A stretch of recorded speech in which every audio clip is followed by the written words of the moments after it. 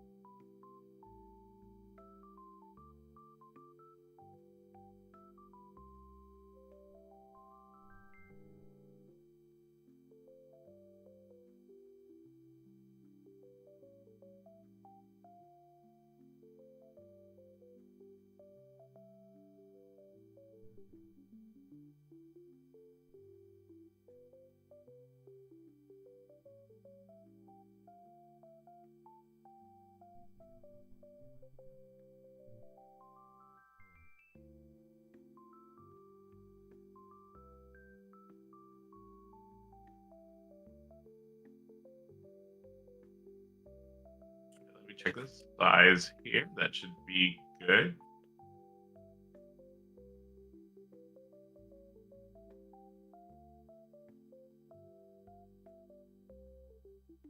All right. Ready when you guys are. You just want to wait till 8, or do you guys want to start a few minutes early? I'm down to start now if you want. It's fine with Early me. sounds fine. You said you're fine with either or, TJump? Yep. Well, give me a minute to get this set up to launch. I'm just putting together the announcements real fast.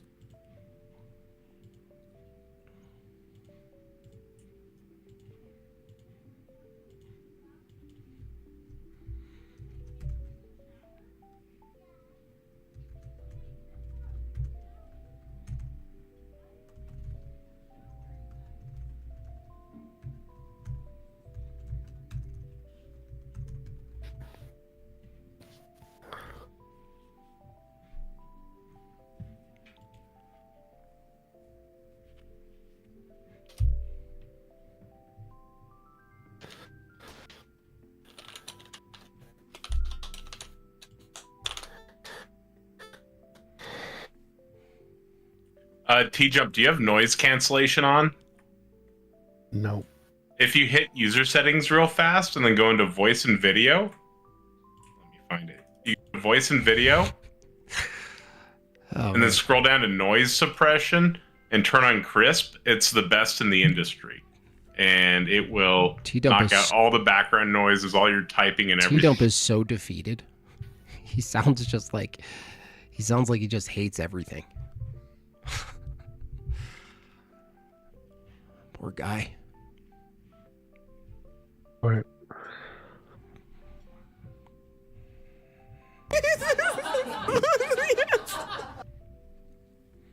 Find that okay? Yep. I don't want to see breakfast tacos. I want to see the dumpster. I see the dumpster fire right there. That's what I'm talking about. Look at that dump. Look at that ba-dump-a-dump.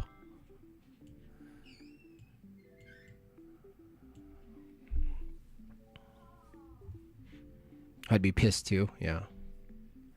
It's rough. It's a rough business. We are proud. We certainly are. We are proud of what we're like. We are proud of what we're good at. We are proud of who we are. Free Thinker Silver, what's going on, everyone in the chat? Probably started a couple minutes early. Tonight, T Dumpster, for those of you who don't know, he's going to make the affirmative that morality is physical. And I'm going to make the affirmative that that's retarded. I even have some notes here. Here's my counter argument right here. Got one. All right, I pressed the start button.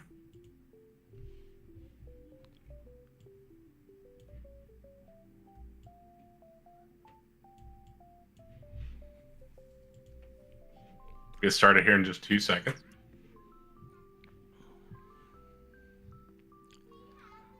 The dumpster. T dumpster. A jumpster fire. You get some morality from the store? Yeah, totally, man. Get on it. T derps. This is going to be tedious. All right, guys.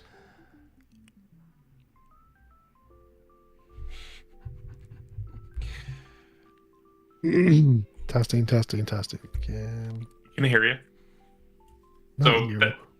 Thank you both of you for being here. I'm excited for this debate. We've got two titans of online debates, TJump and Made by Jim Bob. Today, the topic is going to be a fun one. It's does morality reduce to the physical? TJump is taking the affirmative on this and Made by Jim Bob on the negative. Go ahead and introduce yourselves for the audience real fast, and then we'll go over the format, and we'll go ahead and get started here. TJump will go first, I guess, because he's the affirmative. I'm TJump. Perfect. And made by Jim Bob. Hi, I'm Made by Jim Bob. I run a YouTube channel and an Instagram account. I'm primarily a satirical cartoonist, but I also do live streams and commentary. Perfect. Thank you, both of y'all. And this format's going to be pretty simple. We'll go to the affirmative introduction first, which will be 5 minutes. And then we'll do a negative introduction as well, which is the same time frame. Then we'll do the affirmative and negative cross-examinations. Affirmative will go first, followed by the negative. Those will be 30 minutes each. And then the audience questions, we plan out about 20 to 30 minutes, but this has gone way over 20 to 30 minutes every time. So we'll kind of just wing the audience questions until y'all want to get into the closings. And then the closings, the affirmative, once again, is going to close first. And then the negative is going to be the final closing, and then that'll be 5 minutes each as well.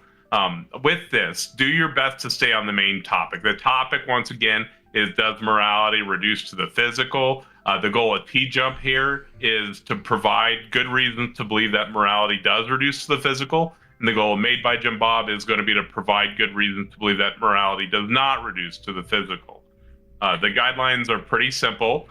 Do your best and don't do your best. There's no over talking during the introductions and closing statements. The cross-examination rules, you're going to focus on time manage, or you're going to have the ability to manage your time, right? So each debater may reclaim their allotted time during the cross-examination if the discussion begins to stray off topic, or you feel like you're getting asked a bunch of questions by the opposing party when it's not the cross-exam. The questioning, only the debater whose turn it is in the cross-examination should be asking questions, although it's okay to ask like a quick clarification question or something of that nature. When a question is posed, do your best to respond directly and concisely, and try not to ask questions outside your designated turn. But like I said, it's okay to, hey, I need clarification on this, right? With interruptions, let's try to keep those to a minimum. If you must interject, please do so politely by asking phrases such as, may I interrupt? Do you mind if I jump in? May I provide input? Please also be respectful. Both of y'all are generally pretty respectful, so please allow your interlocutor the opportunity to make their points without too much interruption there, right? Allow them to say what they're trying to say there. And remember, we're not adversaries, but rather participants in a productive debate, right? We're not enemies here.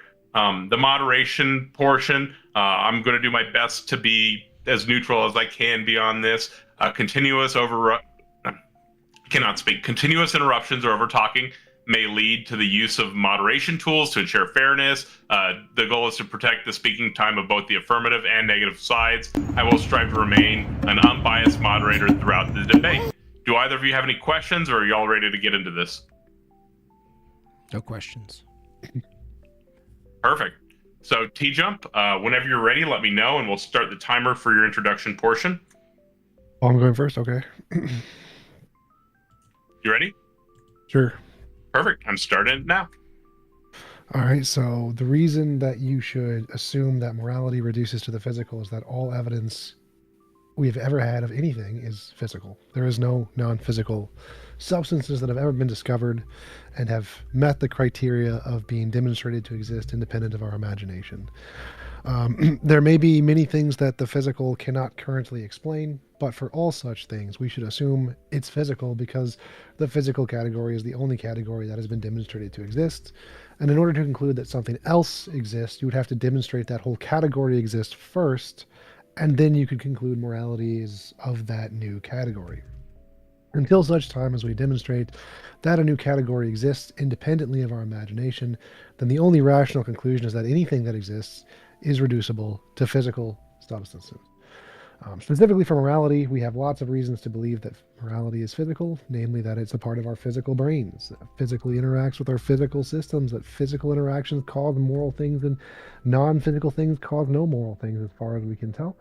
So it's most likely that morality is a physical concept. All the evidence of morality remains physical interactions between other physical agents. There are no non-physical interactions that are moral as far as we can tell.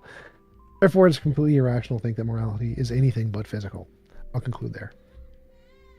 Perfect. Thank you, TJump. Made by Jim Bob. Let me know when you're ready, and I'll start your timer. Yeah, I'm ready. Starting it now. Yeah. So the claim is that morality is physical, and it's based on the reasoning that under the assumption that everything else that exists ends up being physical. I would just reject that statement alone, but we can get into it. He said all evidence of anything that exists points to physicality. That's not actually the case.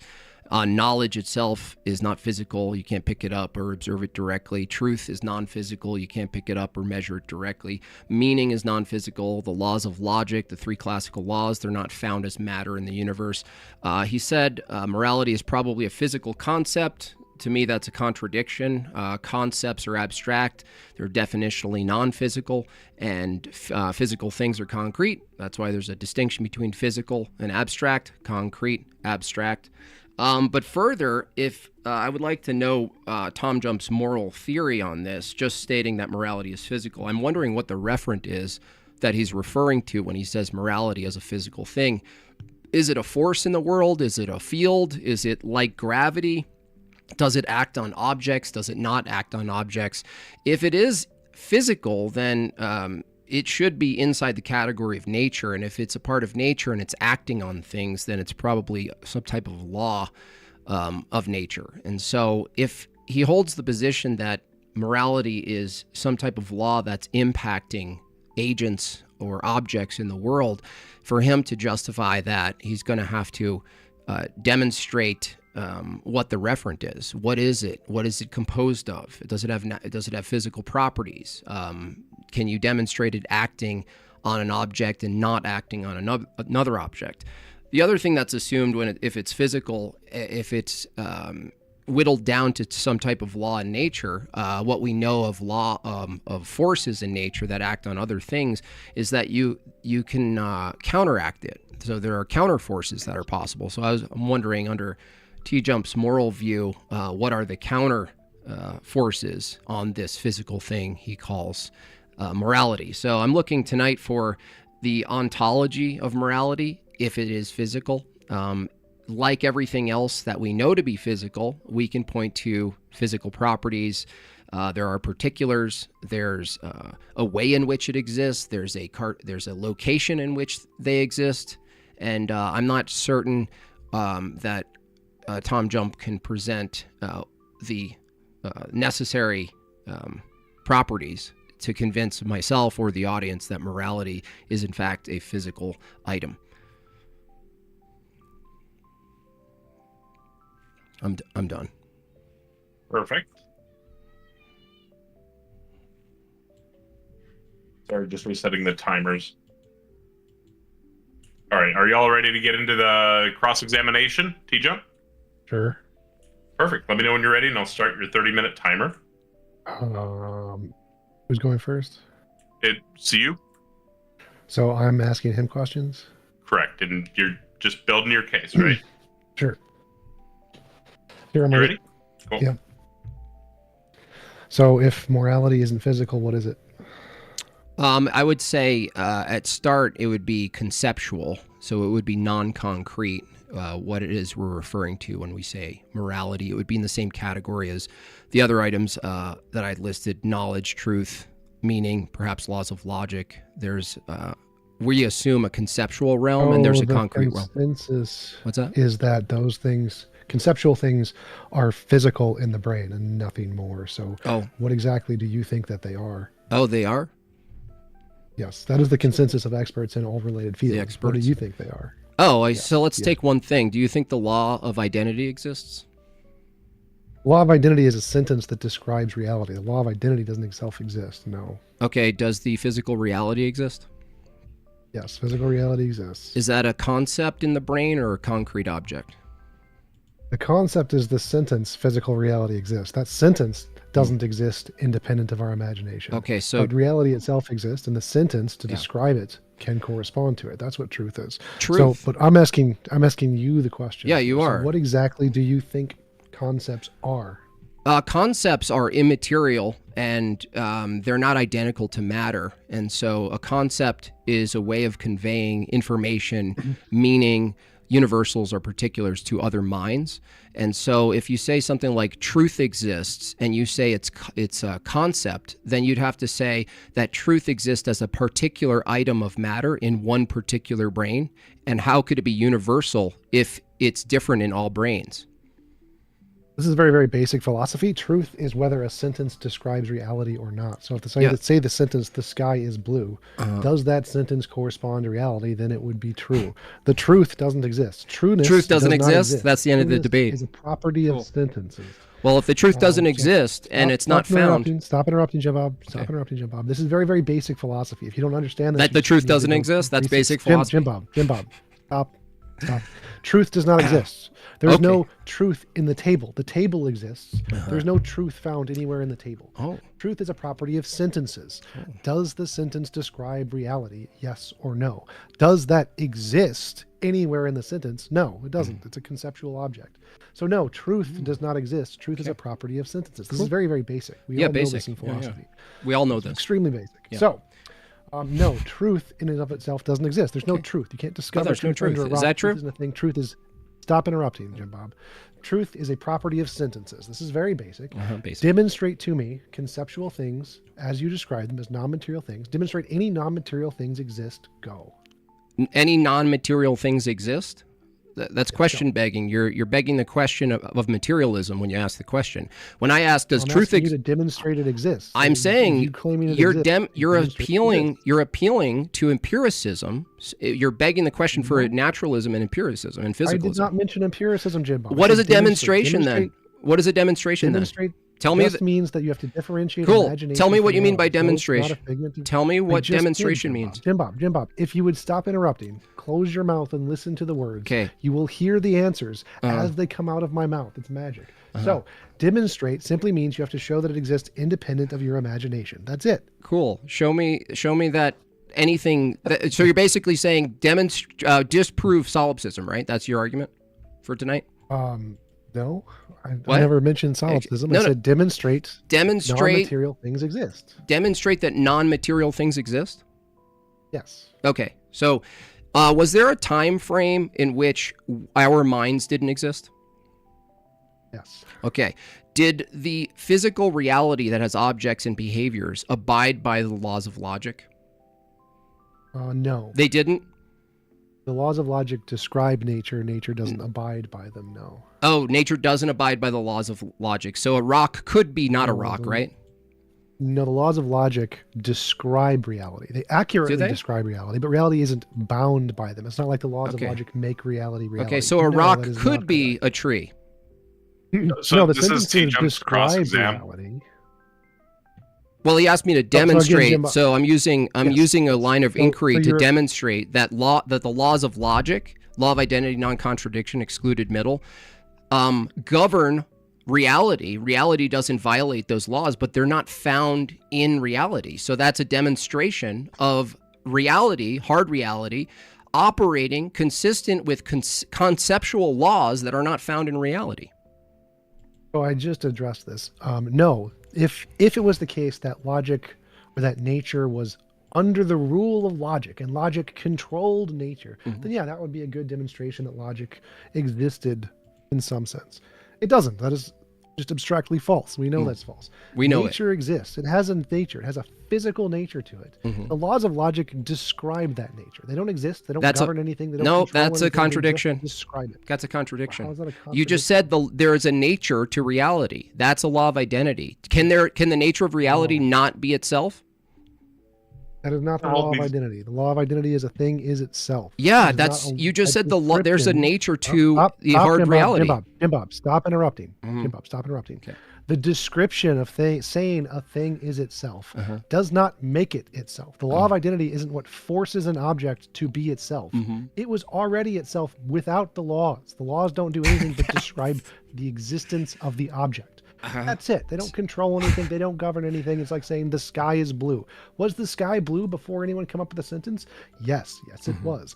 You're confusing the fact that these sentences made up by humans to describe reality somehow control reality. They don't. That's just stupid. That's just patently stupid, and no one in philosophy even accepts that. It's just insanely So your argument is something stupid, and everyone thinks one thing, and that's your argument. All of the experts know that is stupid. The experts know. Because it's That's your patently argument. stupid. The Here's experts how know. they know. I'm waiting for an argument Here's here. how they know. Stop, Jim Bob. I gave the argument. I Uh-huh. literally just said that, Jim Bob. Maybe you need to check your hearing because you can't hear basic sentences. The fact that language describes things does not mean that the language controls the things they're I didn't say describing. language controls law- anything. That's a straw That's man. exactly what you're saying. No, I didn't. That's literally what The you're law of saying. You're saying identity that is not laws- language. It is. It literally is. No, it's not. Literally, the very first sentence, the Stanford Encyclopedia of Philosophy, classical logic is a language. No, It's I didn't say semantics. doing It's logic. I literally said that. the laws of logic, not doing no. logic. Logic itself, all of it. Wait, including no, laws of no. identity, The laws of law- contradiction. the Those laws are all themselves, just Tom Jump. a language. No. Jim Bob, stop interrupting. The law of identity is a Stop language. interrupting. Stop interrupting. Yes, Okay, literally. what language is the First law of sentence, identity? It's logic. Logic is a language. No. Literally, that's what what it is. language is the Jim law of Bob, identity? Stop talking. Stop. No, talking. we're engaging right now. Taco. Stop mute, talking. please. Stop talking in a Alright, So debate. this is I need to this be is able to TJump's finish this cross sentence. He's not examination asking time. any He's- questions. He's taking his time back. Yes, I'm taking my time back. That is correct. So, to answer Jim Bob's stupid questions, the laws of logic, all of logic is a language. This is the very first sentence of the Stanford Encyclopedia of Philosophy on classical logic. You just go to it. Logic is a formal language and system of semantics. It's all a language. And we know this because there are multiple kinds of logic: standard logic, non-standard logic, fuzzy logic, quantum logic, all kinds of logic that reject the different laws of identity, non-contradiction, exclusion. They all work differently, but they can all describe reality. Logics have been proven to be nothing but a language that describes reality. So that argument fails, Jim Bob. Do you have What any argument? other way to What show argument anything fails? that- Shh, Jim Bob. If you I don't know what you're referring to, keep your mouth dude. shut, You're Spurgeon. that's the second part. I'm going to finish my sentence. You're Spurgeon. And Just then I'm get to going the to point. answer that question before you ask it, because I already know what you're going to ask. What am I I know gonna how ask? sentences work, Jim Bob. So know how the sentences first thing I said, your argument fails. Your argument that the laws of logic somehow demonstrate abstract objects exist fails because you just don't understand the philosophy behind the laws of logic. Your ignorance is not a good argument. So do you have anything else? Do you have any other non-ignorant ways? This is to try your to show- cross-examination, dipshit. Yes. Hey, I'm asking you a question. Real quick, So I'm on asking both you a sides, question, let's cut back on the dumbass. personal attacks a little bit. No, you're ruining all the fun. Stop. So, my question again was: do you have any ways to demonstrate that non-physical objects exist? Logic doesn't work. I Yes. demonstrated that pretty consistently. Do you have anything else? Anything else? Well, you denied that truth exists, so that's self-refuting. Knowledge. Okay, Are you saying where no- does truth exist? Dude, I'm giving you examples of things that are conceptually exist, and their ontology isn't identical to Where physicality. does it exist? Where is assuming naturalism and physicalism? No, I'm like an ontology. And ontologies can be aware. So where does truth exist? Where Can I does find truth in exist? this? Truth, you said doesn't exist. So how am I going to argue with you where it This is exists a- if you say it Jim Bob, doesn't Jim Bob, exist? this is my question. Yeah, yeah. Tom, and Where I'm does it asking exist? you a question. Where does truth exist? Now I have an answer to this. Okay, I can what's the- clearly answer this. Yeah, what's the answer? The table exists. That's not The true. sentence "the table exists." The truth of that sentence doesn't exist. It's just a concept of our minds that sentences describe reality. But the table exists just fine without the sentence. If there are no sentences, there's no truth, because truth only exists if there is a sentence. Really? And the sentence describes reality. So if there was no sentences before any sentences ever existed, So- there was just reality. So that and you just couldn't denied a find truth past. anywhere. You just denied a past. Just how did I? Was deny there a past? past or is that a concept?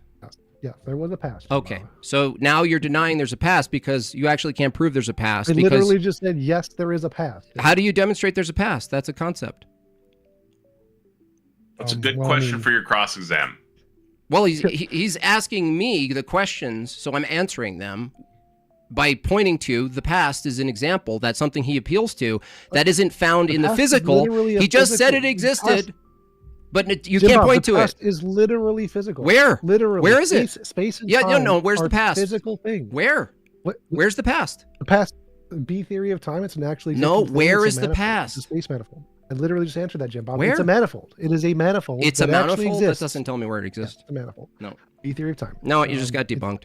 All manifolds exist as dimensions within a quadrant space. That's I don't tautological. know, That doesn't tell me literally where actually- that exists. Tautological. I You just don't even know what that word demonstrated. means, Jim Bob. I just demonstrated So the if past. You ask, You asked me a question. Demonstrate something that exists that isn't physical. I said the past, and you're done. You're yeah, cooked. the it's past over. is physical. Yeah. Oh, where? Jim Bob, What's the past literally- made of? Literally. Oh my What's the God. past Oh my made God. of? Basic physics. Basic Space and physics. time. The past is Field. made of something. Okay, go. Yes. Cool. It's What's the past literally made a field, of? Jimbo. Have you never heard of Einstein? General relativity. Oh, wow. Space and time Deep. curvature. Have you never? These are things you've never heard Wow, of. Concepts wow. you probably should research. Where Wow. space and time are literally physical things, Jim Bob. That's How did you amazing. not know this? That's Did you amazing. not graduate high school, Jim Bob? This Amazing. was covered. Wow. This was top covered in high top school, Jim tier Bob. stuff, Tom. Jim Bob, did you not? Have you never heard of general relativity? Top Is that not a tier thing? stuff. It's a question, Jim Bob. Are you a Have heard of professional general philosopher? relativity? Jim Bob, this is my question time. Yeah, what's Have you heard of general and special Yeah, I relativity? heard about that. Yeah. Have you Interesting. heard that space and time bend physically? Oh, time is a physical thing? Yeah, yes. What's it made out of? Have you heard of this? Yeah, no. What's it made of? I've never heard of it. It's a manifold. No, that doesn't tell me what it's made of. What's a manifold What- made of? A manifold is a quadrant space with certain kinds of dimensions. What's to it made That's of, all it I is in said. physics. Teach us. Manifold is the answer. Oh my God! If you Google Google manifold, it, you guys. can- here's the Google. thing. Yep, epistemology, Google. Great work. Anything else Yes, you if want to I ask me? literally answer your question. You wanna ask me and anything you're too else? ignorant to understand Okay, the cool. answer, Yeah, the then manifold. you Gotcha. can- Okay. Yeah, Uh-huh. Let's try to cut back on the interrupting just a little bit, please. Jim Bob is just angry that I know more than him about Oh, pretty much wow. everything. That's a good argument.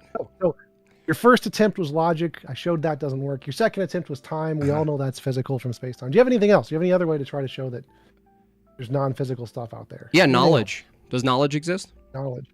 Knowledge is the same thing as truth. It is a concept in the mind. So it doesn't exist? It is a justified true belief. It exists in the mind. So it doesn't Literally a exist. thing in the So mind. there's only It's a one physical- truth. So it's a particular. No, knowledge is a physical thing in the brain. So it's a yes. particular. Yes. So truth isn't universal thing in the then. brain. Great work. You're done debating, dude. Quit. Quit your career. No. You just turned you- truth you- into a particular, dude. Jim Bob, you said knowledge. Remember, we're on knowledge. Truth now. and I already knowledge. debunked You your turn, truth thing before. dude. You turned both knowledge and truth into particulars in Bob, the brain. Knowledge can be a particular just fine, right? Is that a It's universal literally claim a thing. or a particular? Why would that? Is that what does that have to universally do with true? knowledge? Is that universally true? Where's Knowledge can be a thing. Can be is literally a particular. Can be doesn't mean it is always. So Okay. if I can say knowledge can Okay, be a so- physical thing in the brain, that's not a universal claim. true? Do you even know It's- how universal You things just work, Jim said Bob? Like, what? you just said truth exists in a particular brain. I said knowledge exists in a particular brain. We're talking about knowledge, Jim Bob. You asked a question about Yeah, knowledge. knowledge is in the same category of true particular brain. Then there is no universal knowledge. Jim Bob, I debunked your truth claim with the logic thing. What? Go to the knowledge claim. So you Yeah, brought up knowledge. knowledge. Knowledge, So is it physical? Yes. Knowledge. what's is a it made physical of? Thing in the brain. What is it made of? Neurons. Which neurons make up knowledge and which don't? So knowledge is a justified true belief. So it's a belief. Whichever neurons cause the belief are the neurons that composite knowledge. Wow, That's you've not said very nothing. hard. Like- You've said literally nothing. What? What? How have I? I so a asked you belief- which neurons, because you're teaching us right now. Well, everybody's waiting Yes, on your philosophy happy here. to. I'm You're happy to teaching us. educate you, Jim You're Bob. teaching us. I'm trying to repeat what you're teaching us. You said knowledge exists as a particular item or set of items in a brain, in any brain. And I asked you Yes, which that is one. correct. What is it made of? You said neurons. I said which neurons are knowledge and which aren't, and you didn't answer the question. I did. I said this is. Look, pay attention again. I'll say it Yeah, again. say You it can again. rewind the video. Yeah, cool. I said knowledge is a justified true belief. So beliefs are a thing. They're neurons in the brain. So Which- whichever neurons are causing the beliefs, So you don't know. those neurons. You don't know then. Wait, you want do you want me to number them or something? No, How- you just how don't do you want me know. to You're just describe them? asserting something you have no justification for. That's all. I literally just answered the question. So The which part of knowledge I is asked a you- belief? Don't you? Do, I- do you agree? Knowledge is a belief. I asked you which neurons are Jim Bob, knowledge and which Jim Bob, aren't, this and you is my said the question ones here. that are knowledge. Jim Bob, Jim Bob, Jim Bob. Unbelievable. This is my question period. Yeah, great. Yeah. Do you agree knowledge is a justified true belief? Sure, I can go with that definition. Sure. Beliefs. Do you agree that beliefs are based on neurons in the brain? What do you mean based on? Are identical or It means based I on? can scramble your neurons and you don't have the beliefs That's anymore. no, that would be talking about the hardware that transfer or convey the medium. So if you Jim mess Bob, up, if I cut out a part of your brain, will you lose memories? Is this a proven thing that's been proven yeah, in but that neurology for again, hundreds what of I years? just said. This is yes, Jim Bob. No. Jim Bob, this is a yes or no question. Yeah, but that doesn't Can I mean cut out your brain? I don't care, Jim Bob. This is a yes or no question. Can I cut out a part of your brain and you lose memories? yes. That doesn't mean that Yes. memories are Okay, physical. Okay. Stop. Doesn't follow. So they're based in some way in the neurons. You're not So there you saying go. they're based. Those You're saying they're neurons- identical. Stop saying based now. Now you're switching your terms. Now you're saying they're based. Does that mean they're That's identical? how evidence works. No, So no, if I no. cut out your neurons, You're saying they're you lose identical, the not belief. based. Jim Bob, Which that's is it? irrelevant to Which the is question it? here. The question here is about knowledge, right? Uh-huh. Knowledge is a belief. Beliefs are neurons. Which so ones? if I take out the neurons, you lose the knowledge, right? You no longer have knowledge, right? Which Jim Bob? neurons? The ones that hold the beliefs, whichever one those are. Okay, I asked you. I asked you which neurons Why are do you knowledge. keep asking which neurons. All Jim your Bob? It because doesn't your matter. answer is the ones that have knowledge. I asked you which ones are those. You said the ones with that knowledge. have the belief. Oh, which the ones ones are that have the those? Yeah, yeah. beliefs. Which ones are those? You want me to give you an fMRI? Because I can show you which ones they are. I can have Yeah. you think of a belief. Yeah, which one holds Apple? Take an fMRI. Yeah, yeah. Which one holds the It'll be memory? different for everybody. Oh, Jim it's Bob. different, It'll be yeah. different for Okay, every cool. person. All right. So, but I can give you the answer. I can give you an fMRI. I can have you think of an apple, and I can identify those are the neurons that are the apple neurons, and then I can cut them out, and you won't be able to think of an apple. I can do all of that, Jim Bob. All of that shows it's physical. You can, but you just won't. I mean, we can. If you want to pay the money for the fMRI, I'm happy to do this. Right, It's right, a very right. simple thing. Yeah, yeah. Go It's very for it. simple. Like, Yeah. this is not difficult. It's very simple. Pretty simple. Yes. Yeah. fMRIs It's are it's pretty simple for common you to thing just make assertions, and you can't justify the assertions. It is about simple. fMRIs, which are Yeah, you're things just that we've making known about for claims. hundreds of Yeah, you're years. just making claims you don't have access about, to. About an actual machine that has literally been built and has never helped anyone Nah, in the no, world. you're Yes, just arguing yes, the Jim Bob. capability, right? Yeah, what? Now you're just talking What? about capability. Oh God, Jim Bob's arguments are dumb. So I disproved you on knowledge. I disproved Really? you on truth. I disproved you on what was the other one again? I forget. Mhm. But yes, I've disproved you on all of those. Do you have any other ones? Any other ways to try to show that there's non-physical stuff? Information. Information is a physical process, literally from I a didn't- stochastic system. This is a quote from what's his name, Claude Shannon's 1971 paper on information theory, where he literally thank admitted it's God. literally physical. Next, debunk that one. Wait a Next. second. Hold on a second. I just gave you something called information, and your answer is a guy wrote a paper. It's literally physical. That's your rebuttal. That's your demonstration that information's physical. Okay, let me do it a different way, TJump. Can you, for us, because you're asking me to give you examples that aren't physical. I say information itself. The data plus the semantics we add to data, add to objects. It's not found in the object itself. So are you saying that... It literally is. Okay, are you saying the information apple exists in an apple? Information apple? I don't know what an The information apple, what we mean by the universal apple, what we mean by that is that found as matter in the apple. What is a universal apple? That doesn't make sense. Do you know what an apple is? Yes. I know How what do an you know apple what is. an apple is, if not a universal concept of what an apple is? There is no such thing as a universal concept of an apple. An apple Okay, is a so fruit what are that you exists. referring to? Well, is a fruit a universal? Fruit. No. So a fruit's not a universal now, but you referred to an apple as a No. fruit. Wow, this is top tier shit. Yes, I mean universals are things that are true upon, Uh-huh. on all points of space and time in the universe and all time frames. Like that's Well, that's just not the case for that's just a fruits. Fruits are proposition that subject. doesn't actually exist though physically, based on your view. Yes, it Yeah. doesn't exist. Yeah, the Correct. proposition you So- just made but doesn't fruits- exist, right? fruits So it's aren't not true. Universals. Yes, it does. How could non-existent things be true? Okay, not because truth is a property of sentences. Sentences don't exist. Problem solved. Oh, so truth is a property of non-existent things? That's amazing, TJump. You should write a book sometime. I did. You did? Is it Published. called Truth Doesn't Exist? Well, I'll no, s- that part was I already. can't done wait. I'll for buy like it from hundreds you. of You can years. sign it, right?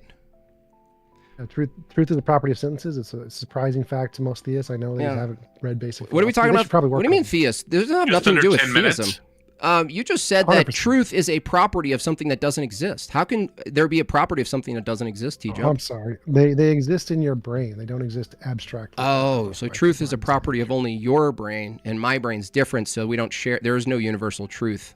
It's just particulars. Truth is a property of sentences. It's not a property of brains. Do So there's a sentences sentence, and exist? the sentence in your brain. Yes, that is correct. And when you say a Sentences exist in sentence, your where, brain. where does that exist? Neurons. It exists in the neurons. Wait, so when you Just like say it beliefs. out into the air, it just still goes back into the neurons, or? Yeah. When you say it, the words don't literally just go from your mouth into like reality. It They doesn't don't. work that way. No. Sound does. But you're Sound does, debating the- it. Yeah, the but you're sound debating. doesn't like Yeah. carry anything with it. So yeah, it's still a part of your brain. Sound doesn't Jim Bob. carry any meaning with it. Even after you say it, it's still a part of your brain. So okay. I don't have any more questions. I've debunked him on all his points so far, so Uh-huh. we can move on. Yeah. Okay, so you're ceding the rest of your time here? Yep, I'm happy with that. Perfect. Give me 2 seconds.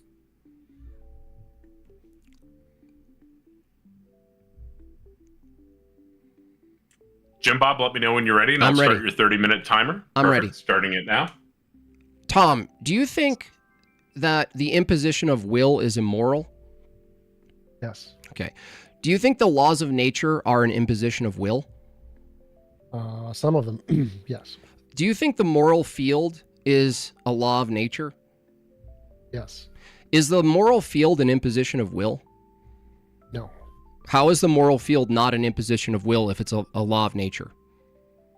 Not all laws of nature are impositions of will. I didn't ask you if you thought all laws were. I asked you specifically, how is the moral field a law of nature but doesn't impose on our will?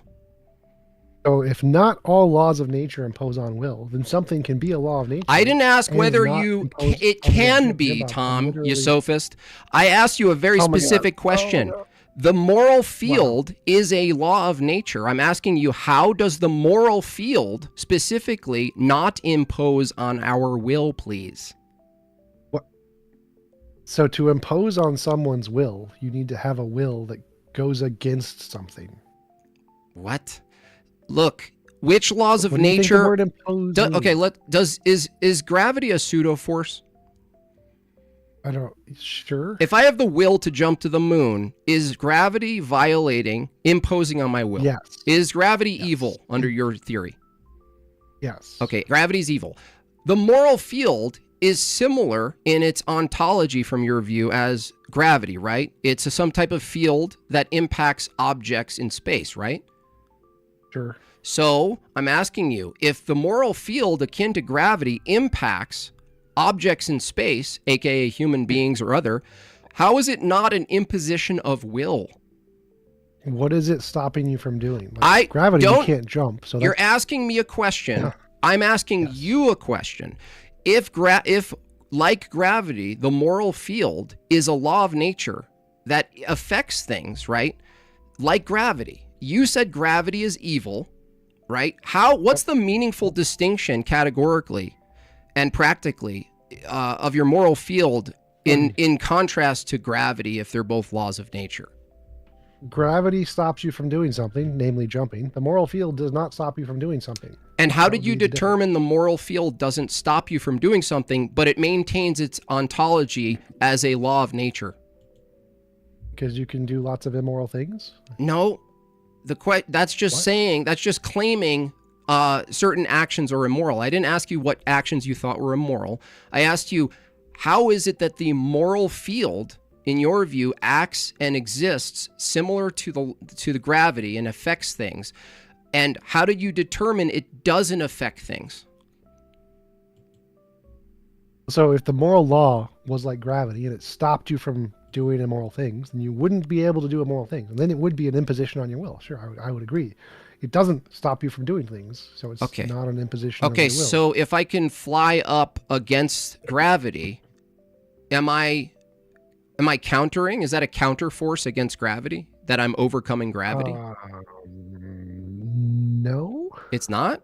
So if gravity No. is a law that impacts us, and you said gravity is immoral, and if I can overcome and win against gravity, the force, by a stronger force against it, I'm asking you, is there a counter force that's similar to the moral law? I don't know what that means. There's no counter forces. That's not a thing. Okay. Can you act against what you call the moral field? I don't know what that means. If the moral field is like gravity, it's a law of nature that acts on objects, which you said it did. How do you determine which objects it's acting on and which it isn't? How does this relate to the previous question? I'm lost. Oh my gosh. So, did you accept premise 1 as the imposition of will is immoral? You said gravity is immoral. Yeah. Premise 2, the laws of nature are an imposition of will. Laws of the gravity. No. Gravity. That's false. That's Okay, just false. okay. Well, it's not false because you said, isn't gravity a law of nature? Well, this is the part where I literally answered and I said, not all laws of nature I didn't ask are impositions all. of will. I said, Wait, Jim Bob, you literally just did. I didn't say all. That was the second premise. okay, Literally fine. the second premise. Dude, that's what I'm asking. If I change premise 2 to some laws of nature are impositions of will. Okay, great. Gravity Yes, is 100% agree. great. Yes. Which, if the moral field is a law of nature, which you're positing it is, tell me what's distinct about the moral field.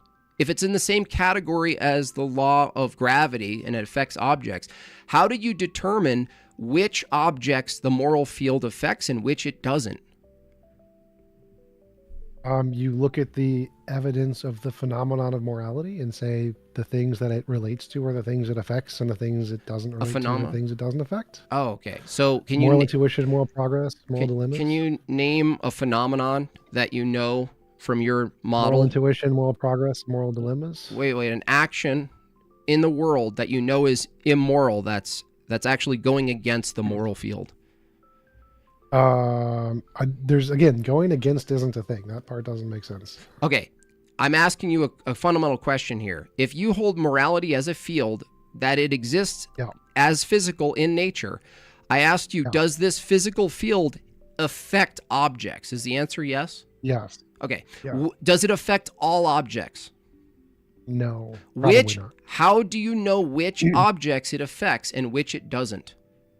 So I already answered this again. No, you didn't. We look at the evidence of the phenomenon of morality and the things to which that applies, we assume it affects, and the things it doesn't apply You to, literally didn't tell me which. You didn't tell me how you determine that. You just asserted that that's the case.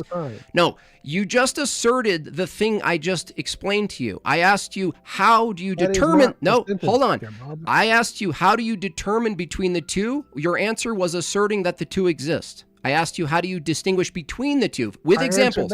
With examples. With examples, please. I said moral intuition and moral progress. Those that does not. No. Look, does a lion violates the will of a gazelle? Is that evil under the moral theory, moral field theory? Yes. Okay, that's an imposition of will.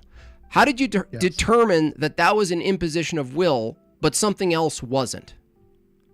I looked at the evidence of moral intuition and moral progress. I found a pattern, and then I inferred that pattern applies to things that we don't have intuitions about.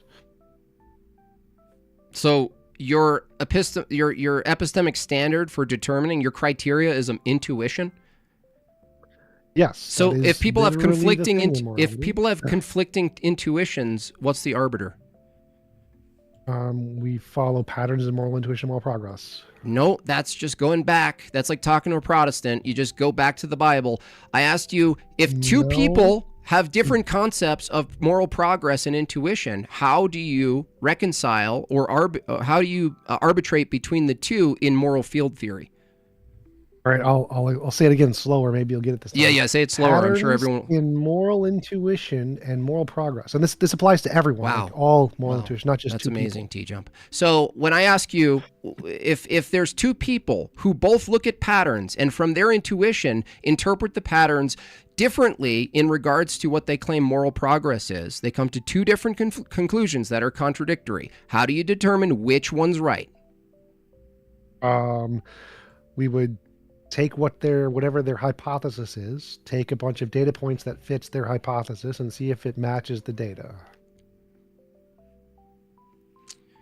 All right. So someone believes that Malthusianism is moral progress. They're scared that there's overpopulation. They want to increase the well-being of a select few at the mercy of other people, right? So they're basically saying, let's annihilate 1/3 of the population. This is intuitively, I believe this is moral progress and this is morally good. Another group of people say, no, that's not good. That's not moral progress. My intuitions say otherwise. How do you determine from moral field theory, TJump's worldview, how do you determine which of those those claims are true if they're both appealing to intuition and they're both appealing to their concept of moral progress? We would look at the patterns of moral intuitions and moral progress across time and across culture. They don't agree on progress, dude. Holy so if shit. we look at the patterns, like the patterns are physical things, like women's rights, Indian slavery, workers' rights, Uh-huh. animal rights, Yeah. et cetera, et cetera. Mhm. And we'd say, well, does the interpretation that Thanosism fit this pattern? Well, no, the Thanosism does not seem to fit this pattern. Therefore, he would be wrong, and What? the other person would be right. Wait, no, that's a naturalistic fallacy. The pattern of humanity is kill or be killed, dominate or be dominated, take over using force, brutality. Most of humanity is brutalism. That's the pattern of reality. Are you saying that the intuition derived from watching the pattern of humanity, it being brutality, brutalism, takeover, terrestrial gain, force, all of this stuff, just because it's a pattern, it seems to be the dominant pattern, that therefore anyone who intuitively said, well, moral progress seems to go in the direction of brute force wins, that's your moral field model? I have no idea what you're talking about, Jim Bob. You don't know what That I'm has nothing to talking do with about? moral I intuition. just said, Correct. you just said, let's look at patterns. I'm assuming when you Yes, look at pattern. patterns, you're looking at the behavior of human beings per kilo. No, we're No? looking at moral intuitions and moral progress. We're not looking Yeah, at is that behavior a of human pattern? human- It is one of many. So but why'd you many say enough. no then?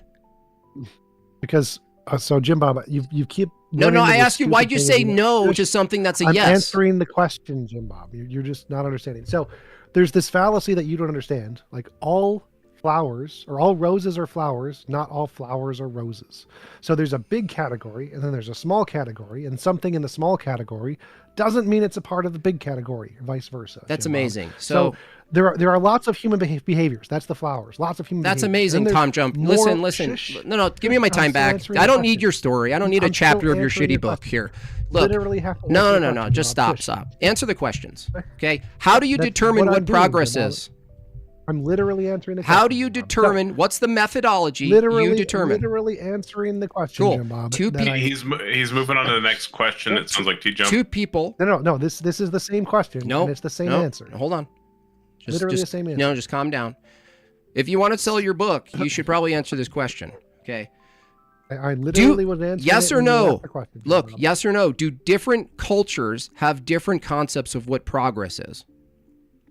Sure. Okay. If the pattern of humanity includes two different cultures having incompatible terms and standards for progress, how do you determine, given that both of them are patterns in reality, how do you look at them and determine which one aligns with your moral field and which one doesn't? Literally already answered that. Yeah, dumbass answer Jim one Bob. more question. I We just look want to. at the data. We look at the data Uh-huh. of past intuitions and progress. Mhm. We plot it out on a data point, and then we take your hypothesis and we take the data points that are associated with your hypothesis, Dude. and we see if they match Okay. the patterns All that right. we see in the past. Okay, cool. That's You're not the going to answer the Jim Bob. question. So I That's just want the literally audience. it, No, Jim no, Bob. hold on. You don't have to talk anymore. I just want the audience to I answered understand. the No, question, no, Jim no. Bob. Hold on. This is my. You This is my being time. too This is my stupid to time. understand it No, doesn't mean don't. it's not an No, answer, just Jim keep Bob. quiet. Keep quiet. So I want the audience You to. got wrecked, Jim Bob. Shh. I want the audience to understand You get that right. when I asked him, two different people, two different cultures have different standards of progress. They don't agree on progress. I asked TJump from his moral field model, how does he determine which interpretation of progress is true, is the right one? You know what he said? You have to look at the progress. Yeah, I don't need to say anything No, else. that is You literally literally said, not what I look at said, the, Jim no, Bob. you said, look at the data and look at the moral progress. I'm at the moral progress is what's in question, dude. Jim Bob, you're so stupid. So Telling me I'm let me stupid try is to- not a let me try to counter. Explain this to you.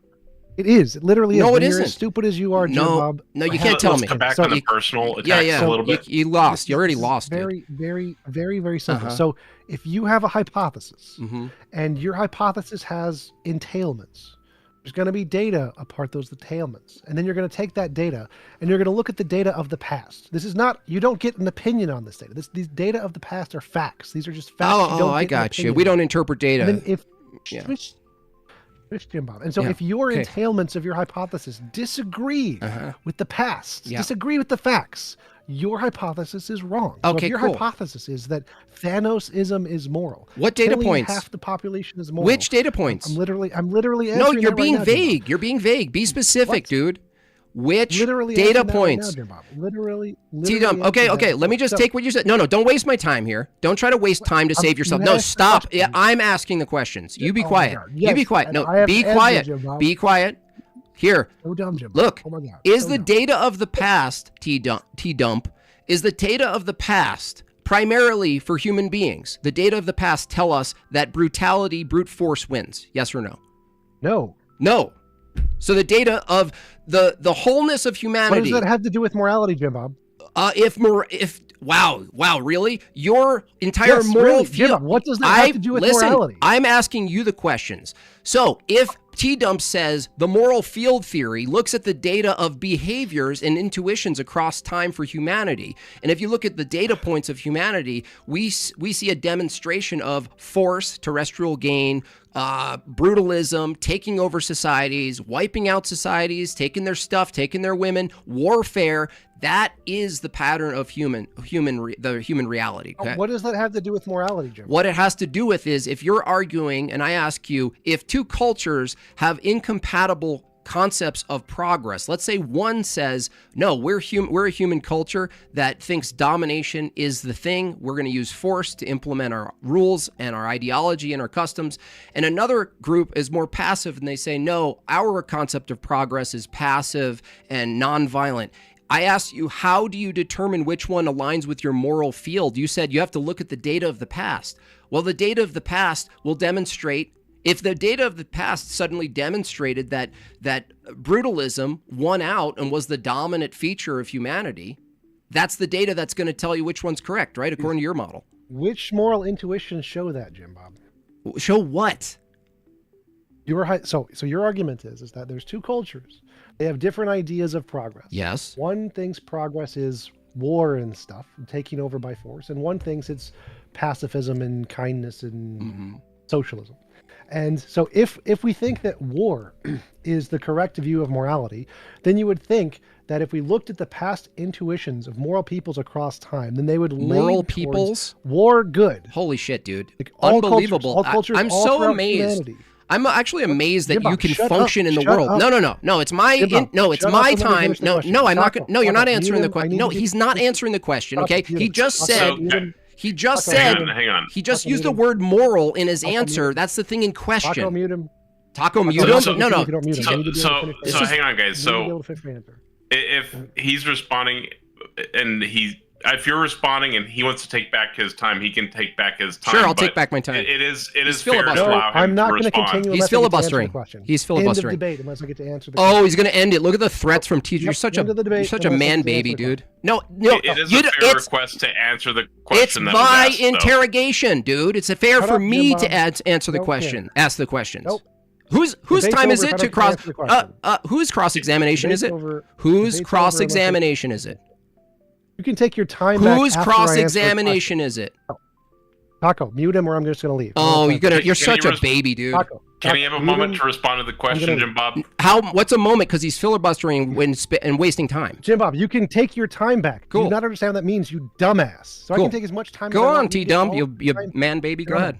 Oh my God, you're so dumb. Cry No. harder. Answer the dumbass Jim Bob's question. I was literally like saying Stop exactly meta. what you're Answer saying. the question. Shut Stop up. meta. Shut Stop up. the meta. Shut up. Mute him. Taco, mute him or I'm done. Taco, mute him or I'm gonna leave. You're such a baby. Hey, dude. let's stop the No, interrupting Taco, when he's this responding. is not negotiable. Mute him or I am done. Oh. Mute him or I'm done. Oh. Oh, Wait a I'll minute. just fucking leave. T-Jump, he I will don't care, stop Taco. talking for a Mute him moment or while I'm you done. respond. Mute him or I'm done. Can you just No, respond? And mute him or I'm done, if he Taco. interrupts, I don't care. I'll mute him if he interrupts, okay? There you go. It's going to happen. So, dumbass Jim Bob's argument was that there are two cultures. One culture thinks that murdering and taking people is the right thing, and one culture thinks pacifism is the right thing. If murdering and killing people is the moral thing, is what corresponds to what moral truth is, then that would expect that the moral intuitions of peoples across the globe, of everywhere in the world, would transition in such a way that would indicate that truth and not indicate the pacifism truth. But when we look back in time, things like women's rights, LGBTQ rights, animal rights, Indian slavery, we find that the pattern goes in the exact opposite direction. The data goes against the hypothesis of the definition of the dumbasses who think violence is correct. Therefore, their hypothesis does not agree with the data, and they are likely wrong. That's how you would tell. Very easy, Jim Bob. You need to learn how basic philosophy and science works. Oh, right. Yeah. Are you done? Yes. Okay, so let me frame what he just said. I just posited a hypothetical where the two different groups have contrary opinions and views on the interpretation of the data. That's what's in question. They interpret the data to say that force wins, and another interprets the data to say, well, no, it's moral to be a pacifist and isolate yourself, okay? I asked you, how do you determine which one's the moral one? He says the moral one. The one that looks at the data and interprets it through their paradigm and determines what's moral. That's his answer to this question, which is a non-answer. That is a non-answer, dude. Yeah, it is. It's a non-answer. Again, this is you not understanding the difference between the flowers and the roses. No. The violence answer, saying that morality is from violence or whatever, you have to look at the data that is relevant to morality. Interpreted by what? TJump, is data interpreted through a paradigm, yes or no? Sure. Great. So if the pacifists interpret the data and they come to the conclusion that pacifism is correct, and the brutalists come to the conclusion, the same data, by the way, that their path is correct and morally good, you're back to square one. How do you determine which of them has the correct interpretation of the data and the right assertion morally? So let me try to simplify this for you. If someone says that eating potatoes is immoral, that their culture interprets eating potatoes as immoral, we would look at all of the cultures all around the world and say, well, does everybody congregate on this belief? Is this a common belief, or is this something that one society subjectively made up? If it's a common belief around the world, and you think that's the true objective morality, that's what you would expect. You expect that the true objective morality would be something that all the cultures and all the conscious agents around the world congregate on the same beliefs. If that doesn't happen, then it's probably not objective morality. You probably just made that shit up. The same thing applies to violence. If you think violence is the objective morality, just like the culture thinks eating potatoes is the objective morality, you'd look at the cultures all around the world and say, well, if this is objective morality, all the cultures would congregate on this belief being a moral belief. They don't, Bob. But they did. They did at some point. The fact that the fact that you say there's something the fact that you say there's something called moral progress means there was a time in which this kind of thing wasn't manifest yet. So if there was a time in human history where the dominant thing was actually brutalism, you'd actually say that was moral at the time. It was never the dominant. No, are you saying in human history there was never a time where the dominant reality was brute force warfare? This is why I asked you. I asked you a question. No, stop. I'm asking you a question right now. Stop. No. It's my question. Shut up. Shut up. Was there a time? It's a yes or no question. Was there a time? Let me ask him. Dude, let me ask him. There was never a time. Moral. No. I didn't say moral. I said, was there ever a time? Dude, let me ask you a question. Let me ask. No, calling patterns moral is what the debate is. Whether or not a pattern exists is what I'm asking. I'm just going to mute you on my end. Why, dude, this guy, I have to ask him questions, so dude. My audience can hear me answer, and they cannot hear Jimbo. Who cares? So he's just going to, dude, this is so weak. He's literally taking over the debate, Breakfast Tacos. He's taking control over the platform. He's trying to respond to the question, so just give him a moment to respond. Just let me finish. You can do whatever you want. I don't even care. So, because I muted him on mine, so I can't hear him. So there are things that are not related to morality, like eating potatoes. It's just not related to morality. War is not related to morality. Nobody's saying winning wars is moral. That is not a thing in any culture, in any history where we're thinking winning wars is moral. Except for so pagans. We're looking at the moral data, and we're trying to understand, does this moral system agree with the moral data? Listing things that are the moral data unrelated to moral morality, data, like potatoes. There's moral data now. Wars is not going to be things you're looking at to agree with the moral data. Stop filibustering, dude. That are specifically related to morality, like moral intuitions. Not winning wars. Winning wars has nothing to do with morality. Okay. Dumbass Jim Bob. Great. So you just said something. All right, you're unmuted. You just said moral data. Can you tell me which data is moral and which data is not moral? Moral intuitions and moral progress. I asked you the data. What? Name some moral data. Let's name some. No, LGBT. Women's rights. What? Okay, rights. Hold. This is great. Indian slavery. Are rights? Oh, wait. Are rights moral? Yes. Okay. Do rights require the imposition of will? No. Yes, they do. If my will is to violate someone's rights, isn't it the fact that there's brute force waiting when I do that and it imposes my will? If I want to violate rights, isn't that an imposition of will? You don't need No, a it's a violation game for over, rights. bro. You can have a right. It's over. No, like what? No, Literally no, nothing you said stop, made sense. stop. You can Look, have rights I'll use without any premises. violation. No, shh. Do you believe in human rights? So dumb. Shh. Right, You believe? You said Jim Bob again. this guy's so weak he mutes his opponent Answer the question. during cross-examination. All right, so you can have Dude, rights this is without bullshit. any imposition of will. Like, This suppose is weak you're in ass my shit, best breakfast of all possible tacos. worlds where there's literally no imposition of will. This is weak You can have moderating. rights. You can still Weak have rights and L rights. Trying to respond to the moderating. question. No, L moderating. L moderating. You're unmuted, Jim Bob. You can go get it. Cool. So you believe in human rights. Human rights are wholly dependent, right, on this idea of imposition of will not being a thing. No, literally, that's stupid. No, You're an I idiot, am. Jim I'm calling me stupid is not counter to this. When we say we're going to set up a society of human, I'm gonna counter it. I'm gonna mute. I you, am and I'm gonna talking, give you the dude. exact Let's answer. This I'm stop fucking meeting guy, dude. and- Jim Bob. This guy's Okay, such okay, a I'm gonna guys. give the bitch. exact Guys, answer. hang on for a The moment. is answer So such a let's bitch, stop dude. muting and let's try to have a little bit more of a constructive Right, back muted and forth rather than everybody both except over the answer to talking the He each just other. mutes everybody, right?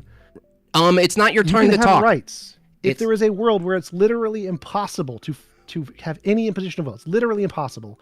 You can still have rights. What? I didn't ask Like, whether or you not can have you the think. right to pick your I nose, didn't ask if you even if think. literally no one can stop you. Cool. No Well, one can impose on you. no. You can still have hold- rights. No. So no, you don't In need a- this idea of impositions No. to have rights. Doesn't make really, sense. really. So, if I have a right to do All right, Jim something, Bob, you're unmuted. if I have a right to do something, aren't you suggesting there's such a thing as not having the right to do something? That Is that an entailment of a right to do something? Is that there's the opposite could be true? No. So you have a right to do everything, right? no, Okay, dude. So what's the answer? Do I have a right to do everything or not? no. I don't. So what am I don't have the right to do? Impose on other people. Is that an imposition of will? The imposition of me not imposing on other people, is that an imposition of will? No, Yes, it is. It's under 4 minutes. no. Okay, if it's not an imposition of will, if you don't allow someone to impose on other people's will, right?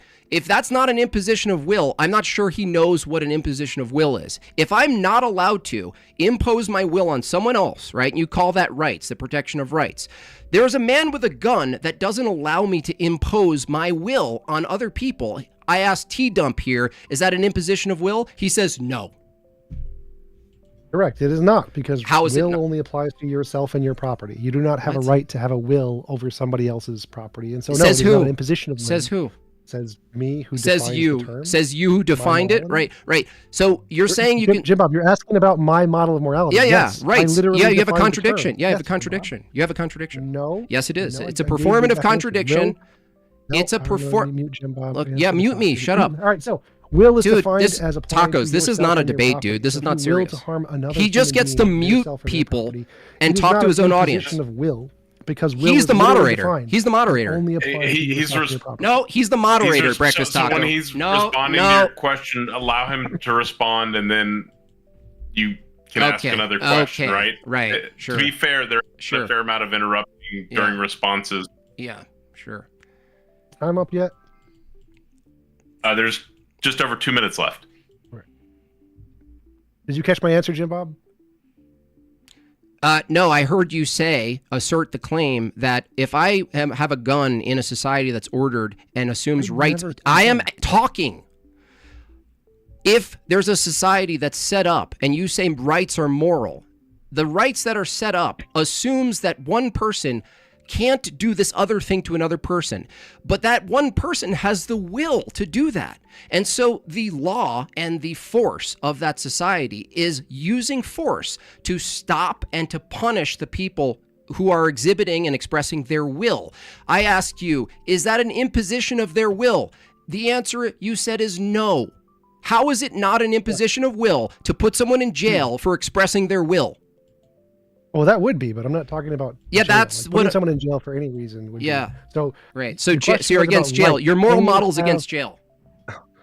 Yeah, it has to yes, be. That is So technically no true. jail Yes, in your 100%. moral model. Great theory. Great moral theory. No, you still have it. It's a justified immoral action. Like you can do immoral things that are justified. But to answer your original question, you said that rights imply that you have to have the ability to enforce the rights or take away the rights or something. That's false. You could be in my Well, I best didn't of all say that. possible worlds. The maximum. I said rights assume force. Rights, yes, rights assume. Okay, rights assume force. Yeah, Yeah. no, they don't. So, Oh, really? in my model, we're in the best of all possible worlds. The maximization of my morality, where it's impossible to force anyone to do anything we don't consent to do. You can still have rights. In that world, it's impossible to force anyone to do anything they don't consent to doing, but you still have rights. So your question was, does the will to harm other people and not being able to fulfill that will count as an imposition of will? The answer is no, because in my model, as I've defined will is defined as applying to yourself and your property. So your will, you can will to do things regarding yourself and your property. But if you will to do something with somebody else's will, that's not an imposition. Oh, great. Is property a legal term or just a philosophical term you made up in the woods?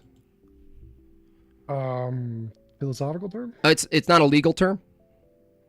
It's also a legal term. But I'm not Okay. using it in the When legal you say sense. property, are you using the legal term or the philosophical term?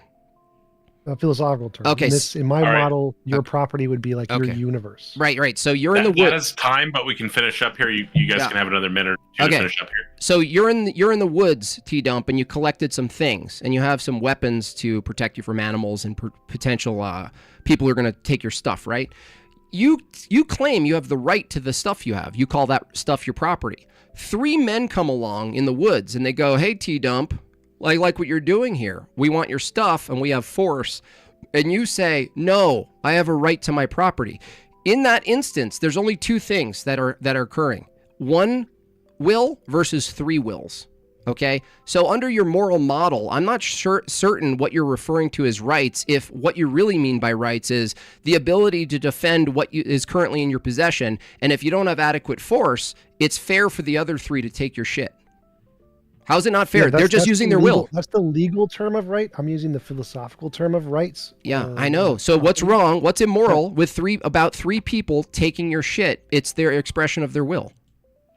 It's an imposition of my will. Duh. Easy. Oh, so now it's immoral to impose on someone else's will.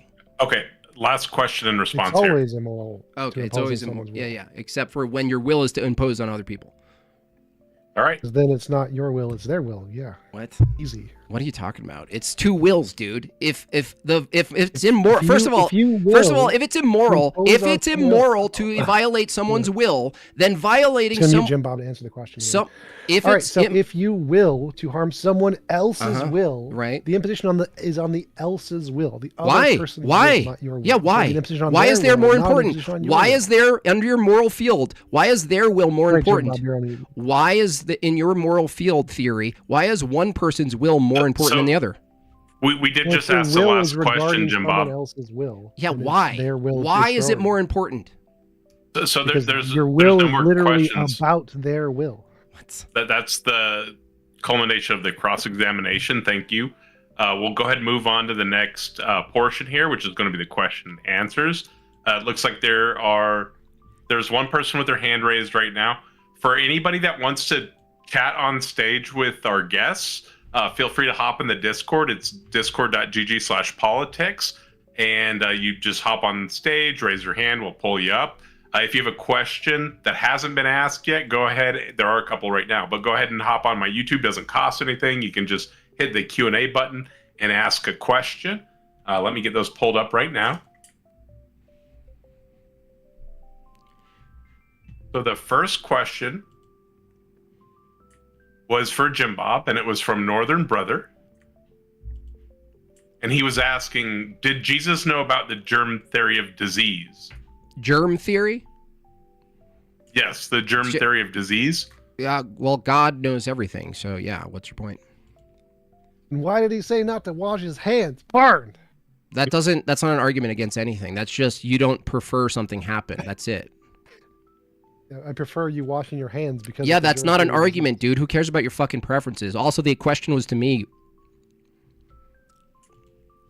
And then the next question was to TJump from Numenon. If you can be a brain in a vat, how do you know any of the inferences you're making aren't just false beliefs that the evil scientist is making you believe?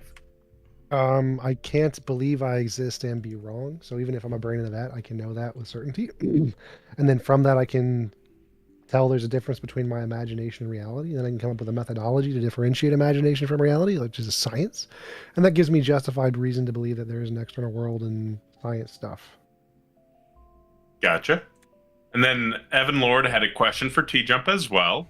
And they were asking if eugenics is moral or immoral according to the moral field.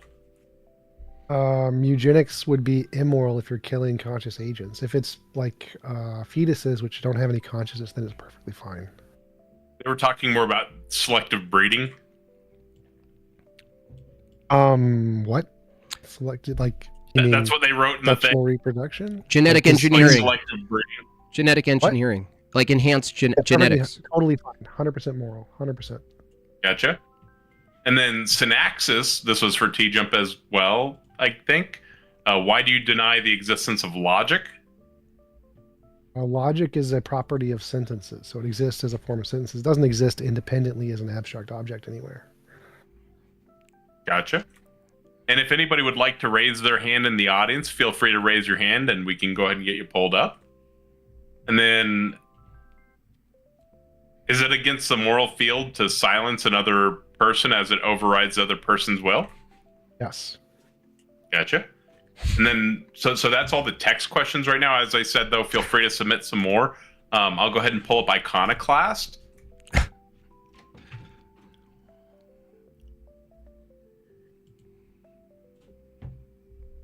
Hey guys, I enjoyed the debate, but this is for TJump. This isn't about what you think is the truth of the matter as far as which moral system is accurate when describing the material reality that we exist in. But which would you prefer? Yours or Jim Bob's? Oh, mine, 100%. Mine says that forcing anyone to do anything they don't consent to doing is wrong, and the perfect moral world would be a world where essentially everybody gets their own universe, they can do anything they want with it, and it's impossible to force anyone to do anything they don't consent to doing. That's a far better system than Jim Bob's. Jim Bob's is crap. What I didn't present a system, but TJump, did you notice that your system includes having to say that pulling a kid, pulling a kid from the street who's about to get hit by a truck is actually immoral under your system? It would be a justified immoral action because there's a more moral option in the best of all possible worlds, which would be like snap your fingers. Oh, you have access to all best possible worlds somehow? How'd you do that? That's literally the definition of what morality is. When it means objective morality, that's moral in all possible worlds. I asked you how you have access to all possible worlds. You said that's the definition. You're just a fucking sophist, dude. It's logic, you moron. It's logic, you moron. Great argument. Are you writing another book? Yes. Good. Good. But is logic just the property of a sentence? Yes, logic is the property of a sentence, and it can still be used to know things. What does it mean when you say it's just logic? So that it's just a property of a sentence? Or does this round out? What does that even mean anything? So logic, Jim Bob asked, how do you have access to a world where you have all power? I said logic. You can use logic in order to imagine a world where you have infinite power, where all logically possible things can be done. And in this world, you want to know what objective morality is. Objective morality is what's moral in all possible worlds, including this world. If you were in this world and there was a car going towards a kid and he was about to be hit and you smacked the kid out of the way, that would be immoral because you have access to a less immoral option, which is teleport the kid or make the kid immoral or stop the car because you're all powerful. And so because you have access to a more moral option, doing something that is less moral is literally by definition immoral. So yes, the only thing that would be moral by my definition would be is the thing you could do if you were all powerful.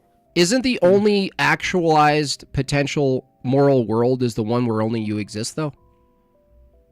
What? Isn't the only possible, the best possible world under your moral theory is a world where only you exist, right?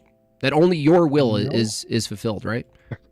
No. How is that? Of course it is. No, if you have wills that counter to yours, then you're in trouble. No, the most you really are a sophist, the most amount of wills. No, because if there's one will and one will is being maximized, that's not as good as if there's two wills. And two wills are being if they're contradictory wills, dude. Hello. There's no problem. There's literally no contradiction there because they can't impose on other people's wills. This is the definition. If So you the have will, infinitely many wills. what you just Okay. said, dude, you just said that two wills can counter each other, which is why you said me imposing my will on another person is immoral because I'm imposing my will on them, but I'm actually to be stopped. Someone has to impose on my will to impose on their will, and you said that's No, justified. Bob. That's in the best of all possible worlds, and you have your own universe. No one can impose on You your just will, even if agreed they your want. own universe. You just answered my question. The best possible world is you, TJump, your Bob, own universe, right? You just said it. Every You just said it, you every sophist. conscious infinite universe. You're a Hold on, every you're a conscious sophist, infinite dude. universe. You're a All of them. nonsense There's machine, infinitely dude. many universes, infinitely many Oh, people. great. not just Great one moral universe. model. Infinite universe is great. Good job. Yes. Yeah, cool. Everybody gets a universe. John, Everyone gets their including own. you, even if they Everyone don't gets like a you. universe. Yes, that's what That's morality amazing. would look like. Yeah, John. that's what I just Pretty said. simple. Isn't the best possible world a world in which you have your own universe? That's your universe. You said no, and now you just said you're No, a you said sophist, you were dude. the only one. What does your own universe Like- mean? It's like a house. Everyone has their own set of things they Yeah. can do stuff with, and Yeah. can have the size Yeah. of the universe. Yeah, that means your will supersedes all will. That's your best possible world, no, right? no. Yeah. Everybody What? gets an equally big universe, Jim Bob. I They don't supersede are they in the anybody. same universe, in the same house, or no? No, they're in their own universe. Yeah, no Jim Bob. shit. That means the best possible world is where you, TJump, have your own universe. Yeah, obviously, yes. You said it's just no. Have your own universe. No, you said only person in the universe. That's wrong. You can have as many How other is that people as you not want in the sophistry? universe. That is sophistry. Sophistry is He's a lying. nonsense machine. Literally not what the word means. Okay, so this Nonsense, section dude. is a little bit more for the audience. It's okay to have a little bit of a back and forth because sometimes you might want clarification on something. But Iconoclast, are there any more questions you'd like to ask? Or No, that was really it. Thanks for having me up to ask. Yep. And Thanks I for guess coming I'll go enjoy my universe. I didn't know I had this. Thank you for coming up, Sounds great. Iconoclast. The next person was Hecaton. What's going on, Hecaton? Hey, thanks for having me up. I was just curious about kind of the last question that got cut off from the interrogation. I was wondering, like, TJump, by your own admission, you kind of said when you've got someone who wills an action against like another person who has a will for you not to do that action, it just seems like whether the action is performed or not, one will is not going to be fulfilled and the other one is. And I'm just saying, like, wouldn't that be like, wouldn't doing the action or not doing the action produce the same level of like morality or immorality? No, because as I mentioned before, in my definition of will, which is proprietary to my model of morality, so the definition of will only applies to yourself and your will. So if you will something related to somebody else or somebody else's will, it's not a part of your will anymore. It's a part of their will because you're willing something about their will. And so it's not a restriction of your will because you're willing something about somebody else's will. So in my definition of will, literally willing something about somebody else will never be a restriction of your will because it's not about your will, it's about theirs. Is it the case, just to clarify, is it the case that you need to be aware that it influences someone else's will? Like, as in, if No. I didn't know that it had that impact, in what sense am I willing against someone else's will? Like, I'm not doing that intentionally, right? It doesn't matter if it's knowing or not. If you harm somebody else or restrict somebody else's will, it would be immoral, even if you know it or not. But if like if a rock falls on somebody, that would be immoral. So all of those things would be impossible in the best of all possible worlds.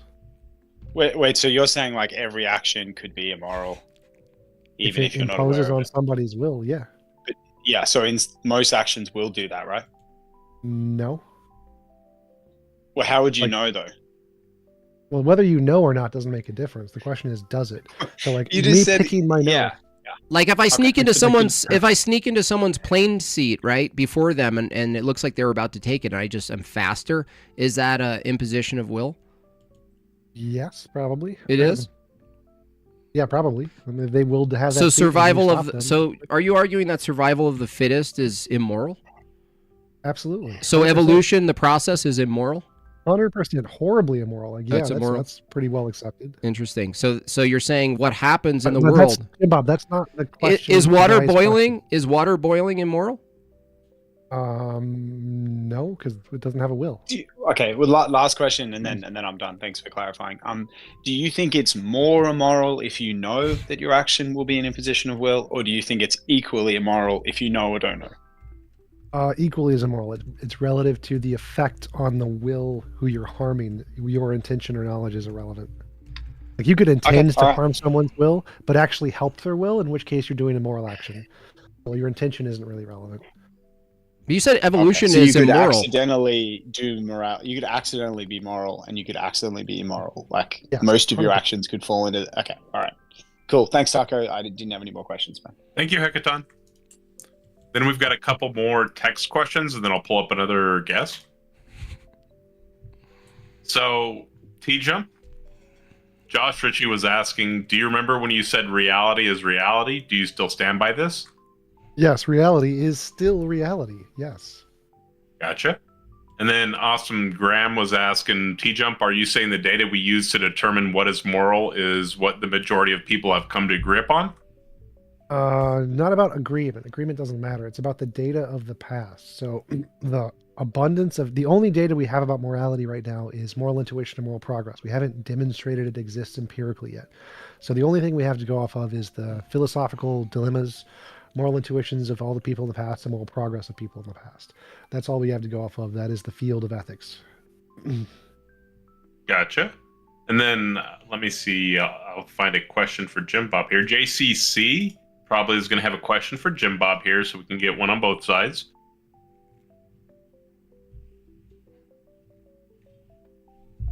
What's going on, JCC? You're muted. Hey, not much. Just enjoying this debate. Well, actually, my question is actually for both. I didn't hear the debate actually get to the point of whether or not morality can be reduced to the physical. So I'm curious about that. Well, My intro covered that. I missed your intro. Forgive me. Sorry. Okay. Jim Bob, did you want to go? yeah. His intro stated that he believes all these other things are reduced to physicality, so why not morality is the assumption. The question is whether or not other things actually do, in fact, reduce to material or physical. But further, the cross-examination that I brought was if morality as a field, from Tom's view, is akin to gravity having an effect on objects. It's true that gravity, as it's described, imposes on the will of people and agents. And so I asked him a distinction.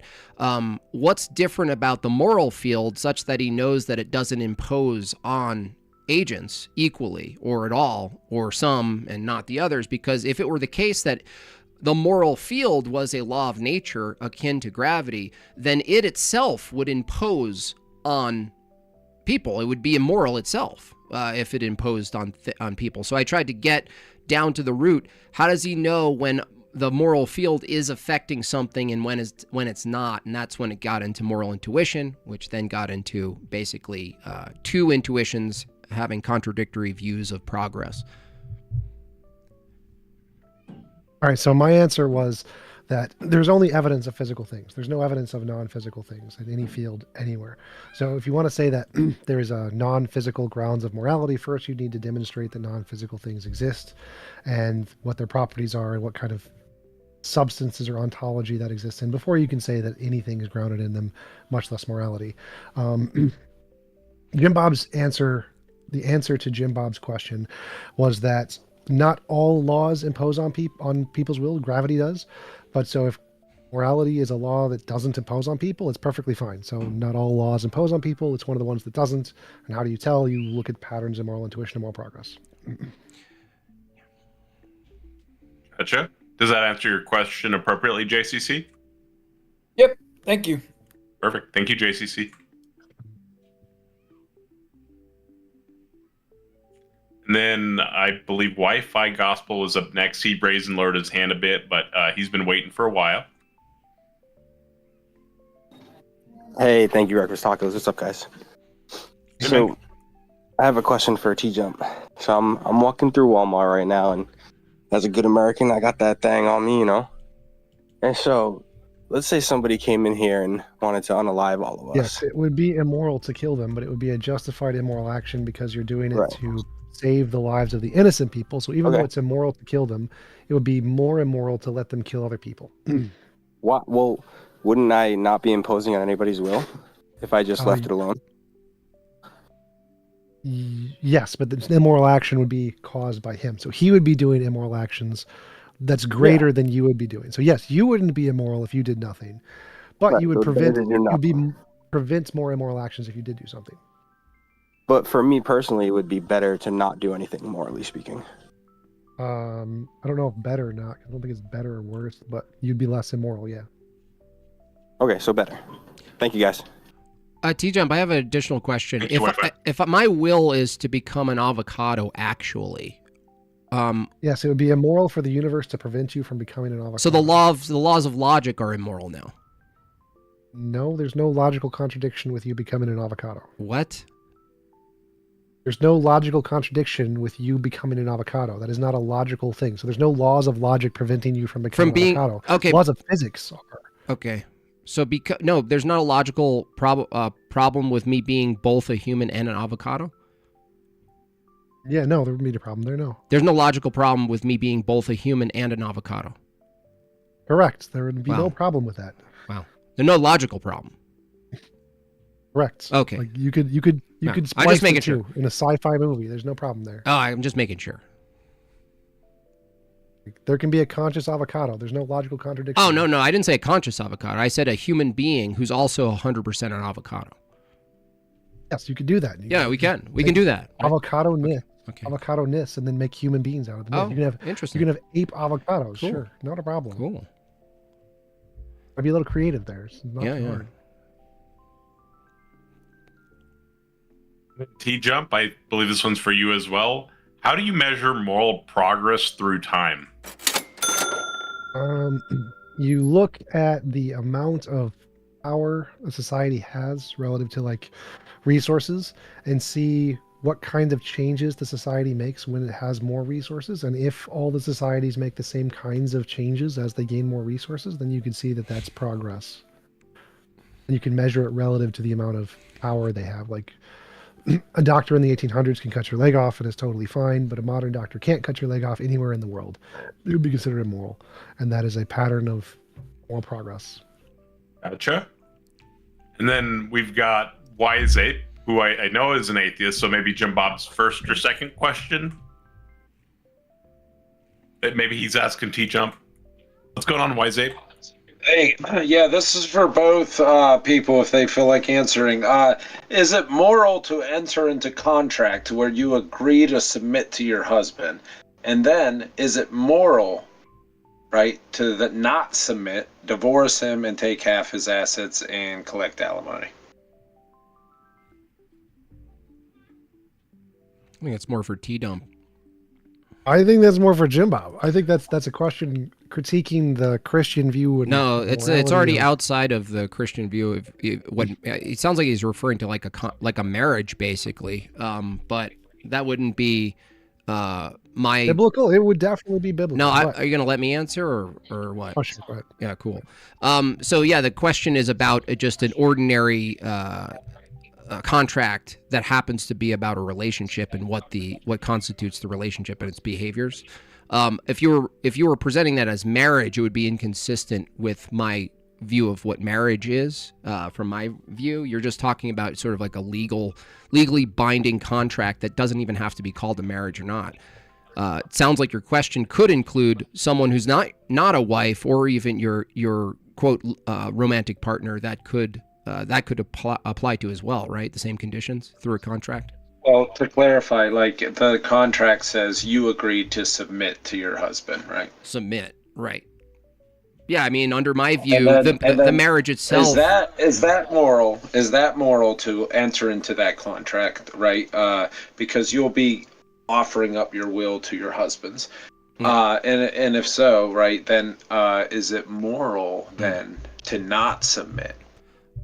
Well, from my view, it's moral to submit even without the contract. That's what a marriage would definitionally be from my view. So it'd be a contradiction to get married under my view and not be submitting. But just so you know, the man is also submitting as well. not to the woman, but submitting to something higher as well. So that submission is a part of the marriage act itself, the action itself. So, but Tom can answer it from his moral field theory, how you navigate through contracts that agree to submission of will. The man doesn't have an option not to submit unless he wants to be burned in God's basement. No, that's a straw man. So you can come back with a serious question, or just ask Tom what your question is. I think that was a good burn on Christianity. But my answer What's would be Christianity, is that you Tom? can consent. It's stupid. That's what it is. Cool. Wow, you're deep. My answer would be shush. I'm answering the question, Jim Bob. You're retarded. If you consent, says Jim Bob, like pot calling the kettle black much, Jim Bob. See if you can get a sentence out. So you can consent to give away all of your rights. You can consent to be a slave if you want to, and that's you have the right to do what you want with your level of consent. And so it's perfectly moral to enter into a contract where you become a slave. I wouldn't suggest it, but you can do so if you so want to do so. And then in the case of you trying to violate your own contract, that would be a violation of your own will because you agreed to the contract, as long as you agreed to it fully with full knowledge of what the implications were. How do you deal with basic decency in a society, though, being that that's a collective arrangement of things and someone has to dominate, their will has to dominate what they say is publicly okay and not, or even privately? For instance, if there was a company which exists right now, I know this is a real thing. There is a company that makes dolls that are exactly the shape and size and look of kids, and they sell those for people to do what they will. That's not immoral under the moral field theory, right?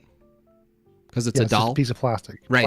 Harming plastic is Gotcha. not immoral. You can do anything you want with plastic. Got you. So TJump's moral field, if he were to take over the United States and implement it, it would allow for the purchasing of baby dolls that you can have sex with.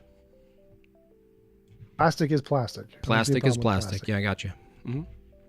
Okay, and thank you, Wise Ape. We'll go ahead and move on to the next question. Appreciate you coming up. Looks like Nick's up next.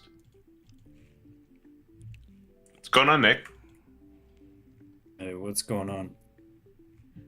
I heard a comment about demonstrating immaterial concepts or immaterial Demonstrate things. there's immaterial things that exist.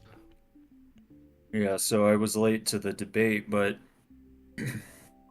at the top of my Discord, it seems to say, does morality reduce to the physical in English? So if I were to take a screenshot, print out the screenshot, is morality identical to the letters morality? No. The word So represents what's the morality? object. Physical field, like any physical field. Okay, so morality is a concept. It's not identical to the letters spelling out the word. Words are immaterial concepts too, as is language. No, those are material. They're all just things in your head. How are things in my head physical? It's called a brain. You got neurons, brain. Yeah. But the concept of morality isn't identical to whatever kind of idea you have about neurons firing in the brain. Right. There are things that exist in reality, like laws of physics, and you have ideas about them in your head, but the things in physics exist independently. Morality is like one of the physics things that exists, independent of what anybody thinks about it. That's what makes it objective. Morality in physics? Yes. I mean, sorry, Jim Bob, that you had to deal with this, but okay. I was just reminded of the idea that, words are not material, and language itself presupposes logic, so everybody, the presuppers. Everybody presupposes things, so I just thought that was interesting when you brought up the need to demonstrate that immaterial things exist. But then we have the issue you have failed to do because language, physics, those are all physical things, yeah. ideas, physics is pretty well accepted in pretty much every field of science. And if you don't know that, that's on you. Wow. Fair enough. Well, there was another thing you were mentioning, several other concepts that I thought I'd bring up, but you said that the morality is relative to the effect. And Yeah, that how just immoral reminded something me, is relative to how bad you hurt somebody. Yes. So the yeah, amount of the morality is relative to how badly you hurt someone. Yes, that makes sense. Yes. yeah, but your comment just reminded me of like the concept of relativism, and if you're aware of relativism, Yeah, that's relativism is a seemingly kind of what your view subjective would boil morality, down and there's to. absolutely no connection there to saying that the amount something is immoral is relative to the amount of harm caused. It doesn't mean that morality itself is relative. Using the word Yeah, relative but you does not apply. saying the word relative just reminded me of the concept of relativism. I mean, don't you Words think that your words can view be boils down used to in multiple relativism? ways. No, that's literally stupid. That's like if I said diletheism and you said, well, does that boil down to God? The fact that the word theism is there does not mean it boils down to God. Words I'm have just saying, multiple usages. when you made the comment, it made me say, oh, I'll ask TJump if he knows what relativism is and if he thinks that if your view is going to boil down to relativism, if you think that's problematic. Yes, I just answered that. So like if I say diletheism and that reminds you of the word theism and says, oh, maybe I'll ask TJump if he knows what the word theism means and he's ever heard of theism, and maybe does diletheism reduce to theism? And he's going to be like, that's fucking stupid. So I'll just ask you, is relativism, when it comes to morality, a problem? Sure. Because if there's no standard by which we're judging moral Yes, or I'm a immoral realist. acts, Moral then realist. why does it matter? I'm a moral realist, objective morality. I'm not a moral relativist. How? It's the consensus among naturalists, among atheists. Consensus? In philosophy. Consensus can change. Yes. Jim Bob, that's irrelevant to the question. If So he consensus asked can how. change, then it's relative. No. Yes, it literally is. not. Literally No. is. If consensus Jim can Bob. change and contradict I'm your gonna previous view, I'm gonna mute you. I'm gonna mute you. You're such a dude. Mute You're Jim such a Bob on my pussy. end so I can answer the You're question. such. All right, so you're such a failure. Relativism would be a version of subjective morality. I'm a moral realist, a moral naturalist, which is the consensus among philosophers in ethics, which most philosophers Well, are. I mean, Jim Bob was being more charitable with you because somebody could just say, appeal to experts, appeal to consensus. Those are fallacies. Mute you as well until He's just gonna mute everybody. He just mutes everyone, dude. They're just fallacies, because man, there are different models of morality that are not Jim theist Bob. models of morality, Godspeed, like man. moral It's a naturalism. sophist, dude. You can have models of objective morality without God, because God doesn't even work as a model of objective morality. It's likely the worst model of objective morality in academic philosophy, and you can check the polls on that. Phil Survey's paper shows that there are many different models of objective morality, and God is the crappiest one. Yeah, but most people believe in God, though. Still. Yes, but not most experts. But they're experts in believing in God, so therefore it's true. What? From your view? Experts in believing. Yeah, they're experts in believing in God. Yeah, from your view. I'm an expert in believing there is. Yeah, no God, they have a therefore philosophy that God exists. You have a philosophy that he doesn't, and there's more people who believe in God than the experts you listed. Yes, but we care about what people who know about reality Is think, caring physical? theory. Is caring physical? Yes. Caring is what's care made out of if it's physical? neurons in the brain. Oh, care is also neurons. Oxytocin Oh, mostly. TJump, I have one more hypothetical for you. All right. If there's a company that provides posthumous diddling for cadavers and the family signs off and no one's harmed, are you okay with that company? The person whose body it was consented to is perfectly fine. Okay, cool. I just want to make sure TJump is okay with baby dolls for sex and also posthumous humping. That's his moral model. Yeah, if you die and you allow your body for any kind of purposes. Yeah, no, that's we perfectly understand. Fine. Yeah, I understand. It's pretty obvious. I totally You're just trying to. No, I understand. Well, what we understand is that Jim Bob's trying to pull on emotional biases in people It's not that have emotional. no rationality to What do you them mean? and trying to I'm make just it into making an sure. argument. I want to know what's okay It in just your makes world. Jim Bob look stupid. I just that want would to be know fine. what's Yeah, okay. Okay, how about two brothers? Okay, and we'll go ahead and move on to the next audience questions. So we had retro video. This one was for Jim Bob. Do you think the majority of humanity has gotten more or less moral since the dawn of civilization?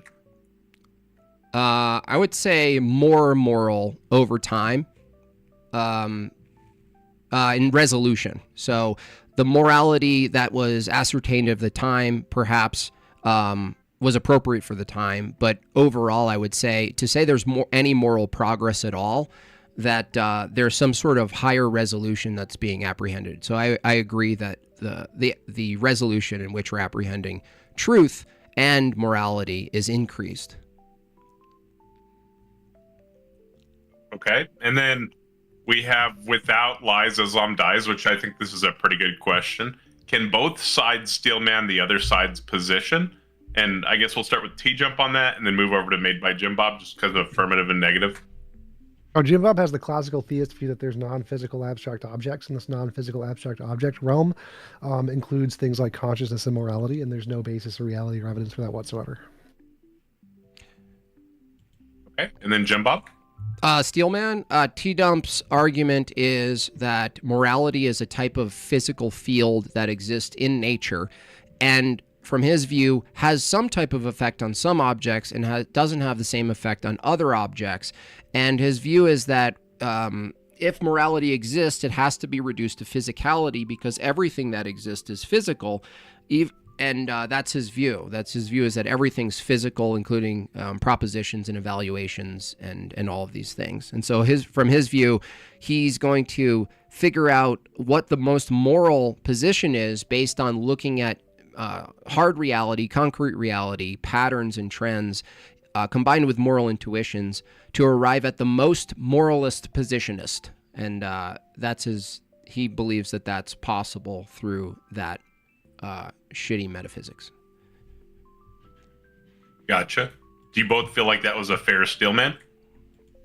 Jim Bob got most of it right, but he got one thing wrong where he says that the reason I think that everything reduces to matter is because it's not possible for there to be non-physical things. That's wrong. It's just the only evidence is for physical things. Everything else is just made up.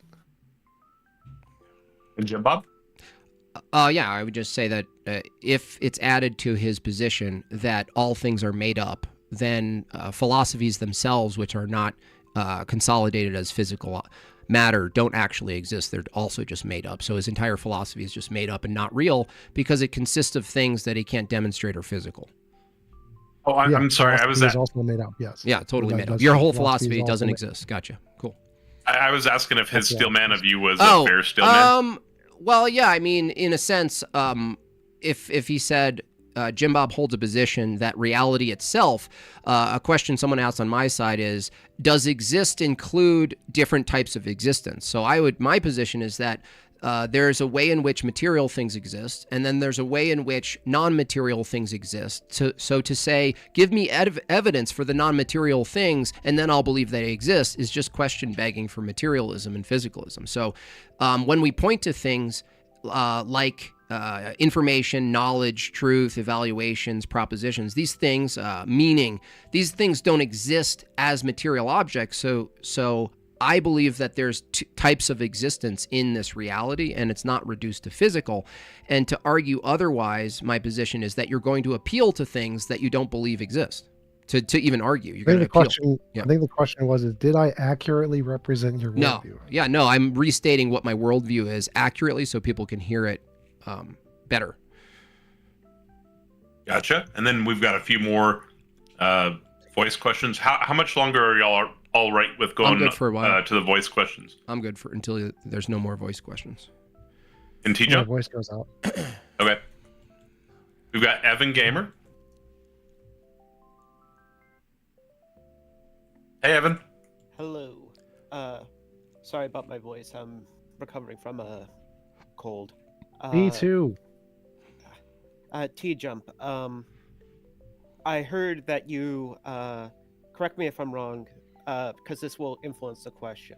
You said that you take your view of moral progress by powerful entities, countries, and at the most prosperous, and see what they do.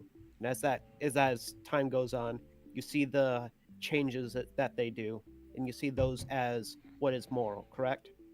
No. So we see as societies increase in the amounts of power they have from all levels, whether it's big or small, how do they change their views on morality as they gain more power? Okay. Thank you for clarifying.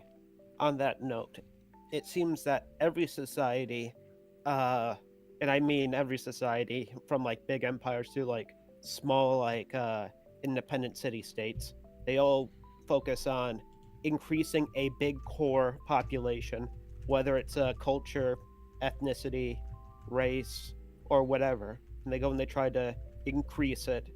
And it seems that they go and they try to oppress and assimilate other groups at its leisure. And problematic groups of society, they either deal with them through oppression, or at the most charitable, they go and they isolate them into individual pockets, but limit their growth so that they can easily be crushed if they become a problem. With that being said, how is What is gravity made of? LGBT and Neurons.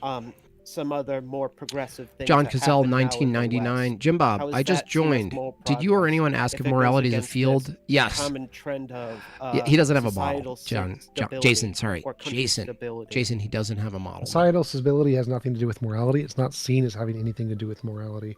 It's a different topic. And so if we're thinking about morality, does giving more individual rights and more individual freedoms follow the pattern of morality? Yeah, absolutely. But nobody thinks that getting a bigger population is related to morality. Like, that's not a thing. That's not a moral belief people have. So you're comparing the societal growth of the population size, which doesn't have anything to do with moral intuition, to individual rights and freedoms, which does have to do with things to moral intuition. So even if the individual rights contradict the population, it's not related to morality.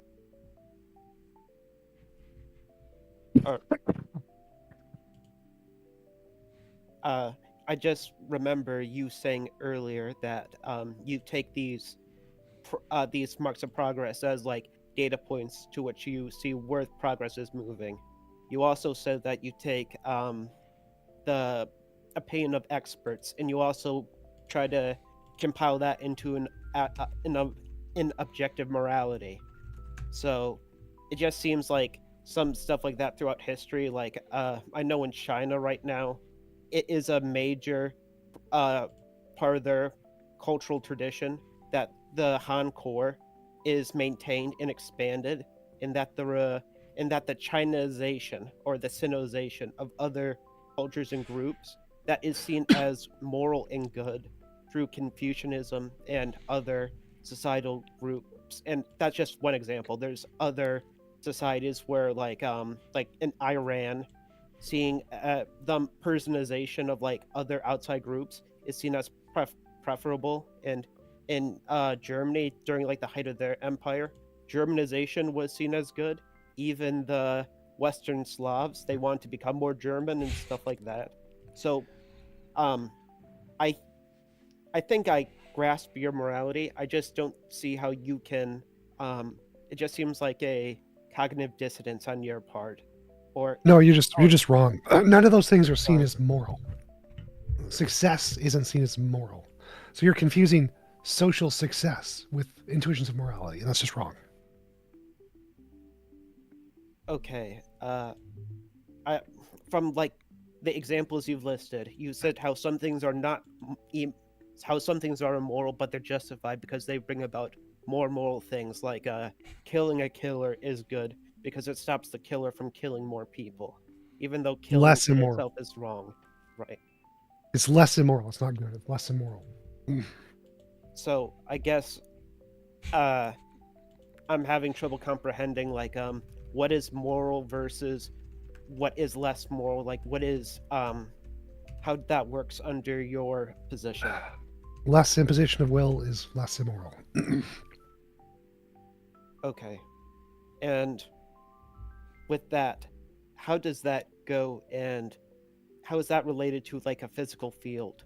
Because from what I see in kind of like physics in the universe, things that is more successful and things that happen more often, that has more proof than things where that are more arbitrary and appear like I think Does you not can make get my sense. point.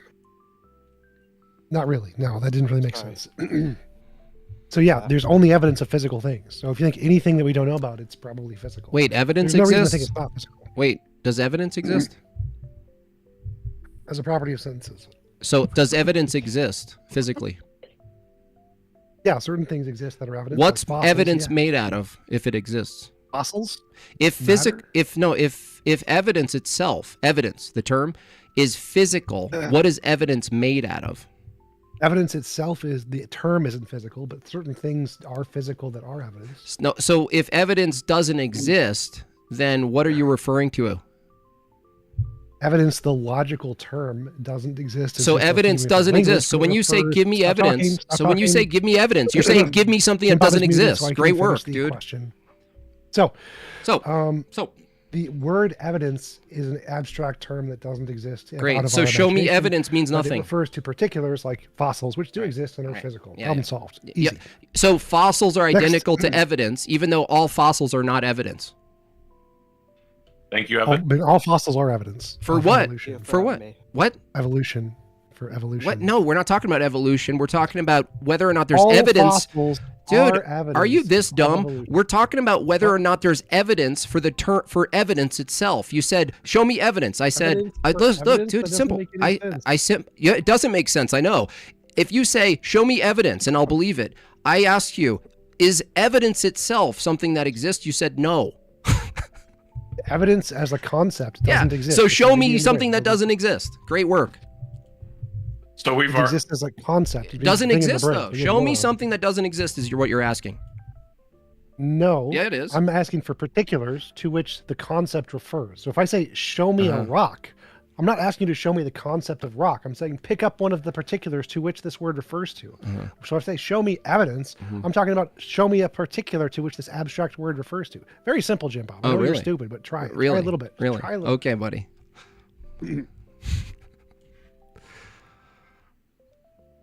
All right, so we'll go ahead and pull up the next guest, and we already did a cross exam, so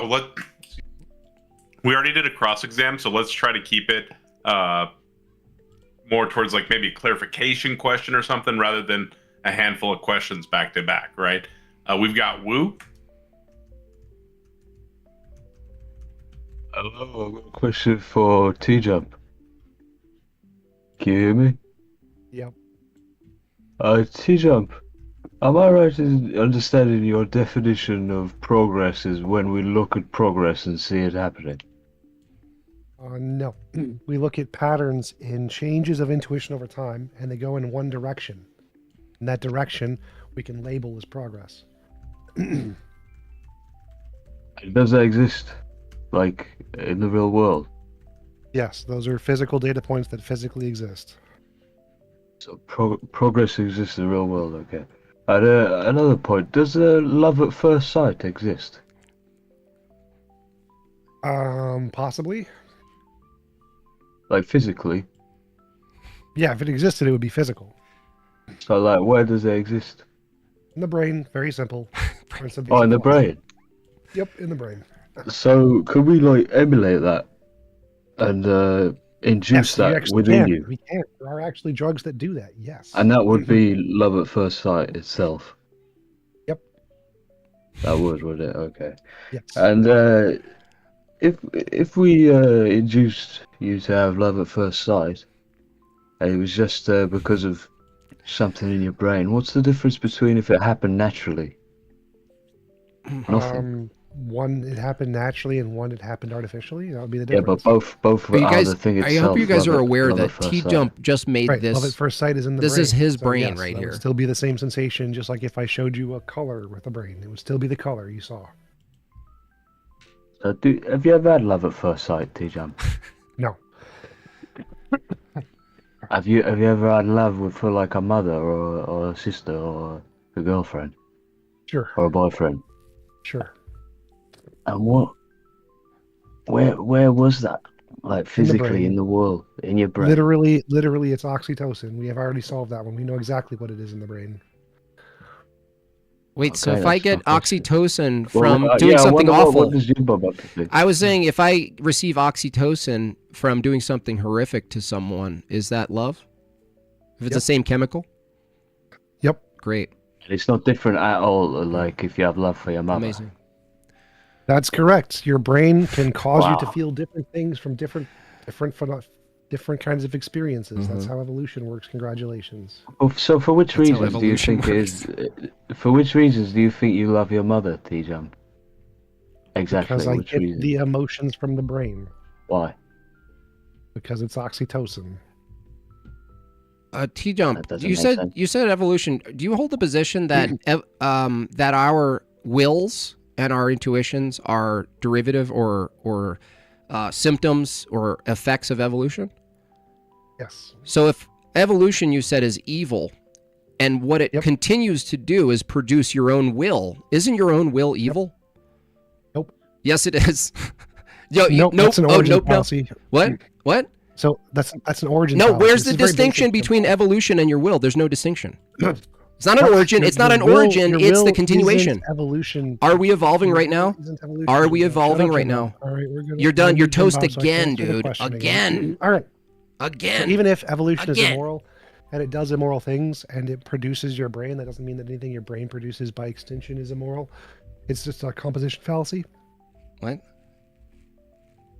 So you're just declaring arbitrarily things that are produced by evolution, even though you said evolution is immoral. Right now, from your view, evolution is occurring and still producing without your knowledge. You're at the effect of evolution. That means that evolution, being the imposition of will, is actually producing what you believe to be your will, right? And you don't have a choice in the matter of what your will is. Therefore, your own will is at the effect of something that's evil, and you can't distinguish between your will as an effect of evolution itself. You can't actually go in and tell me which of your wills is not the product of this evil thing called evolution, and which are, right? Totally arbitrary. You just made up a fucking philosophy, obviously.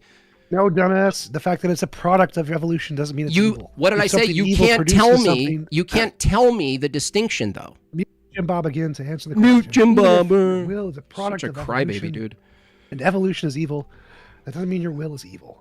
Composition fallacy. Basic logic. I just told you can't tell me which wills are products of evolution are good and which are not, right? Everything's downstream and still in progress right now. Evolution is happening right now from your point of view, right? So there's an evil imposition that's producing what you call a will, but you don't even know if your own will isn't just the effect of evolution that you have no say in. You don't even know if your own will is something that you have say in. Wait, So you this don't. is We not the already know you don't. There's no cross-exam. free will. It's easy. You dumbass. You just know. Yeah, you just assert the thing in question. You should be doing all night. Great work, dude. As I The said, answer is you don't have control over it. You That's don't the answer. know. There's no free will. Yeah, you don't know. So there's no free will. How could you impose free? That's the end of the debate. There's no free will. The imposition of will is evil. How could those two exist? It's a contradiction. Again, Jim Bob is a dumbass. Again, will you're is just. not the same as free It's will. so That's easy to muting Jim break Bob, you, muting dude. Jim Bob again. It's you, Will. so easy. Jim Bob is muted because he's a dumbass.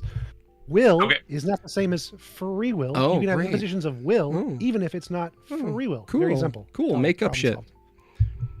okay, so this is not the cross exam period. This is the question and answer period, and I do greatly appreciate both of you being here. But it's okay to ask a quick clarification question if one person has asked a question, but let's not pull it back into the cross exam every time. I really don't want to mute either of y'all, but I will start to if it keeps moving back into cross exam.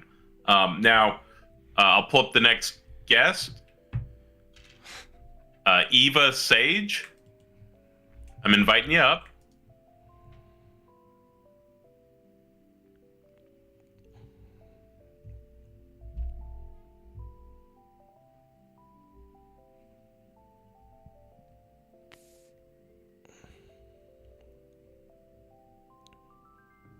While they're doing that, there was another text question. Trying to find it real fast. It's in the chat somewhere here. I can't find their name, but they were saying that because tag oftentimes will reference morality, they were asking if you could put tag into propositional logic form, Jim Bob. What? So they were saying that because oftentimes tag links back to the God thing in the argument, they would like you to put tag into propositional logic form. Like two premises and a conclusion? Yeah, like a syllogism. Well, the syllogism, it goes as X is the necessary precondition for Y exists, therefore X. And then you would run supporting arguments for premise 1. So they're asking for the semantics with the semantics, not just the form of the argument. Oh, include the words. Yeah. The Okay. semantics and the form combined. Yeah, something like God is the necessary precondition for truth. Truth exists, therefore God. Gotcha. Thank you. And then there was a bunch more for TJump.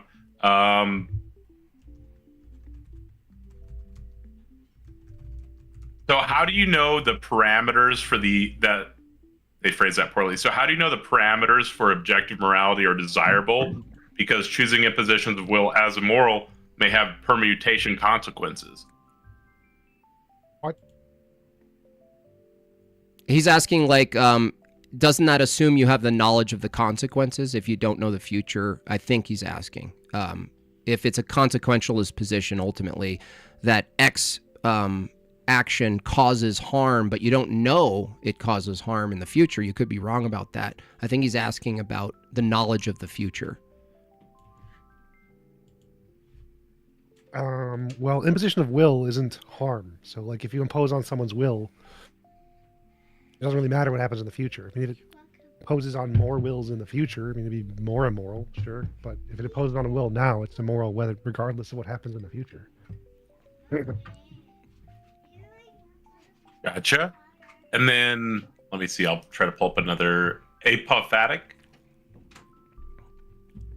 Thank you very much. Am I audible? Yes. Yes, sir. How's it going? Very good, Taco. Thank you for bringing me up. I had 2 questions for TJump in particular. The first question that I had, that I think Jim Bob tried to expand upon this, but I don't know if we got a clear answer.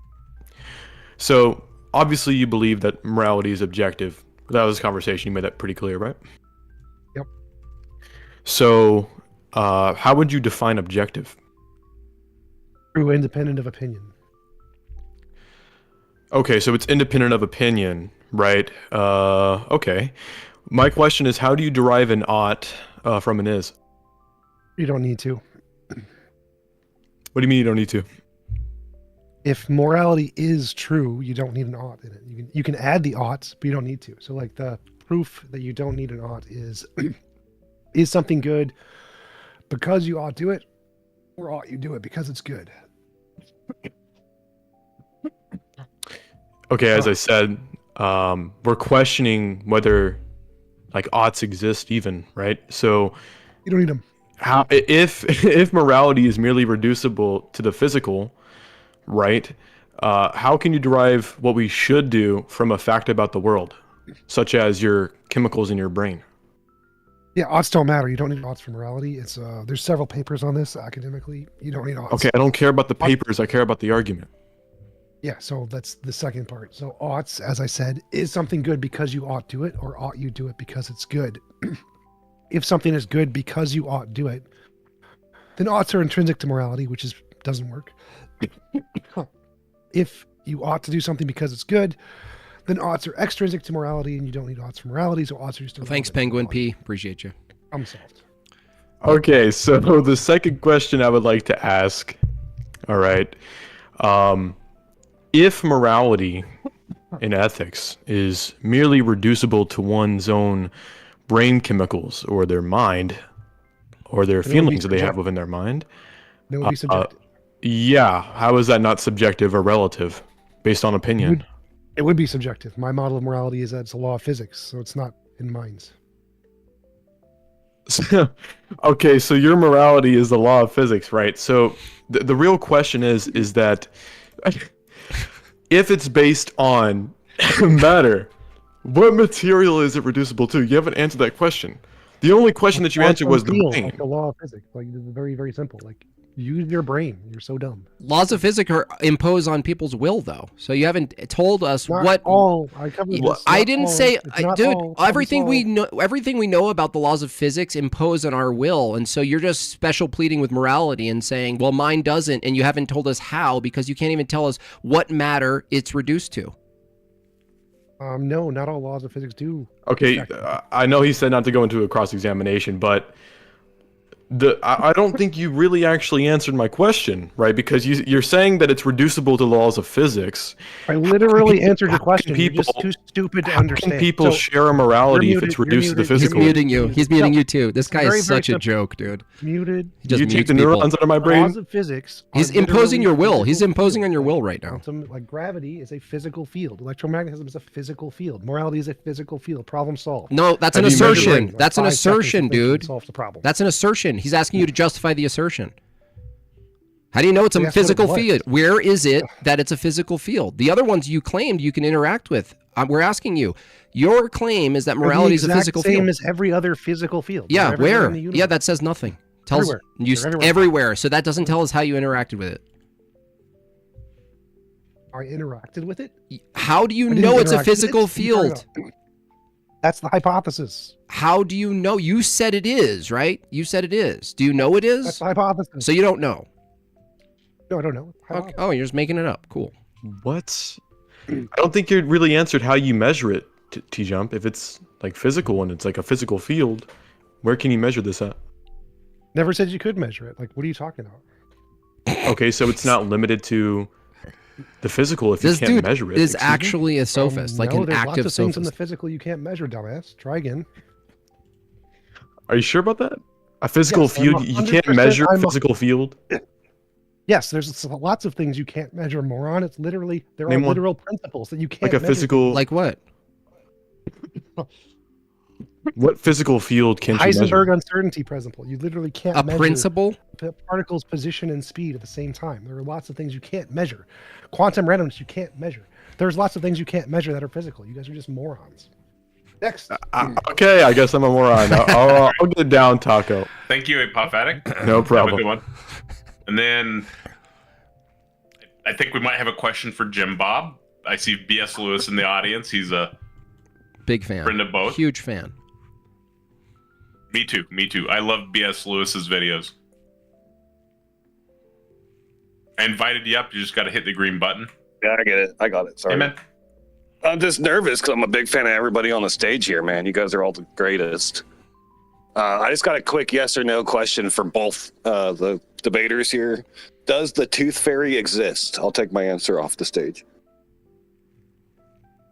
Thank you, B.S.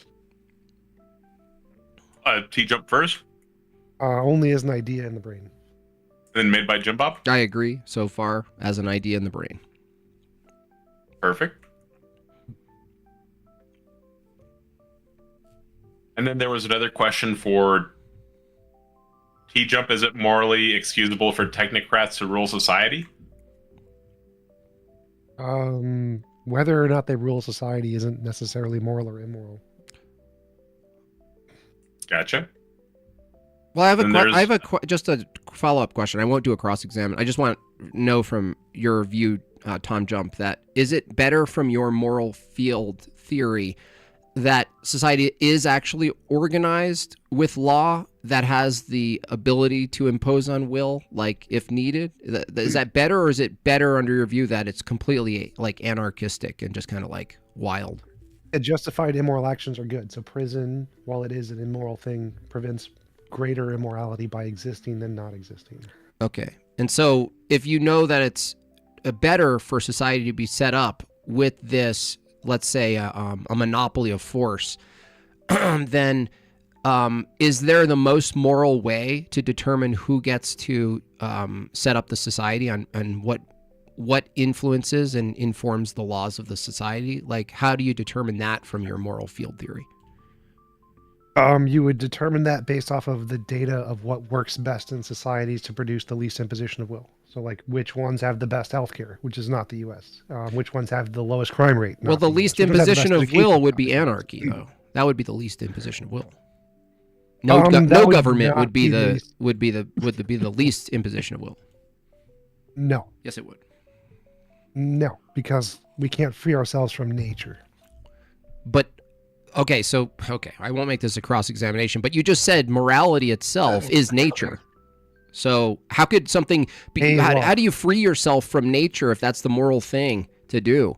If nature itself, from your view, is morality, morality is nature. So the reason we don't go with anarchy is because in an anarchic system, there are things in nature that restrict our wills more than other people, like food. And so we need a government to produce or fight against those things to prevent more immorality. And so if we give up the government, we would have more immorality, more impositions on our will. That would occur in an anarchic system than would in a capitalist system. Gotcha. And then the next question is going to be from Spyro. What's going on, Spyro? Hey, you can hear me, right? Yep, we can hear you. Okay, this one's for TJump.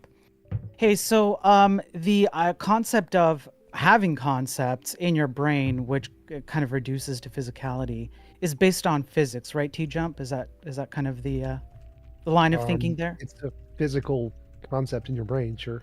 Right. I'm just asking if it's based on physics, I don't know what that scientific. means, based on physics. Well, I mean, could you have a brain without the concept of physics as like a scientific, method? Yes. Okay. And so how do physics have any relation then to anything that's conceptual or true in life? Physics describes the things that govern reality, like laws of physics, and those produce brains. Problem solved. Okay, cool. Can you describe to me what physics is? Can you explain it for the layman's? The laws that govern reality? Okay, so I'm just going to mute TJump right here. I don't give a shit what he's saying. So listen, TJump is a piece of fucking Next. shit. You can kick him out. Bye-bye. Ever. His entire... Right. And then there were a few more questions in the text chat as well. We have a few people that are raising their hands for the second time. Do you guys want to take anybody that's raising their hand for the second time? Sure, I don't care. Cool. So Andy was asking for TJump, since there is no fact of the matter to be determined from the physical facts alone about what a speaker means by his utterances, how does one understand the moral field as objective? The moral field has nothing to do with speakers. It has to do with a thing that exists. Physical law. So you would compare to the physical law, not what people say. Who cares what people say? Comparing is someone saying something. No. No, you can compare something, and that's not a position about the physics you're looking at. Yeah, like if you hold one rock next to another rock, you've said nothing, but you are still comparing. So yeah, that's something inside your brain that you're doing. You're saying stuff in your brain about the objects, right? Sure. What does this have to do with the question? Ask the question again. It just completely wrecks you. Ask it again. No. Yeah, it does. Ask it again. Ask it again. I want to hear it again for the audience. I do want to hear it. He was asking, since there is no fact of the matter to be determined from the physical facts alone about what a speaker means by his utterances, how does one understand the moral field as objective? If the moral field exists independent of anybody's utterances, there you go. Problem solved. Gotcha. And then Wang Sunfa is asking, if everything is physical and all concepts are neurons, then will is Thanks, neurons. Spiro. That was funny, dude. Tens of thousands of neurons die every day. I'm just gonna mute you. If will isn't consistent over time, why should morality be defined by it? Because it is consistent over time. That's why there's objective morality. If there's a pattern in moral intuition and moral progress, that would be inconsistent over time. Problem solved. And then NPM11 was saying, Thanks, TJump, Spiro, I treat dude. patients Appreciate that lack normal brain structures. These patients have dissimilar fMRI results, but conceive of similar concepts to normal patients. There is no universal neural network. Thoughts? I mean, I agree. That's why I told Jim Bob earlier when he asked which neuron is an apple. I said it's different for everybody, so I agree. Well, I just want to point out that I pointed that out, that you took a position of a particular, that when I say does truth exist, you say in the brain. When I say, well, under your view, truth exists in a brain in a very particular way. Now, the person who just posed the question pointed out that if truth exists only as a particular thing, there is no universal truth about the moral field. There's just TJump's physical brain fizzing, and there's no universality about his claims. No, there would still be a truth, a sentence to which corresponds to reality that would be true in each brain individually, but it'd still be true individually in each brain. Well, no, that you don't understand the entailment here. If it's only true in the brain and no truth statements, because no neurology is universal, if truth is identical to one's neurology and all neurology is different, there is no universal truth. It's the end of your argument and your moral theory, dude. It's over. The sentence, it's the over. sky is blue, is on Quit. the left side of your brain, or Quit. it's on the right side of your brain. You got to It's still quit, true dude. either way. Where it's located is irrelevant, Jim Bob. You're just No, you don't understand. You don't understand what's going on. I literally understand. You just don't understand because you're stupid. No, that's only a truth that exists in your head. It's a particular. It can't be universally true that I'm stupid. It exists in Yeah, but my it head can't. in one It can't be location, and true it exists in universally, your though. head in a different location. Yeah, but it's not. It They're not can the be same true. things, though. It can be in different locations and still be true universally. That's true. You don't have So- access to universal truths because they're all just particular statements in the brain. You're Doesn't cooked, matter. dude. It can You're still be super true cooked. universally, Jim Bob. This is Just crush it. no. Done, Jim Bob. Done. No. Done. You can go cry now. You No. can give up. It's over. Lost. And then, Your and then career's over. Austin Graham was asking if we decriminalize theft, resulting in less crime. Does that mean that theft is moral? No. Criminalization has nothing to do with morality. Gotcha. And then Ixthus is the next person in the audience that hasn't been up, so I'll pull them up real fast. What's going on? It's not going to get some more water. Yeah, absolutely. You can have a moment. He just said criminalization has nothing to do with morality. And just 2 minutes ago, he said jailing people is the most moral thing because over time it actually reduces the imposition of will. So it has to do with morality when he says so. But when it's a question he has to answer, it doesn't have anything to do with morality. Who's your question for, Ixthus? Yeah, I just wanted to clarify my question. I was the one that asked, since there is no fact of the matter to be determined from the physical facts alone about what a speaker means by his utterances, how does one understand the moral field as objective? It's not about the utterance, it's about the meaning. TJump will be right back, so hang on for just a moment. Sure. Spiro coming in with another He's just gonna 20. get some Thank you water. so much, man. I really appreciate that. And All right. thanks for appropriately trolling him. You did a good job there. That was a necessary thing. Ixthus? Yeah. Yeah, you wanted to clarify your text question? This guy Andy's a smart cookie. Yep. What's the second question? Yeah. So I just was curious. You kind of answered my question by addressing the utterances. So if you don't mind, I'll just read it really quick. It was, since there is no fact of the matter to be determined from the physical facts alone about what a speaker means by his utterances, how does one understand the moral field as objective? So it's more about the meaning, right? If all facts are physical, then meaning itself isn't an objective fact. So I'm following Quine and Kripke here. Okay, so even if meaning is meaningless, whether or not a thing objectively exists would be true independent of whether or not we had meaning. So even if we had no meaning, the law of gravity would exist. So if the law of morality is objective and exists independent of any language games we play, then the language games are irrelevant. We don't really care. Like that would be relevant to our understanding and whether or not we can understand, but we don't really, that wouldn't make it less true.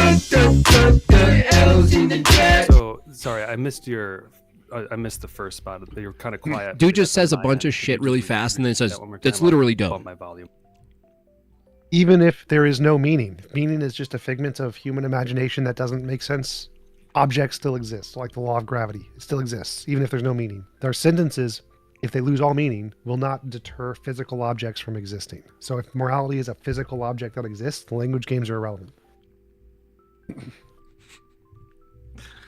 He really is a sophist. He's an So actual sophist. it seems like you're trying to dodge the meaning problem to me, right? So No, the meaning problem is you're- just irrelevant to questions of existence. It's two separate questions. So the meaning problem is only a problem if you're discussing things like definitions. If definitions have no objective meaning, then there's no objectively correct meaning to but the you're definition. saying the law.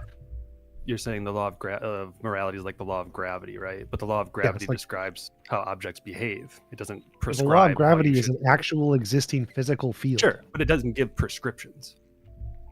Um, So how does your moral law generate obligations? Is my question. Well, again, obligations don't matter. So, like I answered that before, oughts are irrelevant. You don't need oughts for morality. So it's just. But an then you're is. just stuck back on, can someone disobey gravity? And obviously the answer is no. What? And someone can disobey morality. Yes. So what does that have to do with anything?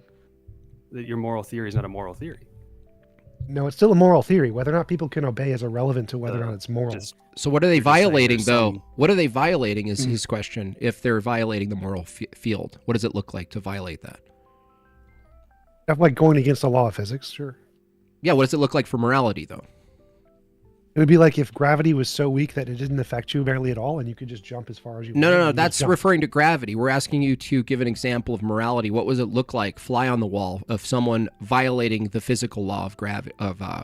Oh, that's why I gave the example of gravity. If gravity was so weak that it couldn't force you to do anything, that's like the law of morality. It's so weak it can't. So force give you us to an do anything. It still example governs- in the world of the morality field being violated. What does it look like? Jim Bob's stupidity being so bad it violates my will and is immoral. It's like punching a baby. That's So how you bad can't is. do Jim it, Bob right? did it. So yeah, that's a Just did. failure. You just failed. Any example of being immoral would be a violation or a non-consistency with the law. Show us an immoral act that you can actually point to the referent morality field being violated. Where? Or if I could do that, I would have won a Nobel Prize. I So never claimed to the be answer able to is do you that. know you can't. That's a quick answer, TJump. Thank you. I never claimed I could, so that's not an argument. Claiming against my morality position, as a Jim Bob. field is claiming that. Yes, it is. No, it's not, Jim Bob. Claiming morality as a field does not entail I can actually demonstrate the field in the lab, Jim Bob. Those are two different claims, Jim Bob. Okay, buddy. So, sorry, I'll stand down here. But I'm still confused. So,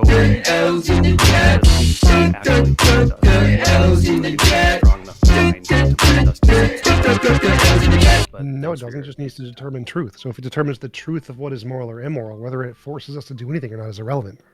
And by truth, you mean one particular thing happening in one particular brain? Toast again. no, the Bye bye. Quit. You're over. It's done. No, Jim Bob, that's Yeah. stupid. Failure. If the sentence "this is moral" is true, that sentence is in your brain. True in one brain. The truth corresponds to reality, and that's all the part you need is the Correspondence also happens in one brain. No, You're cooked. correspondence does not happen. Yeah, it does. Jim, correspondence doesn't. How do you correspond to reality? How do you know it corresponds to reality without appealing to the brain you're talking about? Corresponds mean that the sentence accurately describes reality. Yeah, how do you know doesn't that? happen in your brain. No, how do you know that corresponds to It reality? doesn't matter how you know it, Jim. Yeah, it doesn't matter now. Correspondence Yeah, doesn't you're happen in you're your so brain. cooked, dude. It's Dumbass, over. Dumbass, Jim Bob. Correspondence does not happen in your brain. It makes it correspond. Whether or not you know it is irrelevant. You can say a sentence I don't know, and it can still correspond. Correspondence doesn't happen in the brain. You're a dumbass, Jim Bob. Where does it happen? All right. So we have Eva here. Eva had a. I'm not sure who your question's for. It's for the topic.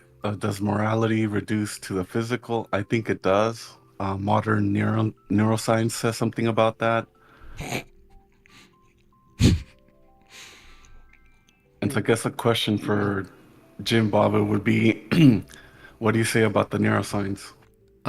You haven't said any neuroscience that finds morality in a brain. You just said neuroscience says simple. stuff. Hold on, you said neuroscience says stuff. Jim Bob, what do you think about neuroscience saying stuff? Is this a level of fucking inquiry you guys do? No, that was a in legitimate question. neuroscience, Like, you can what? In neuroscience, you can observe will. You put Really? Instruments on your head, and you can get input. You get Right. brain signals and energy I know. going back and forth. And in neuroscience, you can actually see actions being done, memories being recalled. Yeah. And that's will. You Ha- can observe will with neuroscience. How do you know what part of the brain? How do you know to call will and what part you don't call will?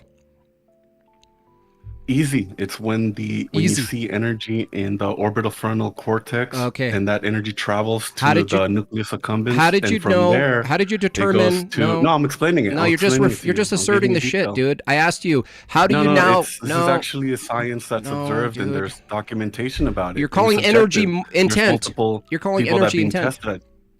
How do you determine which It's electrical energy signals. How do you determine which electrical signals and energy is intent and which aren't?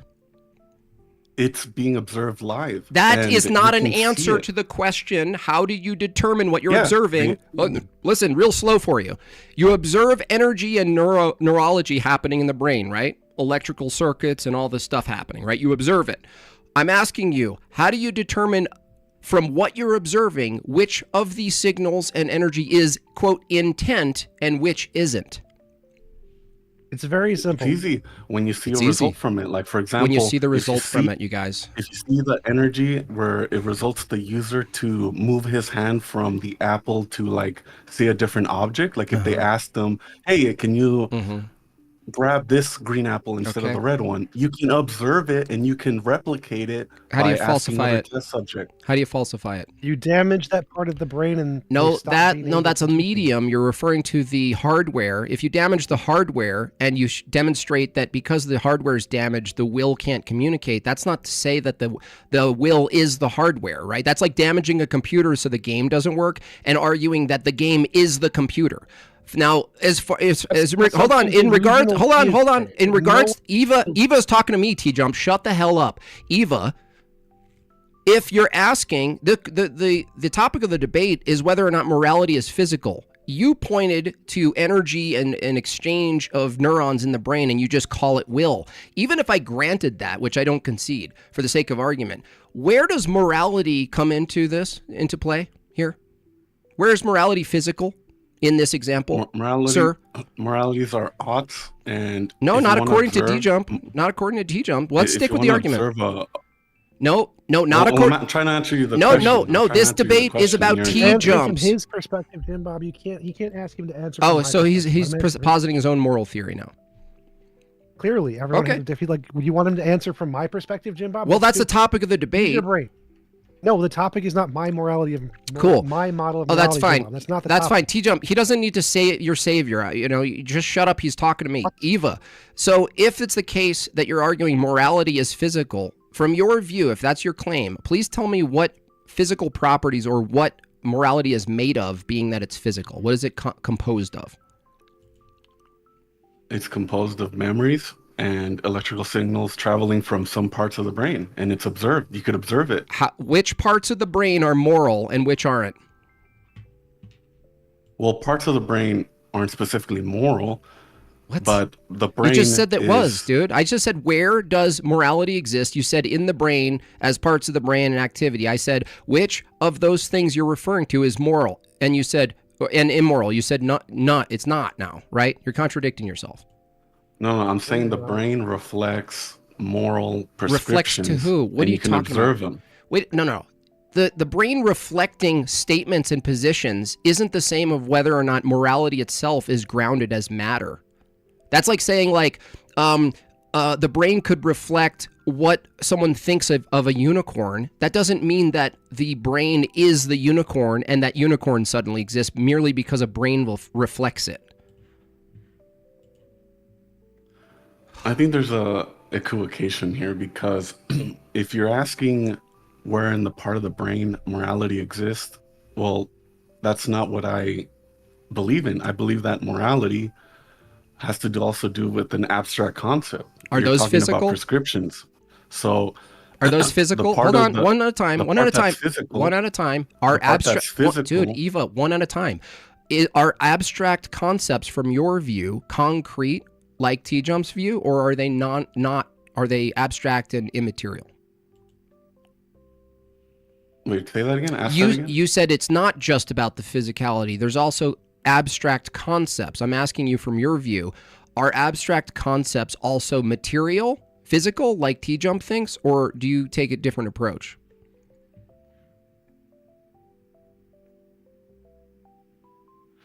Not sure what to say on that one. I can think about it and answer later. Okay. So I'm not sure right now. That's fine. Answer all your questions.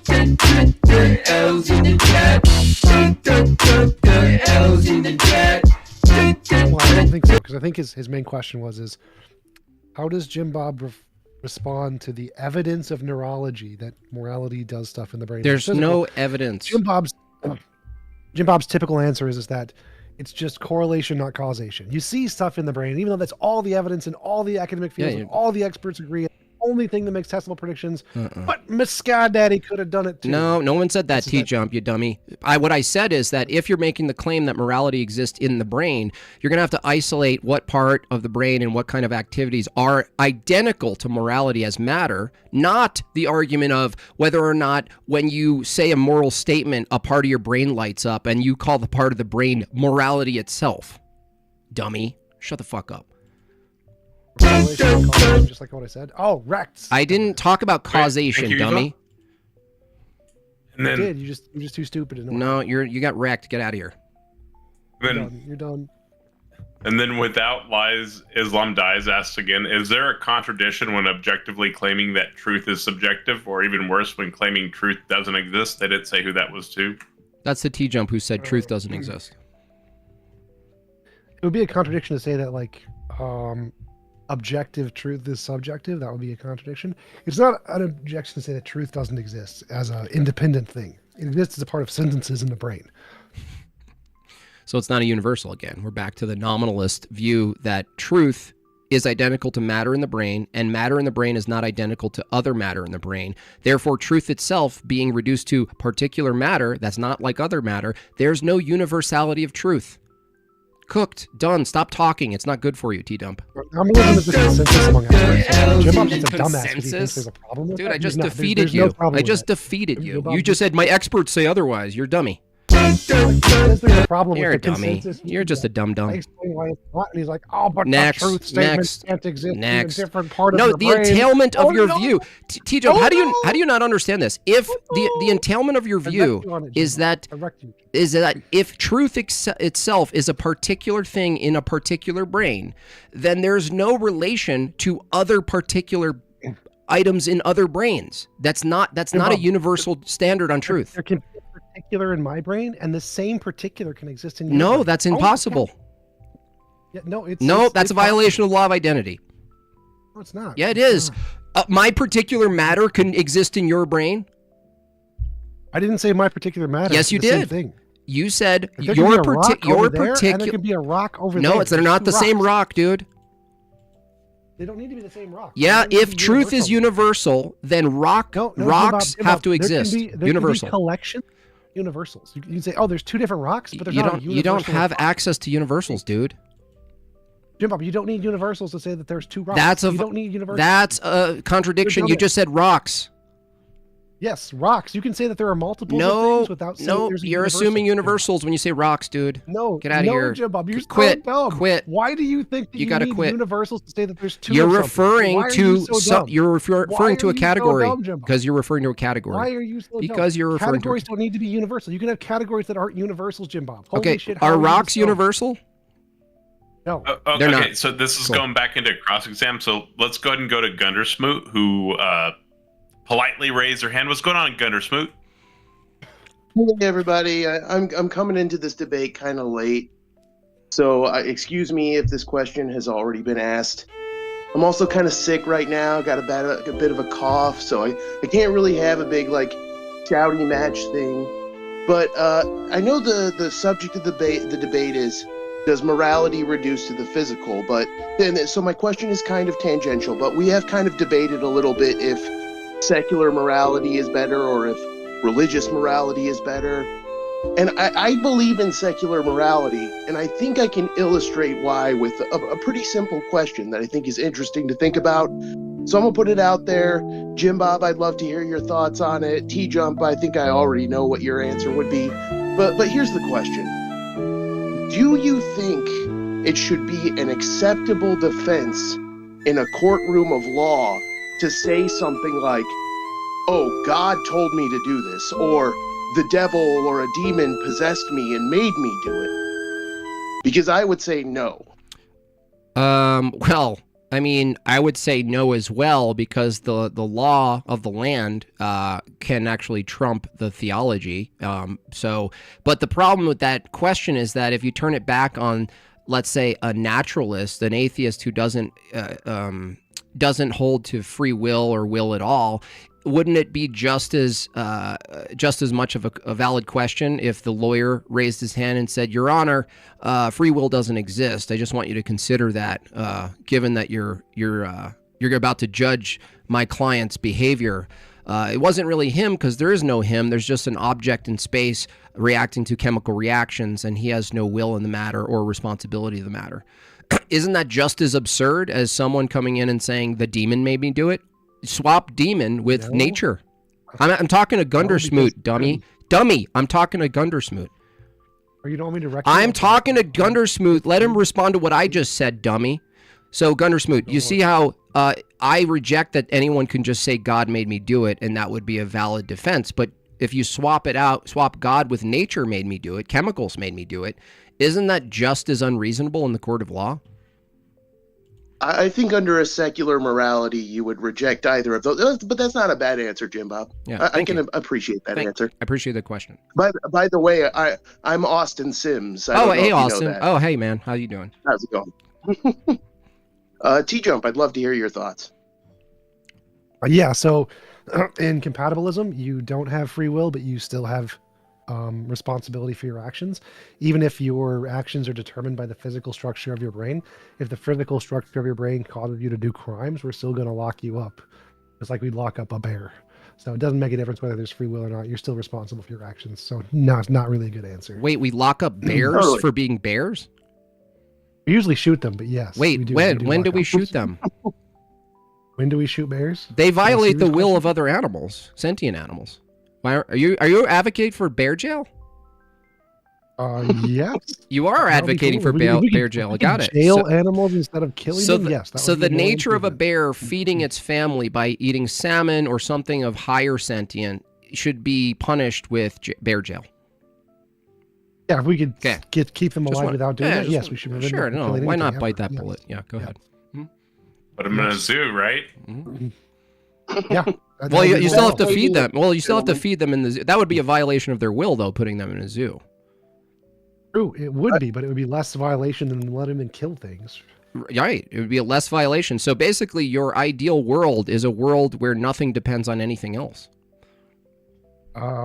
Sort of, sure. Yeah, pretty much. No laws of physics, no violation of what you want to do. You basically, your ideal world is putting on a helmet and conjuring your own reality in real time, right? Well, no, the helmet would not be a part of it. No, you just have to be able to have control of your own reality. So and be not God. So be subject to God. anyone else. Be essentially No, God. because you can't control other people. That's the difference there. God's immoral. You would not be. Yeah, but yeah, okay, fine. Yeah, but if someone wanted to exact their will and it just happened to include controlling or creating, let's say they can will the creation of automatons that they can control, that they get the experience of controlling other people, but they're not actually people. They're just automatons, meat Totally puppets. fine. Yep. Right? Totally fine. But from that view, what distinguishes you right now from being a meat puppet from your own view? I have consciousness. You what? I have consciousness. Consciousness is what determines what something's moral. You don't need free will. Free will doesn't matter. Well, if consciousness is just a very intricate mechanism of input and evaluation of input, isn't it true that you could mimic your own consciousness in, say, a house? Like a house could be as conscious as you if it matched your capabilities of evaluation and data analysis? Sure, but then it would be its own agent and it would need its own universe. Well, no, if we could produce This is that. going back into a cross. Hold on. No, it's a hypothetical, Taco. I'm glad Taco. the question Hold on. provoked some interesting thoughts and discussion. I'm going to step down off the stage before I start coughing all over everything. Thanks for answering, fellas. I just wanted to know if we match the consciousness, that you were convinced we match the consciousness of a human being in a house, would you then give the house like rights and make sure that you would? Yeah, if anything that's conscious has House- moral house legitimacy, rights. and so anything that's conscious would have Bear the jail. same rights as another Gotcha. thing. Bear jail, house rights. Oh, yep. Okay. Yeah, and then Consciousness. B.S. Lewis, I think, had a follow up on his last question. Hey guys, I'm Welcome a little. back. Yeah, thanks. I'm conflicted because I don't believe the Tooth Fairy exists, and you guys both agreed that the Tooth Fairy does exist. Could you clear it up for me? What you mean by exist? We both It said it. exists as a figment of your imagination. If there's an idea in your head, like if you have an idea, the idea of the thing exists. Like Superman. Superman exists in a type of way, but he doesn't exist in another type of way. But that doesn't tell me what exist actually means in your guys' frameworks. Well, You're just telling me those there's two exist, but you're not categories. telling me what they exist. Yeah, there's two categories. I have a view, by the way, B.S. Lewis, that you might share, which is there's a material category and there's an immaterial category. And Superman and the unicorn would exist in an immaterial conceptual category, but not in an actualized category. But I would believe that TJump, you can correct me if I'm wrong, but the unicorn, under your view, actually does exist as a material thing because the concept itself can be reduced to physical items in your brain. So there would be an actual unicorn that is matter in your brain, right? No, there wouldn't be an actual unicorn. There'd be an idea of a unicorn. And actual unicorns do not exist. But what if the idea of the tooth fairy is that the tooth fairy is conscious and has free will and is a moral agent? Well, if you had a super brain that could make it conscious just by you thinking about it, then yeah, it would be. But we don't have super brains. So does existence have anything to do with reality? Yes, existence is that which exists in reality.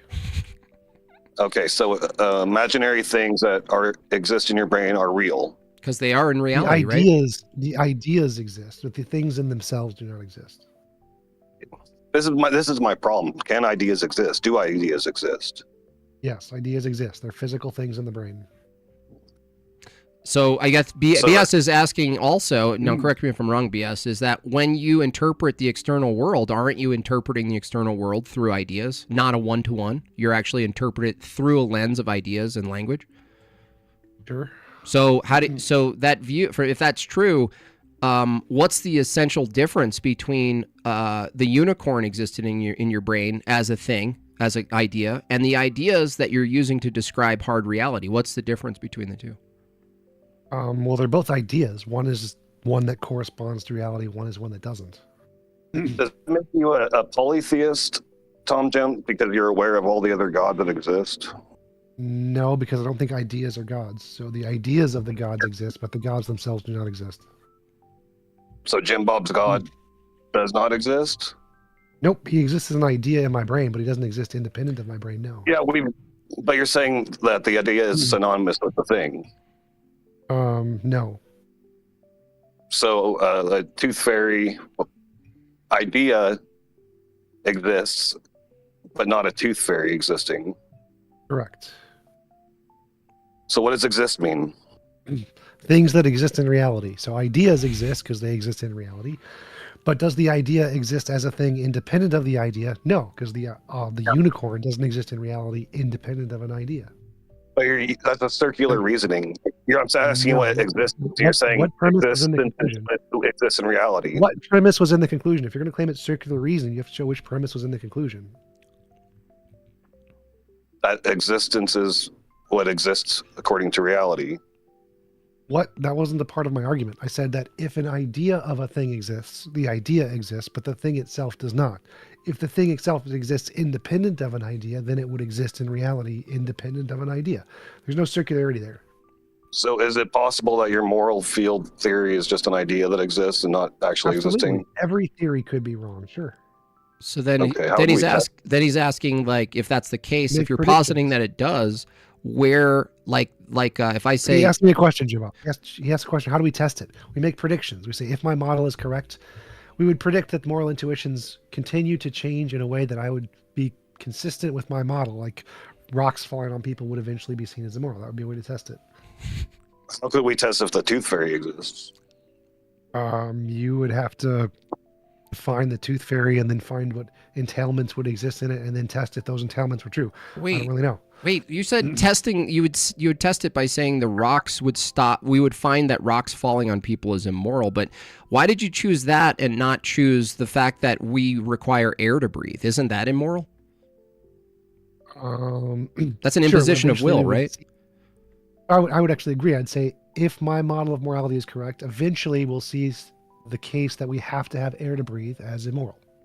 Right. So getting back to my question, hold on, Jim Bob. That's okay. Go ahead. Because I'm still stuck on the tooth fairy thing. Because like you're saying that you're not a polytheist, TJump, because even though you're aware that all the different gods have been proposed as ideas, you do not believe that they exist.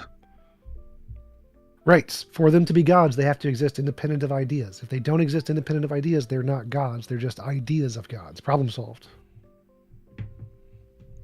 Okay, so what if there is been a god who's proposed to be an idea? And it wouldn't be a god that exists independent of ideas. Problem solved. Very simple. But it would still exist, though. Have an idea, which is fine. Ideas we don't care. Okay, I'm just confused. Like, yeah, it's kind of confusing because it's all metaphysical arguments. There's absolutely nothing metaphysical about that. This is very simple. The difference between ideas and things existing independent of ideas is a very simple distinction. It should not take this hard to understand it. Well, TJump, do you think rights exist? As ideas. So they don't actually exist. No. Should we? Rights Should aren't a we? part of my Should? problem. Yeah, but should we? Okay, I was just going to ask. Should we? Should we assume rights exist even though they're not? They don't exist. Should we pretend they do?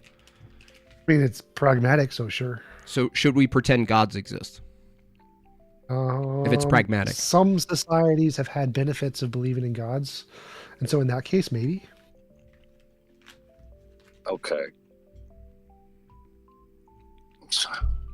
So, like, I'm still stuck on the existing. Like, Jim Bob, maybe you can help me because I'm not getting help from TJump. Like, what does exist mean?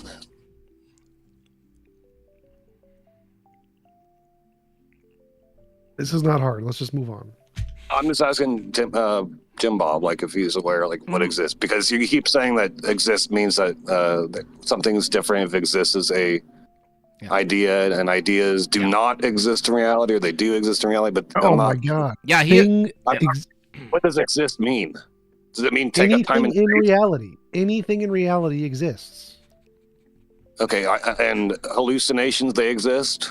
Yes, they exist in your BS brain. coming in as the clutch atheist. Okay, so they're kind of not hallucinations then. No, they're still hallucinations. They wouldn't be hallucinations if they existed independent of your brain. Okay. Very simple. Things that exist as only a parts of your brains are subjective. Things that exist independent of your brain are objective. Very simple. This is not a hard problem to solve. So you're putting an idea of a unicorn is subjective. An actual unicorn existing independent of anybody's thoughts would be an actually existing unicorn, and they don't exist. But you're still classifying as subjectively and objectively existing. I'm not asking about the different categories of existing. I'm like, what does exist mean?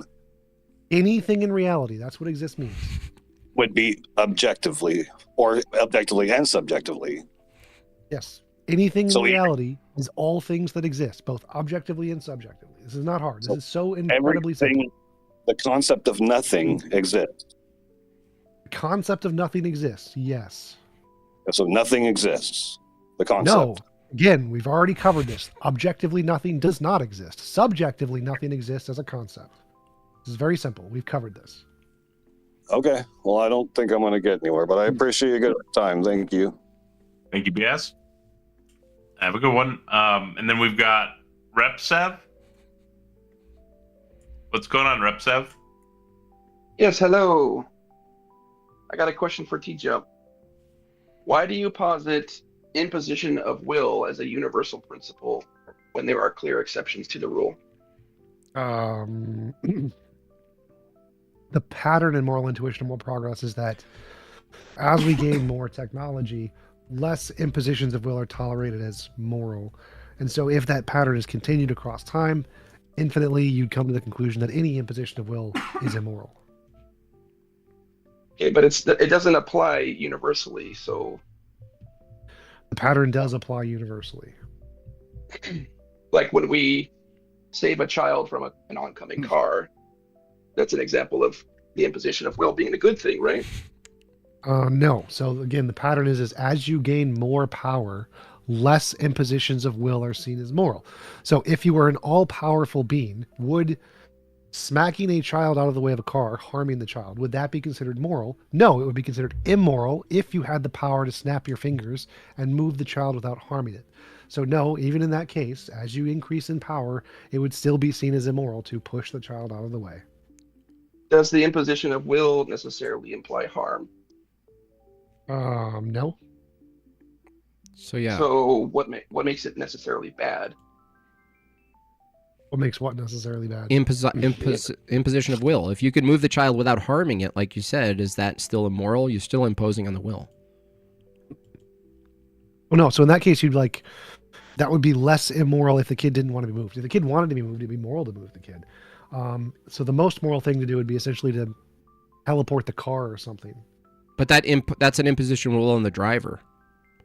No. Yeah, it is. Of course. The car isn't the driver. The car is driving. There was no carver. No. There could be a driverless car. Wow. Problem. Well, so you just remove objects from people that constrain them from moving. Yes, that wasn't part of the question. In this instance, maybe the child is not aware of the oncoming car, and so doesn't necessarily want to move out of the way. Sure. So moving the car would be less immoral because you're imposing even less none on the child, so there would be no immorality to it whatsoever. Imposing if you will push on the car. Yeah, because the car doesn't have a will. It's a non-conscious entity. Person So driving it moving the does. child would be an imposition on the child. It's someone's will because it property, doesn't though, want to be bro. moved. It's someone's property. Not in the best of all possible worlds. If it's in In the imaginary world, that's where your morality. Jim Bob, stop bringing up irrelevant things. to the Irrelevant. question. You brought up property before in the debate, dude. Yes, which has what to do with this question? Jim Bob? It Moving has a nothing. car It has is nothing to do changed. with this Moving a car is someone's property. Yes. Jim Bob, this has nothing to do with Is the question. car Is property? moving the child immoral? That was the question, Jim Bob. Are you answering? You said the question? moving the. No, You Jim said Bob, move are the not. car too. Jim Bob, shut the fuck up. You're so mad. You're You're not getting answering the wrecked, question. dude. You're so mad. Shut the fuck up. Your career's the question over. Was, is moving the child immoral? Yes. If moving the child would be immoral, if you have a less moral option that you have the power to do. So if you have a less moral option that you have the power to do, it would be immoral to move the child because you chose to do a more immoral action than a less immoral action. Why is it more immoral though? It's an imposition of will, dumbass. Holy Yeah, but why is an imposition of will immoral? Because that's what the evidence indicates by looking at the patterns of moral intuition and moral progress. No, Already that answered. doesn't tell me why it's immoral. That just restates that it's What? immoral. We're asking why is it immoral to violate one's will? The patterns of morality. We look at patterns. We say these are what the word morality refers to. These patterns indicate this principle is what morality is. If that's the case, this is immoral. Problem solved. It doesn't tell us why imposing on will is immoral. Yes, it does. You're No, it just doesn't. too stupid to understand. That seems If to there be was your a answer principle for everybody who doesn't understand your stupid theory who's called in. for you because you're stupid. Everyone's Jim Bob. No one dumb else has this because problem. TJump doesn't have an answer to this question. No, I answer the question just fine for academic philosophers. who aren't Academic dumbasses like philosophers. you. Why don't you, keep jerking yourself off, dude. Yes, because I've had this conversation with academic philosophers. Oh, on my channel, wow. of which there are many. Amazing. Yes, and you can see them actually understanding Amazing the answer work. and responding to it, and not being like a dumbass Jim Bob who doesn't understand the answer, so I have to repeat it 10 times. Yes. So nobody. Seb, did that address your question? Not really. Like, I'm trying to understand why the imposition of will is necessarily bad when it can serve a greater good in certain instances. Yeah. Relative instances. So the answer to that question was, if you do an action that has more imposition of will, when you have the power to do an action that has less imposition of will, you're doing an immoral action. It's like a doctor. If a modern doctor cuts your leg off instead of giving you antibiotics, just because they wanted to cut your leg off, that's immoral because they had an action that would cause less harm or less imposition on will that they didn't take. So the reason pushing the child or causing an imposition of will is immoral is if there is an option to do something that has less imposition that you did not do. Okay. That's why it I would be mean, immoral. Okay. I get that it's maybe not the ideal thing, but relative in this situation, it is the moral thing to do. Point of objective morality is that it's true objectively independent of your subjective limitation. So objectively, is pushing the child out of the way immoral? Yes. Subjectively for you, it might be the best you can do, which would make it subjectively moral. But if we want objective morality, we want to know what's best in the best of all possible worlds. Isn't interpreting patterns subjective? Interpretations are subjective. Patterns are objective. So now you have to interpret the No, patterns. Jim Bob, I just Another dumped on you, another Jim L Bob. for Jim TJump. Bob, Another Bob, one. I just Stack them dumped up. on your dumbass. Stack them up. I'm going to mute Jim Bob so I can. I'm gonna explain why I mute. Yeah, jumped you're on gonna his mute because I'm dumbass. wrecking you. So, subjective interpretations can be subjective. The facts and data are there objectively, and so if your subjective interpretations are correct and they correspond to reality, then guess what? It's objectively true. The subjective interpretations don't matter. Next. In this world, rather than some other possible world, the imposition of will to move the child out of the way is the best possible moral action you could do. Yep. So it's subjectively moral Which for makes you, it but it's not not immoral. How is it that Vesper It's is wrecking this subjectively guy? moral for This you. is It's still Vesper. immoral because you're still Remember? imposing on will. In a Vesper? perfect world, objective morality, there would be no imposition of will. Okay, in a perfect world. Yep. This is Vesper. Objective morality. This which is refers to our things that are Vesper. true in all possible worlds. Our It is Vesper. objectively immoral to push the child, even though it is less immoral than letting him be hit by the car. Gotcha. Thank you. Yep. Thank you, Rep Sev. And then there was a question from PhD and ADHD for Jim Bob. If morality was just physical, why would that have negative connotations? What do you mean? If morality was physical, I didn't argue whether it would have negative connotations. The question is, can the claim be justified? Can you reduce something like morality being conceptual and filter it down to particular items and matter or physicality? This is the question. Whether or not it's has negative connotations, it seems irrelevant. It doesn't follow to me that it has negative connotations. It's just incoherent to me. I think he's asking, like, would a physical model of morality be less legitimate than like a spiritual non-physical model? Maybe less likely to be objective or something. Yeah, I mean, the biggest problem I have with it is that if it's physical and it acts kind of law-like, then it itself, being a law, would impose some type of will. In other words, you couldn't violate it with your will. Like if I wanted to violate gravity with my will, I couldn't do it. If I wanted to violate these laws that are in place that we describe in nature that seem regular and lawful, I couldn't do it. If I wanted to, that's a violation of my will, the fact that I can't do it, right? So I'm just wondering from that view, if morality was physical and it was law-like, akin to gravity, which you used as a parallel, I'm just still uncertain of what is it to violate a thing if you can't point to the thing you're violating. Whereas the effect of gravity, you can actually look at, can we violate it or not? This is what happens when you think you can. That's an impact. I just don't see in real time what the referent is. Now, for gravity, there's a referent called effects. Can you violate the charm law? Can you violate the charm law? The what? It makes a particle kind of a charm. You know, there's different kinds of properties within particles. Charm, spin, weights, those kinds of things. Okay, behaviors. There's a law that regards charm of a positive and negative proton. Can we violate that particle? Can we violate that law? The behavior itself? Can we violate the charm law? We might be able to intervene and manipulate if that's what you're asking.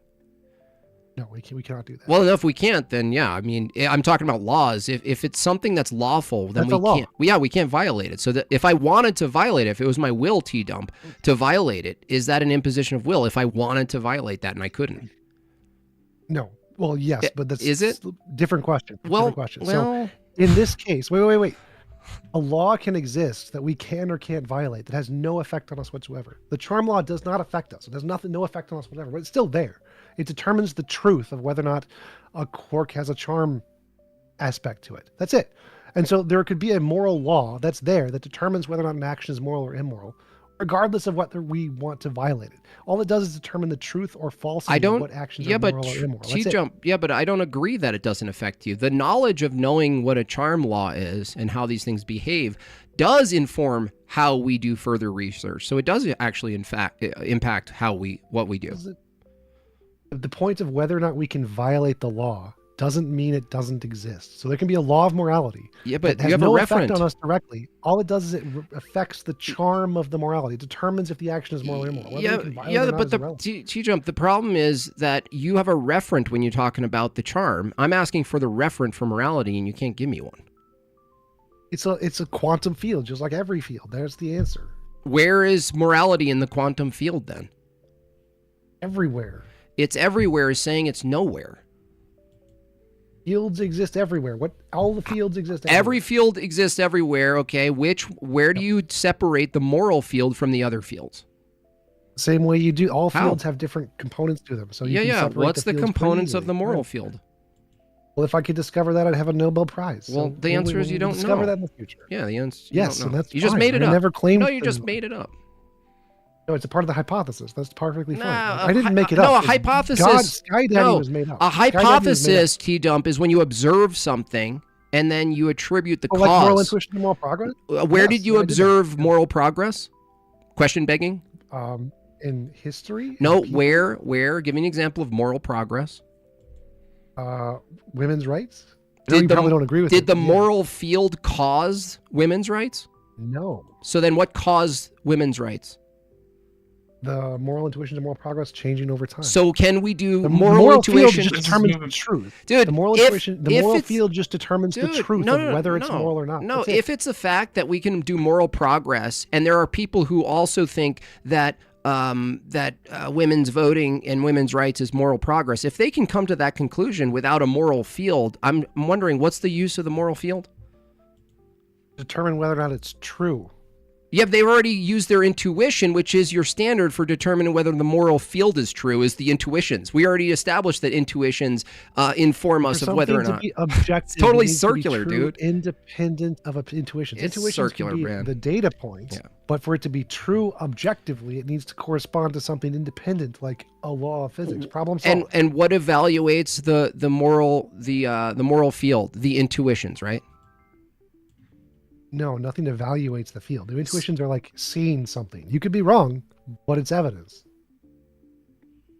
Right, and so that's moving back into cross-examination territory. So let's move on to the next question. I appreciate both y'all's input on the topic, though. And then Baked Alaska, what's going on, man? Hey, what's up, dude? Yeah, so just picking up on the last exchange. Your you guys microphone is not working. You may want to rejoin. Oh, you can hear him. I can hear him I fine. have Lord Can you for hear some him? reason. My bad, I can my hear him bad. too. I fixed Yeah. it. Yeah, so T-Jump, I just wanted to pick up on what you're saying there. What determines the progress? So there's a pattern in changes over time. As you gain more power, you get more individual rights, and that pattern continues in a single direction. What's Doesn't go driving the pattern?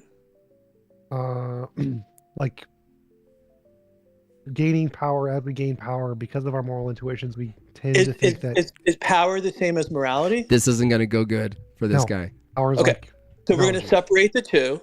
So we gain power. What's driving the progress? Yeah, that's right, White Dwarf. moral intuitions. Tuitions drive the progress. See? What do you to mean our circle. moral intuitions? Back to the circle, dude. We have intuitions that we should give people more individual It's rights. so stupid. And those intuitions change over time in the same So direction. people themselves is what's making the world more moral. It's really shameful be. for Jim Bob to bully the What's disabled causing it? paraplegic Who cares? man who's stuck in his I don't, lazy what do you mean? Who cares? This is What the matters predicate if of your for entire objective argument. morality to exist. It doesn't Wow, I matter showed up what's late, but damn, these guys sound like a Protestant. They well, really do. It's it really is, similar. since your entire Just replace argument is BS and Holy Spirit. pattern, That's right. And you're relying on the pattern That's right. as the basis of your entire argument. Are you not? Sure. And that doesn't make a difference to whether or not, if morality is causing it, that's fine. And if it's not, it's totally fine too. Could Either the way, it's still pattern evidence. could the pattern be a false positive? Absolutely. All evidence could be a false positive. It just doesn't matter. It's an irrelevant question. Okay. So it's basically speculation that there's this pattern and that Well, the pattern is not speculation. We observe the pattern. it's kind of begging the question because you're saying there's No, progress. induction. What's the progress measured Induction. against? What's the progress measured against? It's just a pattern. So like, if the pattern continues and there's more of some property, that's a pattern. Is it Call quantified? progress. What is the property? What's the Property property? is in more individual rights. So as we gain power, we gain more Rights. How do you individual measure rights. that? Right. So is abortion is abortion Oh an my individual gosh, right? dude, this guy's so fucking If it doesn't dumb. have consciousness, no. What are you If it measuring? produces what human are you rights. counting as an individual right? Is it the right to an abortion gosh. an individual right? Sure, for the woman, yes. Okay. And you realize that a lot of people consider that to be immoral, right? A minority of people in Republican states. Can aborting a child No. be immoral? Absolutely. if it's Minority? Okay. So you're just saying in any individual right is equivalent to That's really increasing what it is, morality, bagged milk. making the world better. Bagged milk. Physicality is immoral from his sort view. of, Not really. Well, when is it not? Like if you're harming somebody else. Harm now, not imposition. Okay. Will. No longer imposition. Will. Harm. So, like the abortion situation, right? What? Say again? Like an abortion? If abortion isn't conscious, then it's not immoral. If it's conscious, it's immoral, yeah. Okay, I gotcha. Totally arbitrary. So, Conscious, so conscious, it you- doesn't matter. So your model is we expand individual rights when power increases, and that equals good. Well, it's a pattern. And the hypothesis is that pattern indicates something more fundamental. Is the pattern driven by subjective choices made by people? It could be driven by a lot of things. Doesn't make a difference what it's driven by. No, it does make a difference. How if can it's it not make a subjective, difference? Is the pattern does the pattern have an ontology in and of itself, or is it derivative of something else? It may or may not be. It's irrelevant. I don't really care. It's not a part of How is it hypothesis. irrelevant? It's the entire basis of your argument, isn't it? What causes it could be lots of things. I don't really care. Like I never So made if a claim something to what evil causes causes it. the pattern, then this you guy, wouldn't care. This guy is so dumb. Sure. That's completely contradictory. No. Okay. It's It's genetic not. fallacy. What causes the pattern doesn't make a difference. The pattern What is there. the when pattern causes it is causes makes a difference. So I've already answered your question. Do you have another question? I'm trying to think. So He just got wrecked again. No, I could probably leave it there. All right. Thank you, Baked Alaska. Andy, Appreciate your $10. time. Truth applies to propositions which Yeah. have semantic content. Physical fields govern interactions but don't generate Then we've meaning or got truth values. T-Town Right. Trader. Without semantic content, a field cannot establish moral facts. Yeah. Nicely done, Andy. Hi there. Yes, Hey, can you hear what's me? going on? Yep. Hey, sorry. I'm using my wife's Discord since I don't have one myself, but I did have a question for TJump. So when you're saying, and I kind of got here a little bit late, so I wanted to hear this again. You said that again that morals do exist physically in material. Is that correct? Yep. Okay. So that exists somewhere in your brain. Is that somewhere within your mind? It's no. You said it's neurons, is that right? No, law of physics exists everywhere in the universe. Imposition of will. So morals exist everywhere in the universe. And how do you determine what those morals are? By looking at Like, are you patterns reading of it on a moral map, intuition on a star map, and where are you reading it from? Looking at patterns of moral intuition and moral progress. Okay, and is that a map you're reading, or where are you gathering this moral philosophy? Looking at patterns of moral intuition and moral progress. Okay, you keep repeating the same thing, not actually answering We my went over this question. like 800 times. So we look at societies and how moral intuitions change over time, and we say, oh, look, there's a pattern there. And then we make a hypothesis. Oh, if this pattern continues, this is what it leads to. And if at least this is what it leads to, then there's probably some underlying cause, like an undiscovered law of physics. Problem solved. Problem solved is not actually the answer. You keep saying that you're looking back on patterns. That actually doesn't give you the recognition of the actual pattern itself. You're just pointing at something and saying, hey, look, that item over there, or that pattern over there, as you're saying, so like, is a as pattern we of gain more morals. power, as I've said this 50 times, as we gain more power, everywhere in society, everywhere in the world, we gain more individual rights. That's the pattern.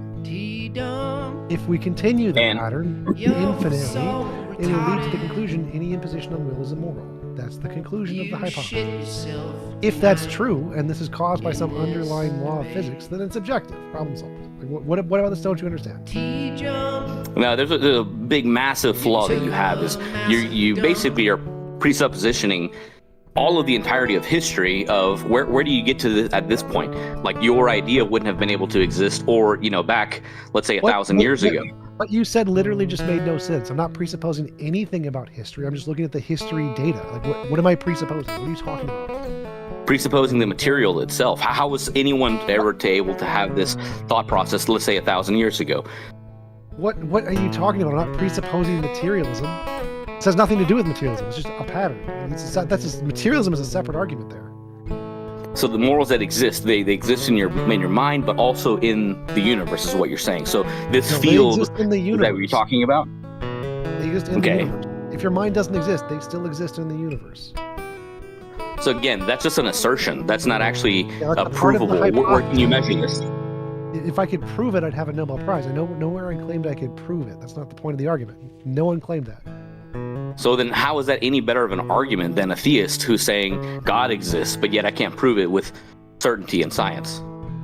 Because there's evidence for it. It follows the evidence of moral intuition, moral progress. It doesn't just make shit up out of their thin air. Dude, this guy's so dumb.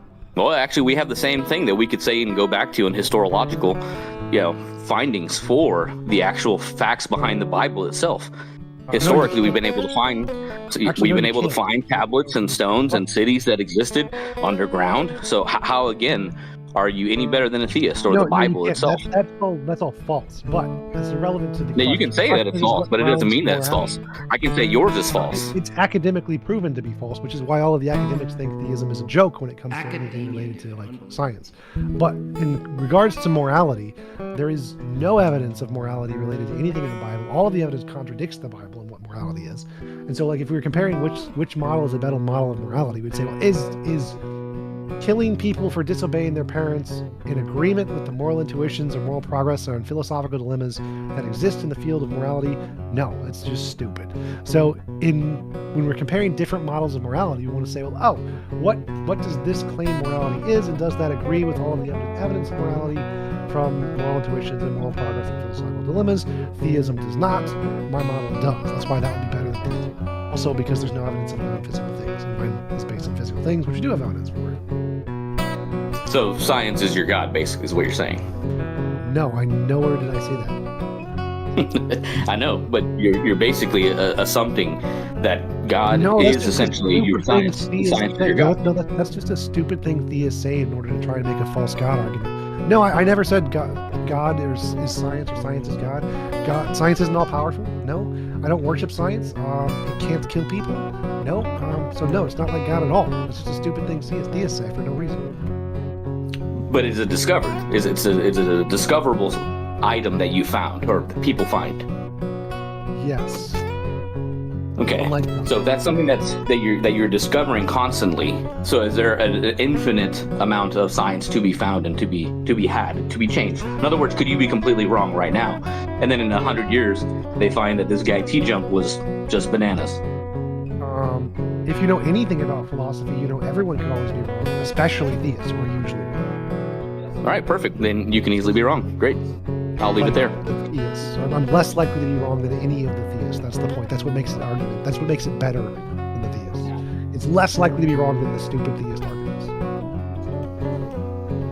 So evidence. Sure. Another objection. Good job. Thank you, T-Town.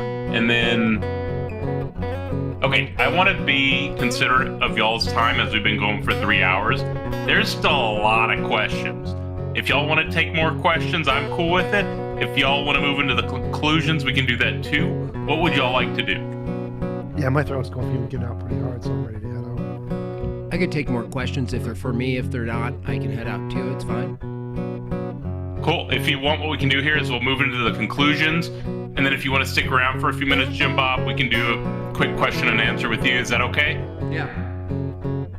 Cool. All right, so let's move into the conclusions. These are going to be 5 minutes each. TJump, we'll begin yours when you, tell me to start it. Yeah, I'll just go with my opening. My opening is the exact same. It was right the first time. Next. Okay, so that's the conclusion? Yep. Okay, thank you, TJump. And then Jim Bob? Yeah. So the topic of the debate is whether or not morality is reduced to the physical. You're muted right now. Oh, sorry about that. Yeah, the topic of the debate is morality physical. TJump affirmed that it is physical. Ultimately, he says, I can't prove it. It's just an idea. Whether or not the idea has any credence, whether it's coherent or not, I think it was demonstrated tonight that it does not have any coherency. I think TJump is all over the place with this philosophy. I think there was an equal amount of atheists who actually think this philosophy, this worldview is a complete joke without even making fun of theism. When it comes down to it, the key points here are, if morality is itself a natural law, like gravity is, then it definitionally imposes on the will.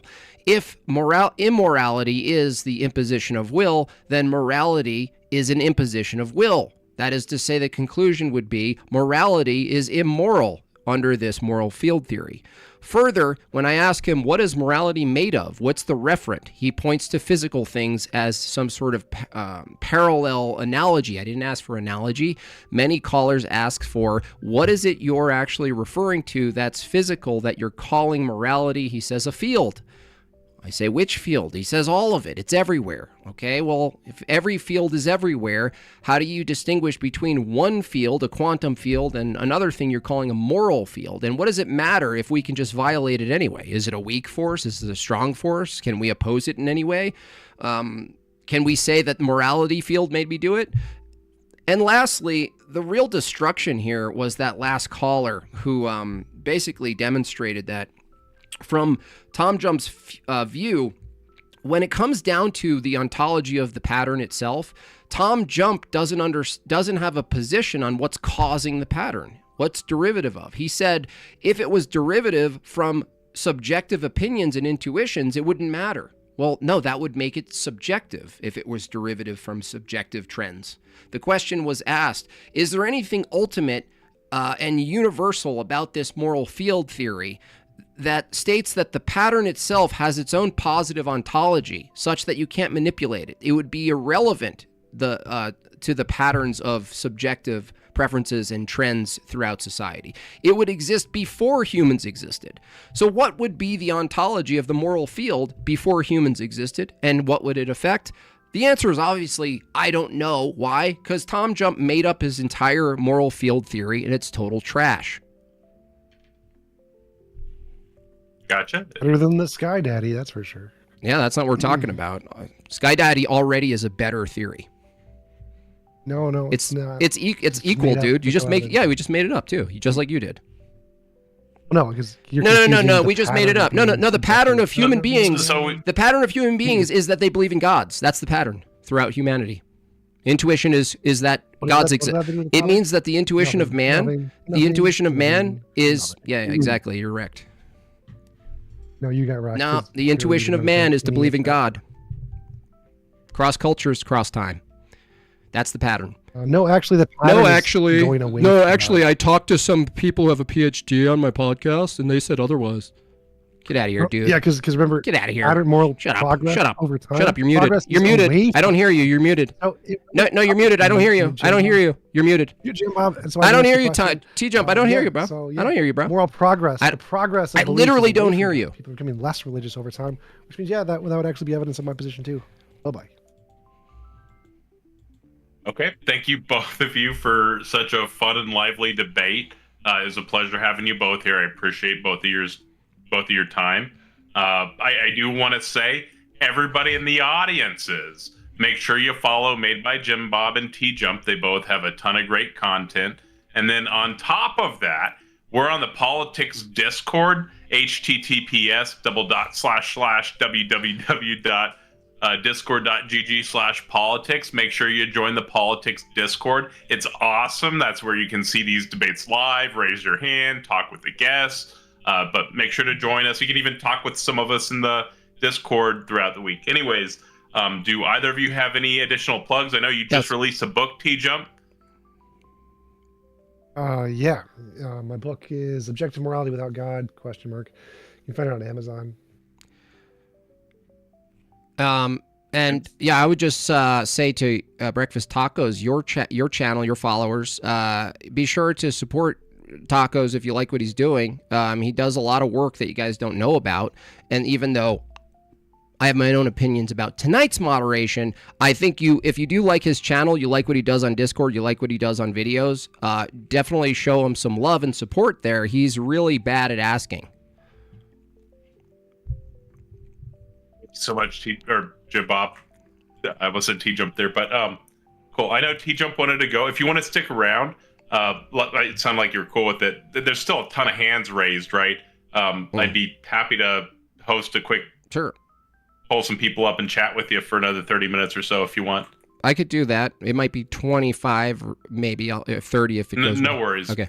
Whenever you want to go, you can go. Sure. TJump, anything else? No, I'm out. See you later. Have a good one. Thank you, brother. Let me see who's up here. Nick. I invited you up. Yeah, thanks. It's a shame that TJump just bailed because when I talked to him about, if I screenshot the screen and I read morality, is that word identical to what morality is? And then he went into appeal to authority and appeal to consensus. And then a few callers later, he's talking about a composition fallacy. Who would buy this guy's book if he's ignoring his own use of an appeal to authority fallacy and an appeal to consensus fallacy, and he keeps harping on about an appeal to composition fallacy or a composition fallacy?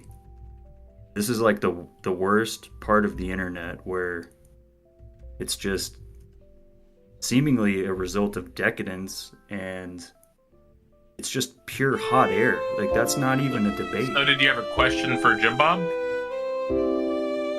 Well, I guess my question is, don't you guys, it could be for you too, Taco, don't you guys tend to agree that the people who are most likely to reconsider their position, typically in the audience, it's not actually the interlocutor? I would say during a debate that you're debating for the audience and not the opponent. I'm sorry, Jim Bob. What's that? Yeah, and if the audience is familiar with the appeal to authority or the appeal to consensus fallacy, and this guy just continues to use it, then why is he even debating? It just found it ironic that he kept griping about appeal to composition fallacy, and at least with 3 callers after I came in, I don't think it's fair to talk about him when he's not in the room, as he's not going to be able to defend his position. And I do hold a slightly different position on morality than TJump does. However, it would, like, an appropriate appeal to experts is still, you might be appealing to. I think TJump gave me the best argument for burning books. I'm going to really have to think about that. Right? I kind of want to Do review you have it. any questions for Jim Bob? Sure. I know Jim Bob has interacted with some of your positions. It seems like, although I know Jim Bob disagrees with your positions, as do I, it seems like you're actually making an attempt, or you could say a good faith attempt. Maybe that's too generous, but regardless, I just don't even think TJump is acting in good faith at all. No iota. But yeah, like I said, shame that he just left. So I just find it Jonah, ironic are that people it's outside just of a the EO constant church moving of the saved, or can they goalposts receive and just- salvation? yeah, Jonah, he's we not don't here, make so. declarative statements about people's salvation. Okay. Thank you, Nick. Is that everything?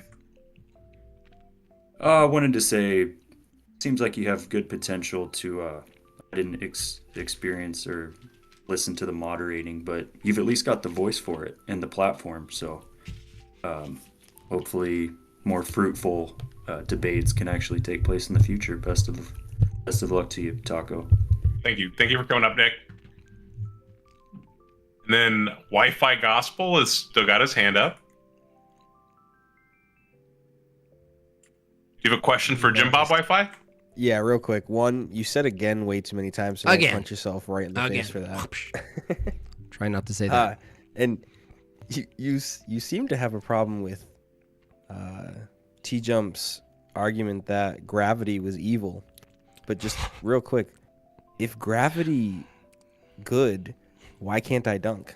That's true. I mean, I have the will to dunk, and I can't do it. So I guess it is evil. Yeah. Thank you. Told you. Yeah. Thank you, Wi-Fi. Have a good one, man. If you burn TJump book, we're can we gonna see have a the debate pattern with in the Wi-Fi ashes? Gospel and one of the server users soon too, so that'll be a fun one. I haven't got that scheduled yet, but we're working on it. And we should have Andrew Wilson versus Planet Peterson here shortly too. Really? And then Woo? Yeah, that's going to be a fun one. Nice. Sorry, I shouldn't have had my hand up.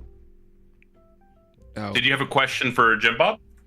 Well, no, it's just I wanted to speak to the other guy. Oh, What gotcha. he's called, hasn't he? No worries. We're just filtering through everybody else that still had their hand up. Thank you for coming up. And then Ham? Did you have a question for Jim Bob? I did. Hello. Yeah, I was just wondering, and maybe this is outside the purview of the debate. Feel free to shut me up if it is. Are you Are you a divine command theorist, Jim Bob? In a sense, yeah, that would be a big question to get into. The practice of Christianity, from my view, is through the tradition of the church, in this case, the Orthodox Church. And so this kind of thing where people appeal to divine command, they kind of posit like as if there are people today who can receive direct commands from God right now. Like, if God told you to do this, would you do it? This kind of question is really framed around modern lowercase heterodox Christians who think like they have a buddy Jesus and God's whispering to them. So I would just reject the whole paradigm that the question is likely asking from, which is assuming a sort of like modern heterodox approach to God and revelation. My view is revelation and commands have already been delivered, and now they're being preserved and practiced. They're not like new ones totally that fair. come down the line. I know that's a mouthful, but it's a really important distinction.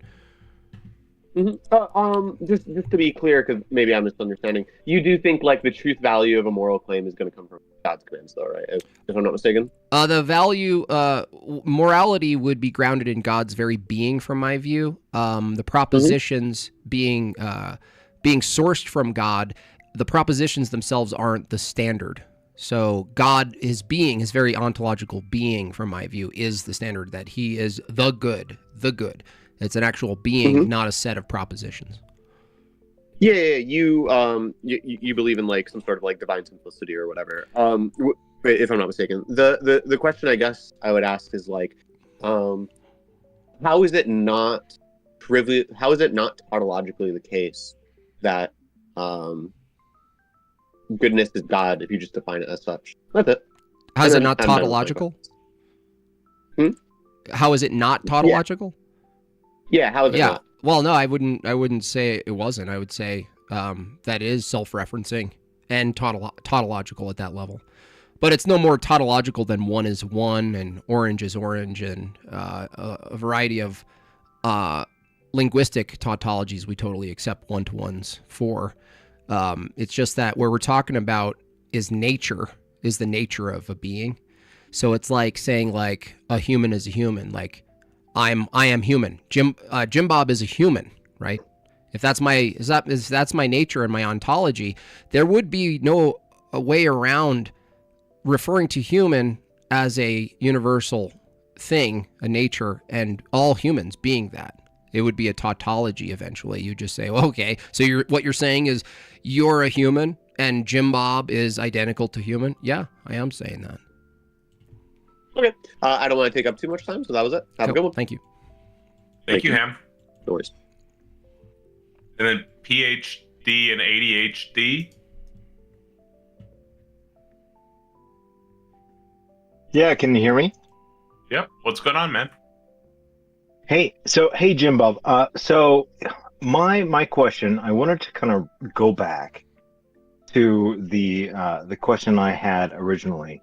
What, if you were to find that morality in some way was natural, physical, do you think that would in some way, negate what it means for morals to be real? Would it impact like the meaning for morality to you?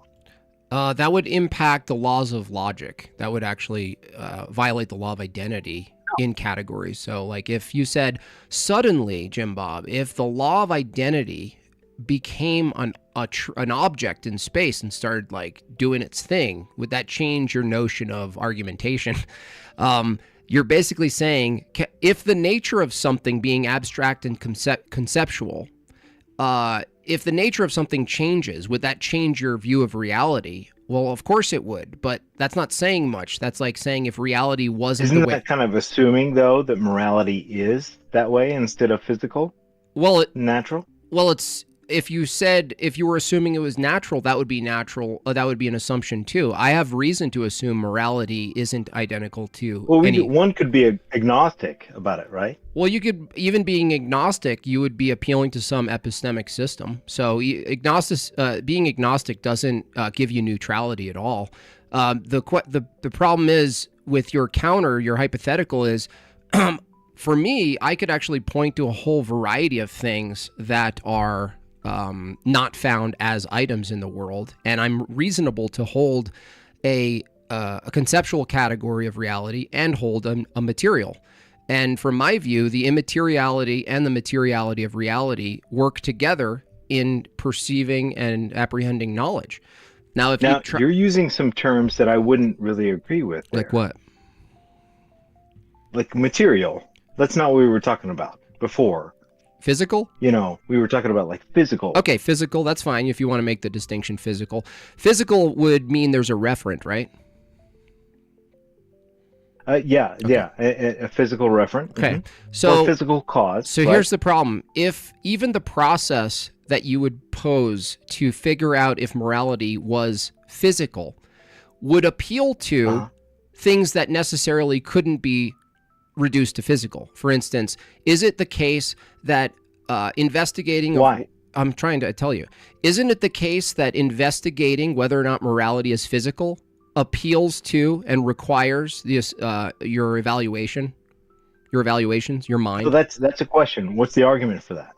What's the argument for what? I'm asking you a question. For what you said. You're asking me a question. I'm asking, let's say I'm dumb. I said the process of investigating the material world requires something called evaluation. That's premise one. Do you disagree? Oh, is that the argument? You know what an argument is made of premises, right? Premise one is... No, I'm asking, is this the argument? This is premise one. I'm giving you an argument right now. Okay, good. Okay. Do you agree that premise one, that the investigation of the material world requires evaluation? That's premise one. Okay, got it. Do you agree with premise one?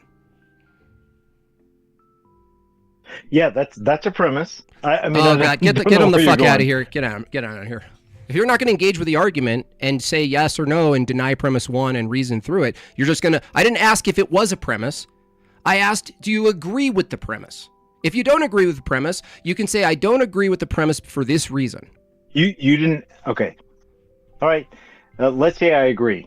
Where's premise two? Cool. Yeah, that's how an argument works. Premise two. So if it requires evaluations, if evaluations require a referent and a reference, I'm going to make that premise two. Evaluations require a referent and a reference. Do you agree? Yes. Okay. Premise three. If physicalism was true, reference themselves would be reference. References themselves, that is to say, a way in which... I see what you're doing. I see what you're pulling. So there's no distinction under physicalism between the thing you're referring to and talking about and the thing that's talking about the thing, because those are also just events in the world. Now you need some sort of other vantage point observer, knower, evaluator that's now observing the thing in your brain called a set of events, and it's just dominoes all the way down. That's why the question... Can we give an argument for that? An argument? For that? For what? For that? Yeah. That there's that knowledge required. For you're saying, hey, we need a third person observer. Yeah, right? sure. Events in the world are not truth apt. Do you agree? Well, maybe not. Okay, so can you give me any event that happens out there in the world that's truth apt? The event itself. What's truth apt to you in this meaning? It's true or false. Like it's like, is an event true or false? No, that's not what truth apt means, right? Truth apt means a proposition can be made, and you can determine whether the proposition is true or not. It can Okay. be true or not. It can be true. Can a blade of grass be true or false? Yes or no? No. No, right? It sounds absurd, No, right? no. Right. It's No, because it's yeah. It's proposition based, right? Well, no, yeah, it's just an object or an event in space. It sounds absurd to ask whether it can be true or false, right? Yeah, because we're talking about propositions when we're talking Hold about on a truth second. act, Hold right? on a second. Yeah, we're gonna get there. So if premise 1 is, and you agree, We've already got there, right? wait, because hold on. Let me just run the argument. So premise 1 is events in the world, as we know it, are not truth apt. They're just events. They just occur. Waterfalls, tornadoes, grass, anything happening, just events. Okay, yeah, let's grant that. Okay. That's fine. Yeah, Premise got 2, under physicalism, evaluations and propositions are events in the world. Evaluation. No, I don't know that I would agree with that. Under I don't know what that means. physicalism, what would evaluations and propositions be if physicalism were true other than physical things? That would be our apprehension of those things. Apprehension would be a set of It'd be events. reflective. You're granting yourself capability now. I'm asking about ontology.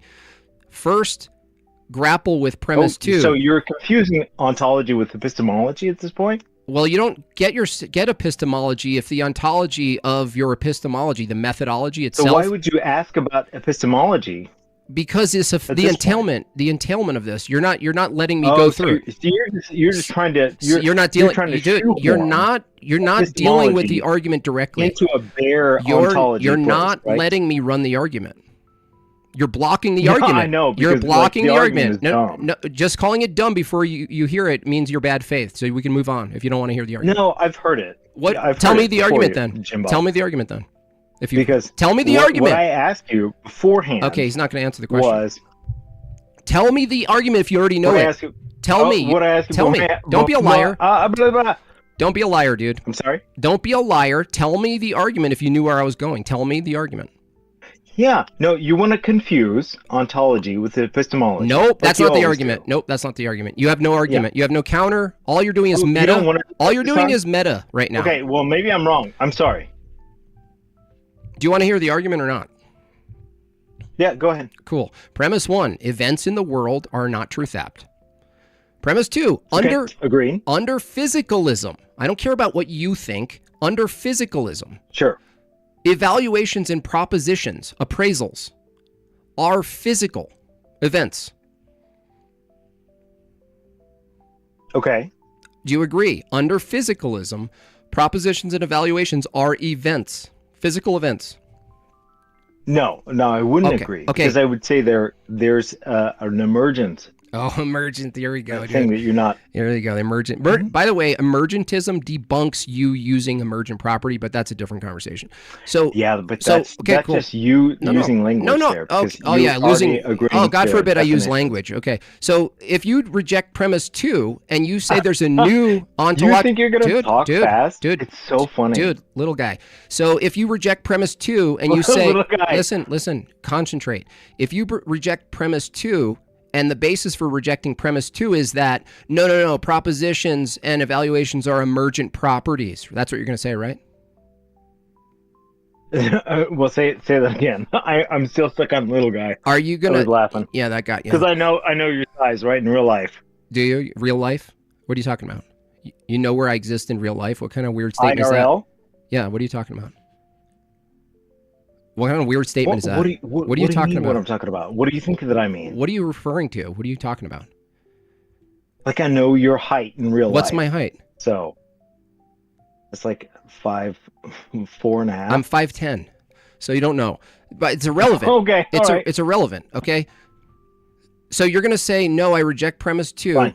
Are you gonna listen? So you're gonna reject premise 2, and you're gonna say no. They're not physical. They're emergent properties. Okay, cool. So if propositions and evaluations are emergent properties of the brain, is the property itself that's emerging from the brain physical? Well, I don't know anything that's not physical. So, That yeah, does for not sure. answer the question. Okay. So we're back to Yeah, premise. no, for sure. Okay, Yes, cool. the answer cool. is yes, So you agree man. with premise 2 then? Propositions and evaluations are events. No, I agree with the Unbelievable. This proposition guy's too, so but I don't frustrated. agree It's with the insane, framing. dude. Framing. Oh, you don't like the framing. Look, dude, you're totally avoiding this, right? Premise 1 you agree with. Events in the world are not truth apt. Premise 2. The reason I'm avoiding this, Jim Bob, dude, is move because on. You know, He doesn't know. He You doesn't. know that you're doing this intentionally. You're just doing. You're talking about what you think I'm doing instead of engaging with the argument. Okay, well let me fall into the trap. You already did. You're setting a trap. Yeah. Let's fall. Yeah, let's fall into it. Let's fall. Yeah, I agree with premise 2. Great. What's Okay, cool. the Yeah, premise 3 conclusion? That's Where great. we go? That's great. So premise 1, events in the world are not truth apt. Premise 2, evaluations, propositions, and emergent properties are events in the world. Conclusion, propositions, evaluations, and emergent properties are not truth apt. Now, for you, this is valid. The only way you can counter this, right, is to special plead for valuations and propositions, holding under physicalism that they are indeed physical, but giving them a new category such that you can distinguish between events in the world and also events in the world, because an event in your brain that's physical is still an event in the world. You're going to have to declare a new special breed of events that go against everything we know about virtually every other event in the world. Why is it special pleading? Because the category of events in the world that are physical is one category, and special pleading is when you give one thing in a massive category a special privilege. You don't like that. No, it's just logically fallacious. It's not that I don't like it, dude. No, I'm saying like you would assume on your own model, if you were to a special plead, that wouldn't be good. What? Stick to the argument. Stop flipping it. No, I'm asking you. Now you're doing would it you special plead? No, let's stick. Would you special plead, Jim No, Bob? special pleading is not valid. It's not valid. Right. Okay. Cool. That's all I wanted. So did you concede that you would have to special plead to grant evaluations and propositions as a special kind of event that's not like any other event? No, because your definitions are idiosyncratic. Dude, you're such a coward. You're an is absolute coward. Ridiculous. You're a deflective I coward. mean, that's fine. Get out of here. Evasive Love coward, it. dude. All right, talk to you later. Later, dude. Thanks, Taco. Thank you, PhD. Fucking coward. Are you wanting to head to bed, or do you want anybody No, else? I'm good. Bring them on. Cool. Let me see who's up next real fast. And then we've got Genesis 784. Hello, can you guys hear me? Yes. Oh, nice. So mine is slightly off topic, but it's still on topic on the subject of morality, if you don't mind. All right. So I had a question about subjective and objective morality, like as far as, if you don't mind. Sure. I mean, I know that the topic of the discussion is No worries. morality reducing. Go for it. All right. Go for it. All right. Here's the thing: is that recently I got into a debate with a vegan, right, and he questioned my morality system. Like as far as what he was telling me is that, subjectively speaking, he thinks that it's more okay to kill fish due to the fact that they're able to experience less pain than, say, a chicken. Okay. And he justifies, like, basically his morality system based on sentience and how much pain can an animal endure. And like due to the fact that fish experience less pain, right? Like we could kill them pretty instantly. Sure. You know, he views that as more subjectively okay. You know, in other words. And I was just wondering your opinion on that matter. Well, I mean, I've had a vegan ask me put the same thing to me, and I just asked him a simple question. If I set up massive corporate slaughterhouses so that they included a process which put the cows in some sort of Burning Man euphoria before they get slaughtered and remove their capability of experiencing pain, would it still be immoral to do mass manufacturing for cows if you just actually physically removed the substrate or whatever that transfers pain, right? And they would have to bite the bullet and say, well, I guess not. I guess if you just numb someone and numb not just an animal but a someone, if you numb someone and whatever you do to them, is it still immoral if they don't feel anything? I mean, that seems like a low tier vegan approach. But they also assume something else, Genesis, in their question. They think sentience itself is suffering. That means that the physical signal called pain is the thing that's suffering. Well, that's actually not true for even humans. Humans, two people who are humans, could experience the same input of pain, and one could be suffering and one could not be. Now, how is that the case?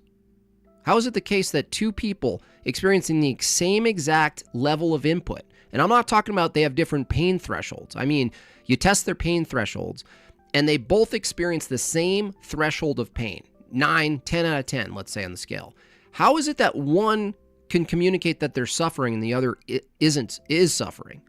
That means there's a will and an interpreter and an evaluator, which is kind of relevant to the last caller, because when I ask a vegan this question, how do they determine with an animal whether or not they're reacting to stimuli as an automatic response, or they're consciously producing meaningful judgments about the stimuli? That distinction is massive. Why? Because if I grab a rattlesnake, the vegan might say, well, you shouldn't have grabbed him. That's why he bit you. Well, it turns out if I cut the rattlesnake's head off and I grab him again, guess what? The rattlesnake still tries to bite me without a brain and a head. With its neck, just automatic response. So the vegan is the one in the position who has to tell you, Genesis, this distinction of where values start, where moral values start in regards to sentience. I've gotten multiple vegans, Genesis, to bite the bullet on bear jail. Tonight, by the way, TJump did.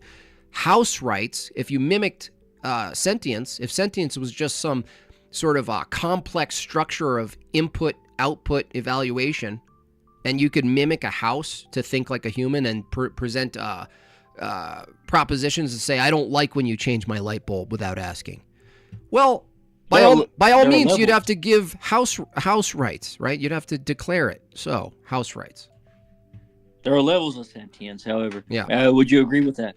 There are levels. Some animals are more sentient than others. If sentience means some more complex way of interacting and reacting to a set of stimuli, fine. The problem is sentience doesn't tell us when the threshold is between a sentient thing and something that's actually consciously observing and making moral judgment claims and value judgments inside their head.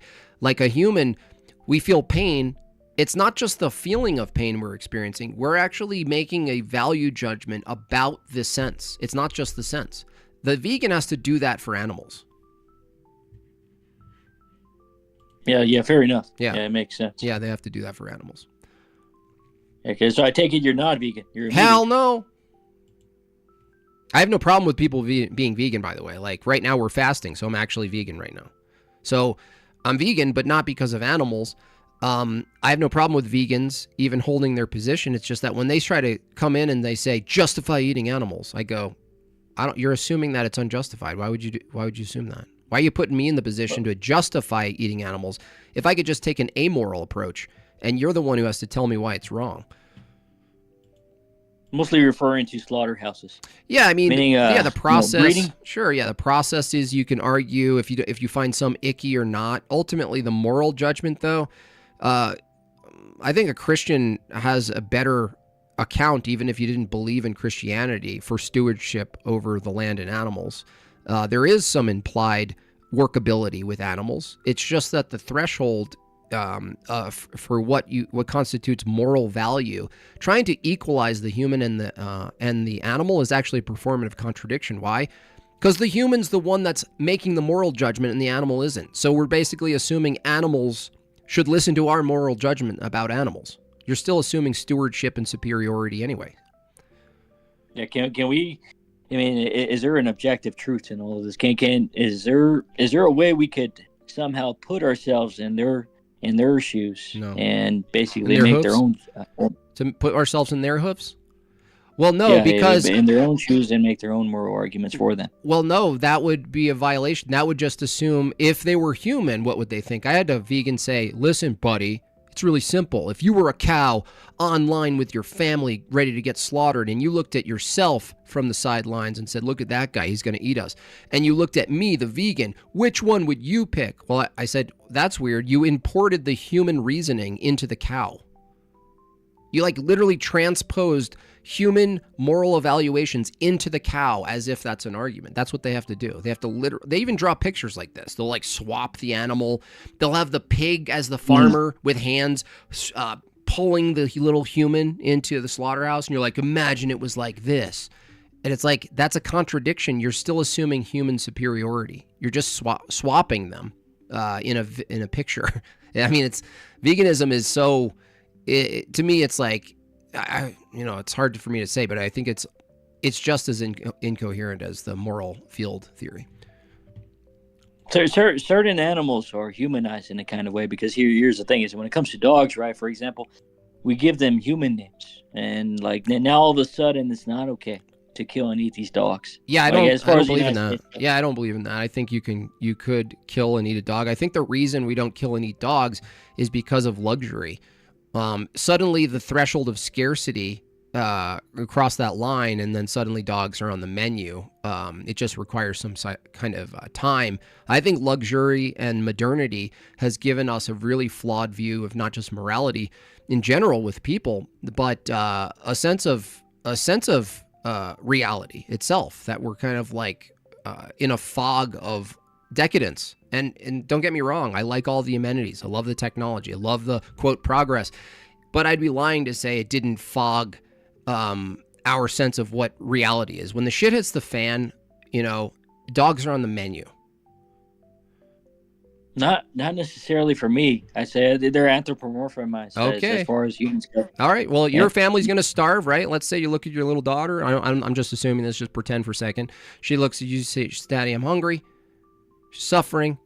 There's a dog out there. You're not going to kill the dog and feed it to your kid? Where do you stop, though? Like, here's the thing: is that like when it comes to killing and eating humans, right? Like, what if dogs are not a human? What if dog is not an option, though? Well, what if your daughter's starving? And the only option is a human. You don't. You die with your daughter. You don't need a human. Yeah. All right. So now, why do you place humans above dogs? Because from my view, we're made in the image of God. That we're dignified as image bearers of God. We were created in His image and His likeness, and so dogs are also. No, they're not. They're not made in the image of God. No. What are they made in the image of? They're just creatures. They're not made in the image of anything. They're just creatures, just like any other creatures, and we're peculiar creatures. And to argue against it is to assume the peculiarity of humans anyway. So, like, the moment you try to equalize us, guess who's assuming the priority privileged philosophy that we should abide by? Certainly not the dogs. It's yours, the human being. So even in the act of trying to ship some of the moral value onto animals, you're actually still using the human-centric view anyway. You're just making them more human. That's all you're doing. Notice that we don't do the opposite. We don't equalize the moral worth of animals and humans by making us more animalistic, do we?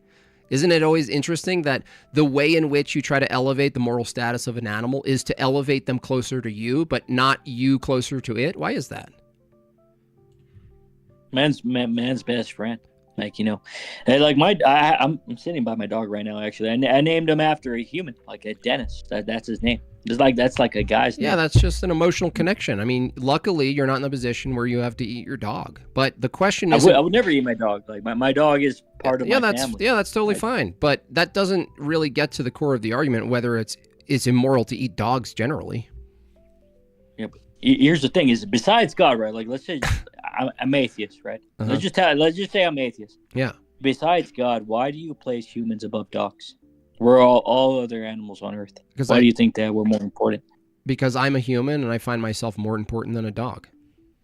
So therefore, I'm a speciesist. I'm a speciesist. Yeah, you're a subjective realist, basically. I'm a species supremacist. Species supremacist. Yeah. Gotcha. So are you. Not necessarily. Oh, really? Me, I'm... Really? Well, if your dog runs away, do you go chase him or you let him free? I would chase him. Why? You're not following. You're assuming your preferences to keep him in your house is superior than his preferences to run free. Why is that? Hey, he prefers to be by me. No, if he That's the thing. prefers to run away, I said, will you use force to go get the dog? It's better for him to stay here. So again, you're using your declarative moral stance as the authority. You're demonstrating even you believe that humans are superior because you get to decide the fate of your dog, not it. You're the god of your house. Basically, yeah. Yeah, so cool. I'm the priest of my house, and I have a god. So that's the only difference, is that you're the god of your house, and I'm the priest of my house. All right, fair enough.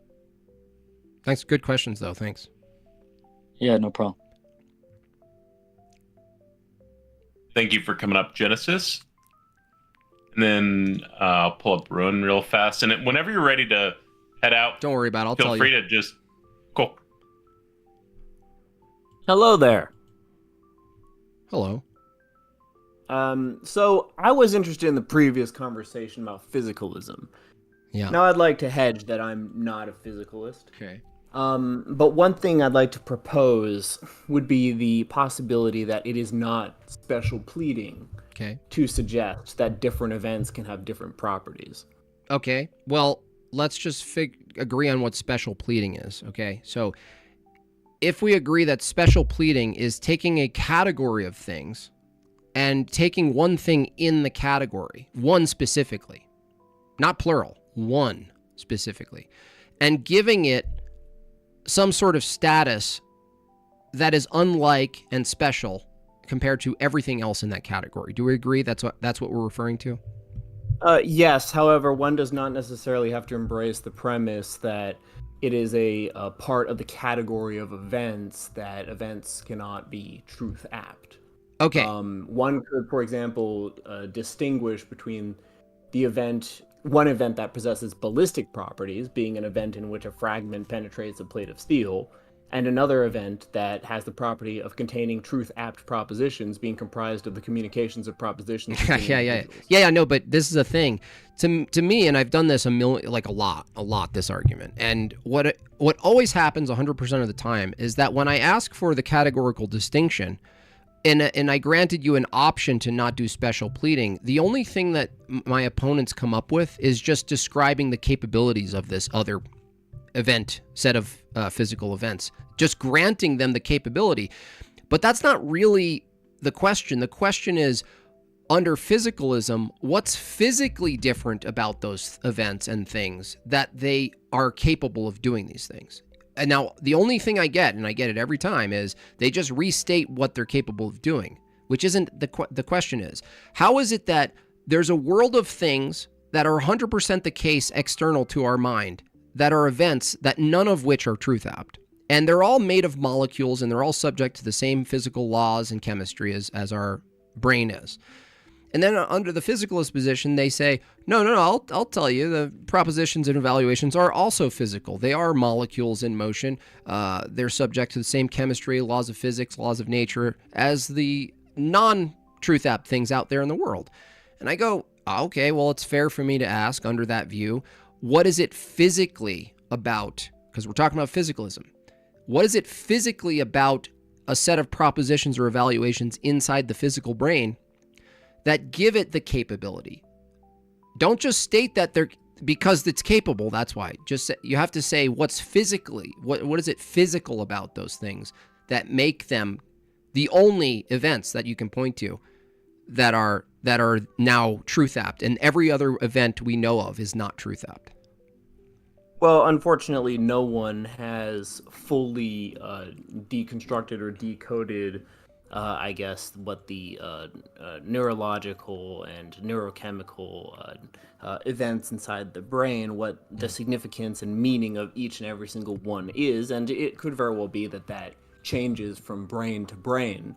So ultimately, how those specific mechanisms work under, I guess, a physicalist worldview, and even maybe a compatibilist worldview, that would ultimately determine, that would eventually answer your question, like, how is it we don't that know. certain We don't things know can because be- it's really complex, but The fact of the matter is that we don't know. But what we do know, some however, point we is that propositions are truth apt, right? That the blade of grass itself isn't truth apt, but the proposition that the blade of grass exists. Yeah, but I'm saying I'm granting you I'm actually granting you all the research you're thinking, right? I'm granting, right, that from that view, let's already just grant that propositions and evaluations are in fact reduced to just physical events. I'm already granting it. I don't need studies. I don't need to wait 500 years for them to go, we found it.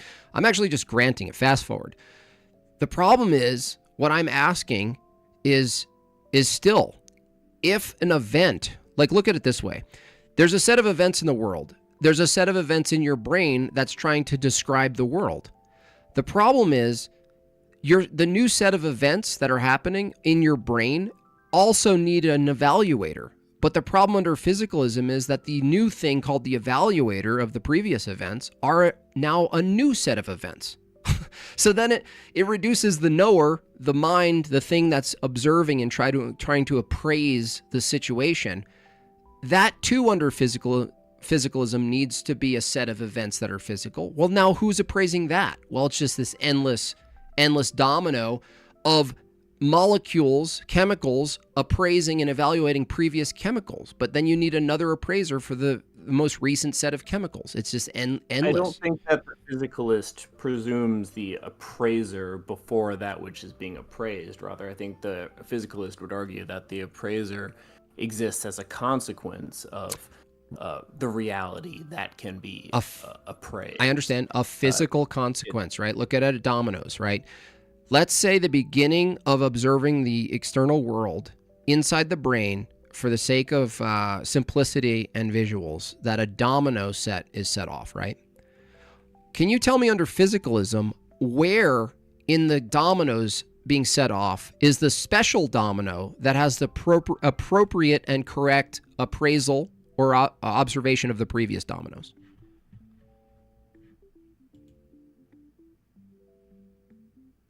That would, I'd say that would essentially require that we do have a precise knowledge of the nature of all the, I guess, biochemistry that does result in the emergence of that which we call the mind. I don't, hold on, Ruin, but the problem is you've just invented all of these people, scientists, neurophysicists, and all these special people, right, that are looking at the brain.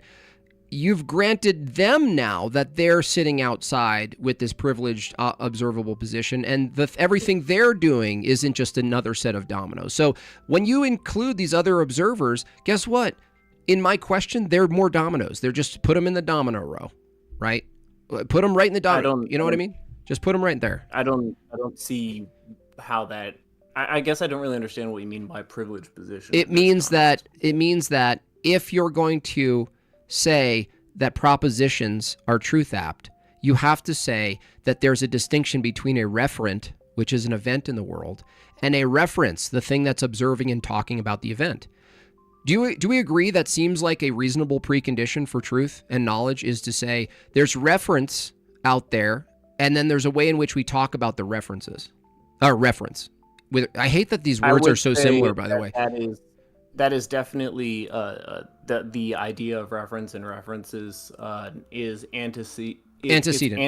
Yeah. Yeah, it's antecedent. Good. Okay. I wouldn't say it's okay. I wouldn't say it chronologically. Okay. Proceeds, Okay, that's which fine. Is a mistake Okay. That often people make is they conflate the two. Okay, hold on. If we agree that the antecedent for knowing whether something's truth apt is itself, the antecedent is this distinction between a referent audience, referent with a T, set of events or objects or whatever you're referring to, and the reference, which is the thing that's looking at the object and the events and starting to categorize it and doing all this work. Now, here's the problem. Under physicalism, there's no difference between a referent and a reference, because the reference under physicalism is a referent. It's a new referent. So the state of affairs in the brain and the chemical reactions and all the events happening in the brain is now a referent in the world. But that's the thing that was supposed to be your reference. That's supposed to be the thing that's describing the referent, but it is the referent Well, now I mean, too? You certainly can have different reference points when approaching a problem. You can have point A and point B, and in one context, you could treat point A as where you draw your data. You're not getting the problem here. You're not getting the problem. You don't look. When you say, I'm not talking about reference points. I'm not talking about perspectives. I'm talking about the actual mechanism under physicalism for trying to appraise what you call appraising truth, or properly investigating the natural world and describing it and evaluating all of this stuff, evaluating sense data. You know, I'm talking about this process. The process Well, is... the actual mechanism is human reason, right? Well, We're reasoning, using I our know, brain. I know, dude. I hate to interrupt you, but reasoning is the thing in question. If reasoning is a set of physical dominoes that are determined by chemistry, the same question is unanswered, which is, if reasoning is something that has to be distinct from the events itself, if reasoning is just the end of a domino, I'm asking, what is the special domino called reasoning that then can evaluate all previous dominoes if reasoning under physicalism itself is just another domino falling? Just keeps going. Everything under physicalism is a referent. That's my point. In order to have knowledge and to evaluate things and to do philosophy and science and induction, you have to assume the opposite. You have to assume that everything you're thinking isn't just downstream from determined chemical reactions, because you're thinking about it. Like, can you imagine looking at a scientist who's done all this life work, obtained all these grants to figure out the solution to some crazy problem, and they took the position. They took the position that they actually had nothing to do with it. It was just a chemical reaction they were a part of. Jim Bob, actually, this particular stance of yours, I'm actually very sympathetic to, and I would actually like to make it stronger, which is that you don't assume that you're doing these things. You can directly observe. No. Ruin. No, then you're assuming there's a you who's properly observing and evaluating things. So, no, you can't. You're appealing to the thing that you need, and I would argue from my position is that... I have Go ahead. No reason to treat that as an assumption any less. What? And I'd have reason to treat Hold reality on. itself. Oh, as no. an assumption, Now right? you're getting into TJump territory. Reality's reality. Well, no, actually, I'm getting into axiomatic Axioms? here. Oh, axioms. Yeah. Okay, I would argue that Okay. A is a pretty solid axiom, and as we can translate that to, the simple fact is that reality necessarily exists. That's ad even hoc. Even if we were just brains in a vacuum. Now that's all ad hoc, dude. That's just granting yourself a metaphysical assumption called reality. By the way, when you say reality exists, you know that's an actual metaphysical claim? If we were to not operate based upon the premise that reality exists, then there could be no conversation occurring between the two of us. Yeah, but that's just saying... Regardless as to whether it was simulated or... Yeah, but that's like saying then a body is necessarily. No, it's actually not, because there was a reality under your view likely that a bunch of humans didn't exist. So suddenly... necessity for certain things doesn't justify their existence. I need a hammer to hammer nails. That doesn't tell me how it is that we have the hammer. You need the regularity of nature to do induction. That doesn't tell you how it is that you have the regularity in nature. You need a mind. You need to assume a mind that's observing something. It's not self-evident. You need a mind to assume. You need to assume a mind to be able to do evaluation and sense data analysis and all this stuff. But not self-evident. No, there's nothing. There's nothing self-evident, dude. There's the myth. The myth of is that a self-evidently true claim? No. Oh well, I mean then it's not an evidential claim.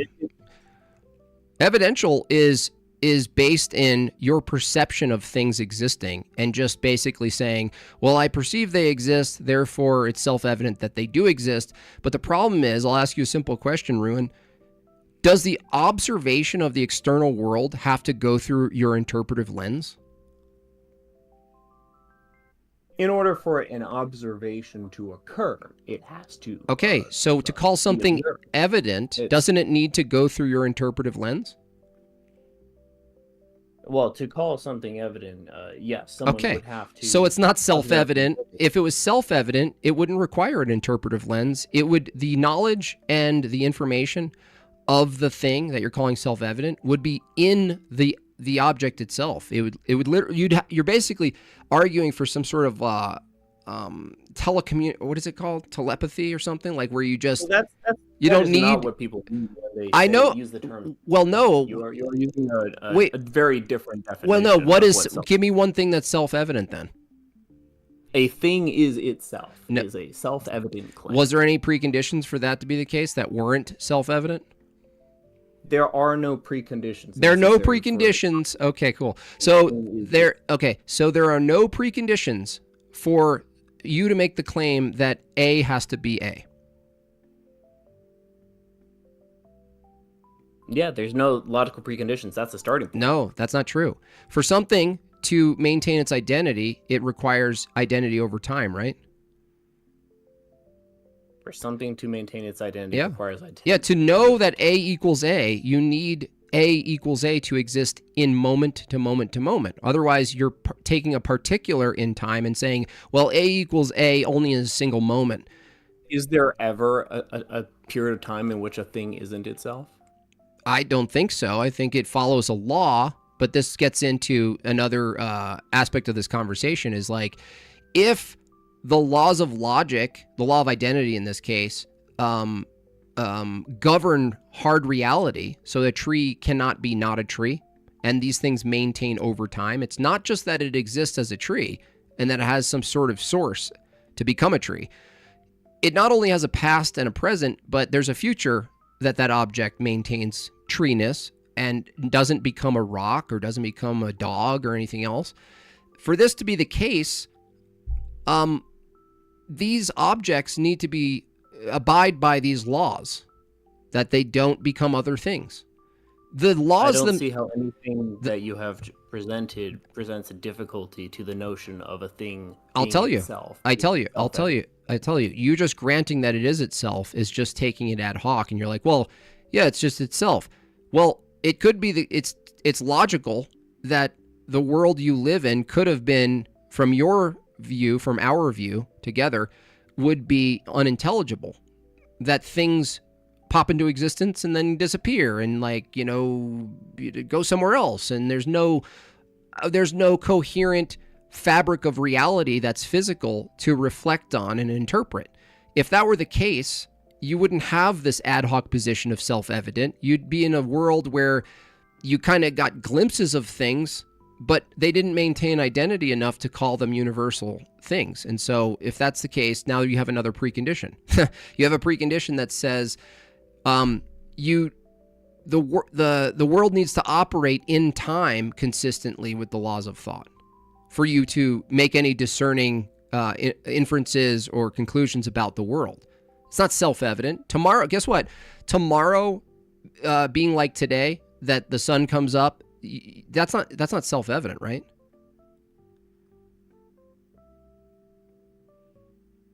I don't think anything you have said here actually. I ask you a question. Is tomorrow being like today, the sun coming up tomorrow, we assume that. Is that self-evident? No, but Okay. that is not entailed in the assumption that a thing is itself. No, it kind of is, because you're assuming that a thing will maintain itself, but you don't have evidence No, that. I'm actually not.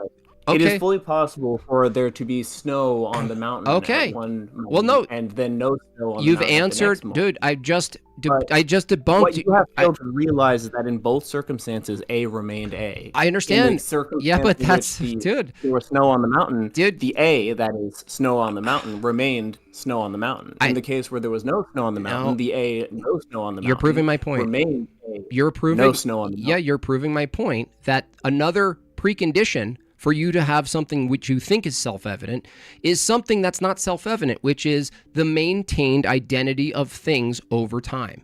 That itself is not I think self-evident. You're wrapping up an assumption into the law of identity that doesn't actually exist. You The law of didn't identity respond does to what not I said, assume though. that You things did not will remain. look. I'll say it again. Instead of meta telling me what I'm doing, listen to what I'm saying. What I'm saying, Rune of the Gods, is that if your notion of self-evident, anything that's self-evident, relies on the assumption that things maintain their identity, then what you call self-evident isn't self-evident because the maintained law of identity is not self-evident. Maintaining an identity does not mean that that identity is always the same. Those are two different things. I don't. What your distinction you're making is irrelevant to what I'm saying. Everything is always itself. Here's the thing: is though nothing. No, that's an assumption. That's an assumption again, dude. Intelligible. It's. It is a true assumption that is self-evident. No, you're doing a pragmatism. You're just moving to pragmatism right now. You're just saying, if it wasn't the case, we wouldn't be able to talk. That's not what's in question. What's in question is you posited that there are self-evident things. And whatever example you give me as a self-evident fact relies on the notion of that the thing you're claiming, you're referring to, maintains its identity in relations to other things over time. What I'm telling you is that you're incorrect. No, well, really, that is really, incorrect. really. Yeah, tell me one fact. Tell me one self-evident fact. conflating- No, tell me. You can conflating stop telling me what the- I'm doing the and give an things example. themselves No, with the stop, notion of things stop. remaining No, the same. Ruin. Those are Stop two giving. different Stop doing the meta and give me an I'm not example. doing that. I'm just literally pointing out your logical error. Ruin. Give me one example of something that's self-evident about the world that doesn't rely wholly on the assumption of the law of identity of things in the world maintaining. The law of identity itself is self-evident. And then there's the next thing that's self-evident, No. which is that Dude, a thing is not unbelievable. what it is not. Unbelievable. That is also a self-evident Okay, claim. how did you? Something cannot be what it is How not. did you determine the law of identity is self-evident? Because there is no way you can intelligibly mount a critique of the law of identity. No, that Every doesn't answer my argument you have question. presented ultimately relies upon the notion of identity. No. That didn't answer the You had question. these words like you No, referring to me as that a didn't sort of answer the existing question. being with That's a nothing, big dodge. You didn't answer the question. and- I asked It's you. not even a I asked dodge. you I'm- how. Look, focus. I asked you how did you determine the law of identity is self-evident?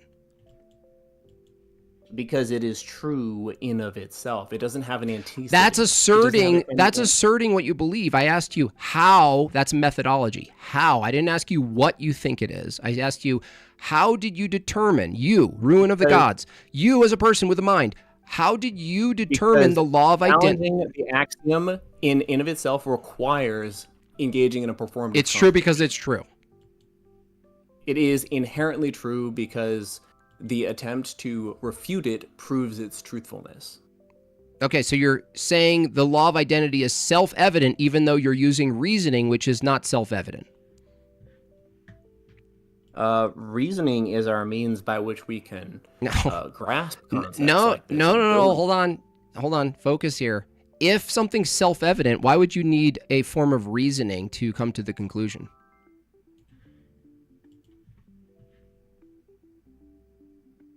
I don't follow. If something was self-evident, why would you need a secondary method outside of the object and the thing you're referring to?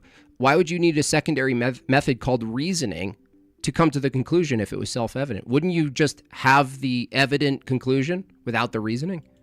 Well, clearly not everyone recognizes what is evidently true, so sometimes you do need to use reasoning to lead people. No, I didn't ask. Holy shit, dude! I didn't ask your opinion about other people's flaws. Your flaws up on the stage right now. I asked you if something was self-evident, Ruin. Why would you need a secondary methodology to come to the conclusion? In no way does You're not going to answer. using reason to recognize evident truths negate the notion that those truths are simply evident in of themselves. Yes, it does. Of course it does. Of course it does. Of course it does. In no circumstance. Of course it does. Using reason to recognize that fact. Of course it does. That just means your reasoning. You're claiming your own reasoning is self-evidently true. That's all you've done here, dude. No, Yes. I've actually. No, you recognized actually that not. things themselves No, is no, self-evident. dude. Here's what happened. Not Here's what happened. You said necessarily X. You said X is self-evident, right? I asked you, how do you know that? And you said, my reasoning is self-evident. That's all you did. I never said my reasoning was self. You just said, I just asked you, No, how I do you said know that A something? equals A is No, I asked you, how did you come to the conclusion that A equals A is self-evident? And you said you then posited some form of reasoning, which is outside of the claim that it's self-evident. Oh, no, it's evidently a thing being itself. Oh, it's is evidently. self-evident. Oh, wow, that's magical. Because it is you self-evident. can't. There's no way anyone can mount an argument without relying upon. We the didn't law of ask. identity as We an didn't, instance. dude. We didn't ask whether or not your reasoning is dependent on an assumption. You keep switching. The very I'm not listen. No, switching. listen. This was part of my argument. Ruin. Listen closely. You keep moving between declaring something to be self-evident and moving to another claim that, well, without the assumption, then I can't do this other stuff I want to do. I'm not talking about that. I grant you that if we need to make a number of assumptions to do empiricism and science and induction, we need to assume a bunch of things that induction doesn't give us to do induction, okay? We agree on that. That's not what's in question. The question is, you claim some things are self-evident, and when I asked you name one thing, the thing that you named, you couldn't come to that conclusion it was self-evident without using something called reasoning and your own processes, which mean that it actually wasn't self-evident after all. That's not what makes it not. What makes something self-evident then, and what's something not? Tell me. What makes something self-evident is if any attempt at challenging it ultimately relies upon it in the argument as an antecedent. That's what makes something self-evident. That's what makes something axiomatic. Yeah, but the You're fact essentially attempting to argue that because I'm using the term axiom. Yeah, okay.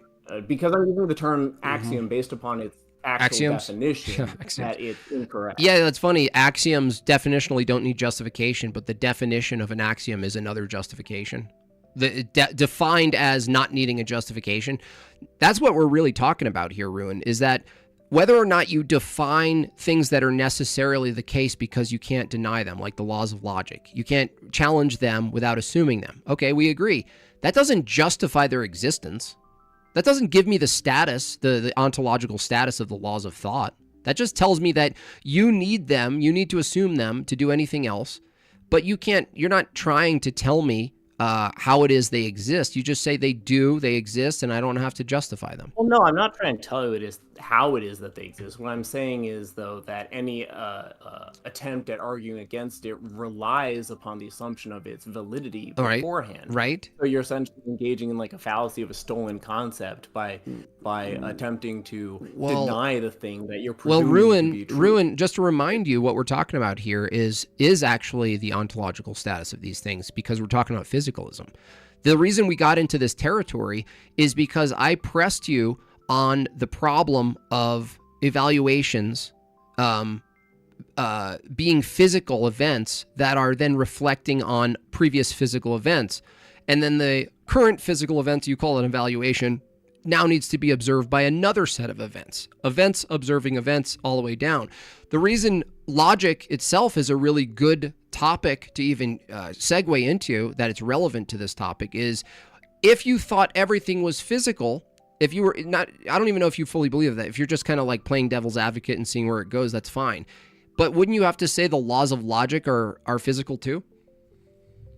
Yeah, see, it seems to me actually, and this is where we might actually have some agreement, is that this is part of the reason why I've always hesitated to come around to physicalism. You know, even though I do share some, I guess, ideological or philosophical similarities to some people who identify with those things. But it seems to me that there are abstract truths. They necessarily have to be considered conceptual abstract truths. Yeah. They can't be considered physical truths, like things like moral truths and things like that.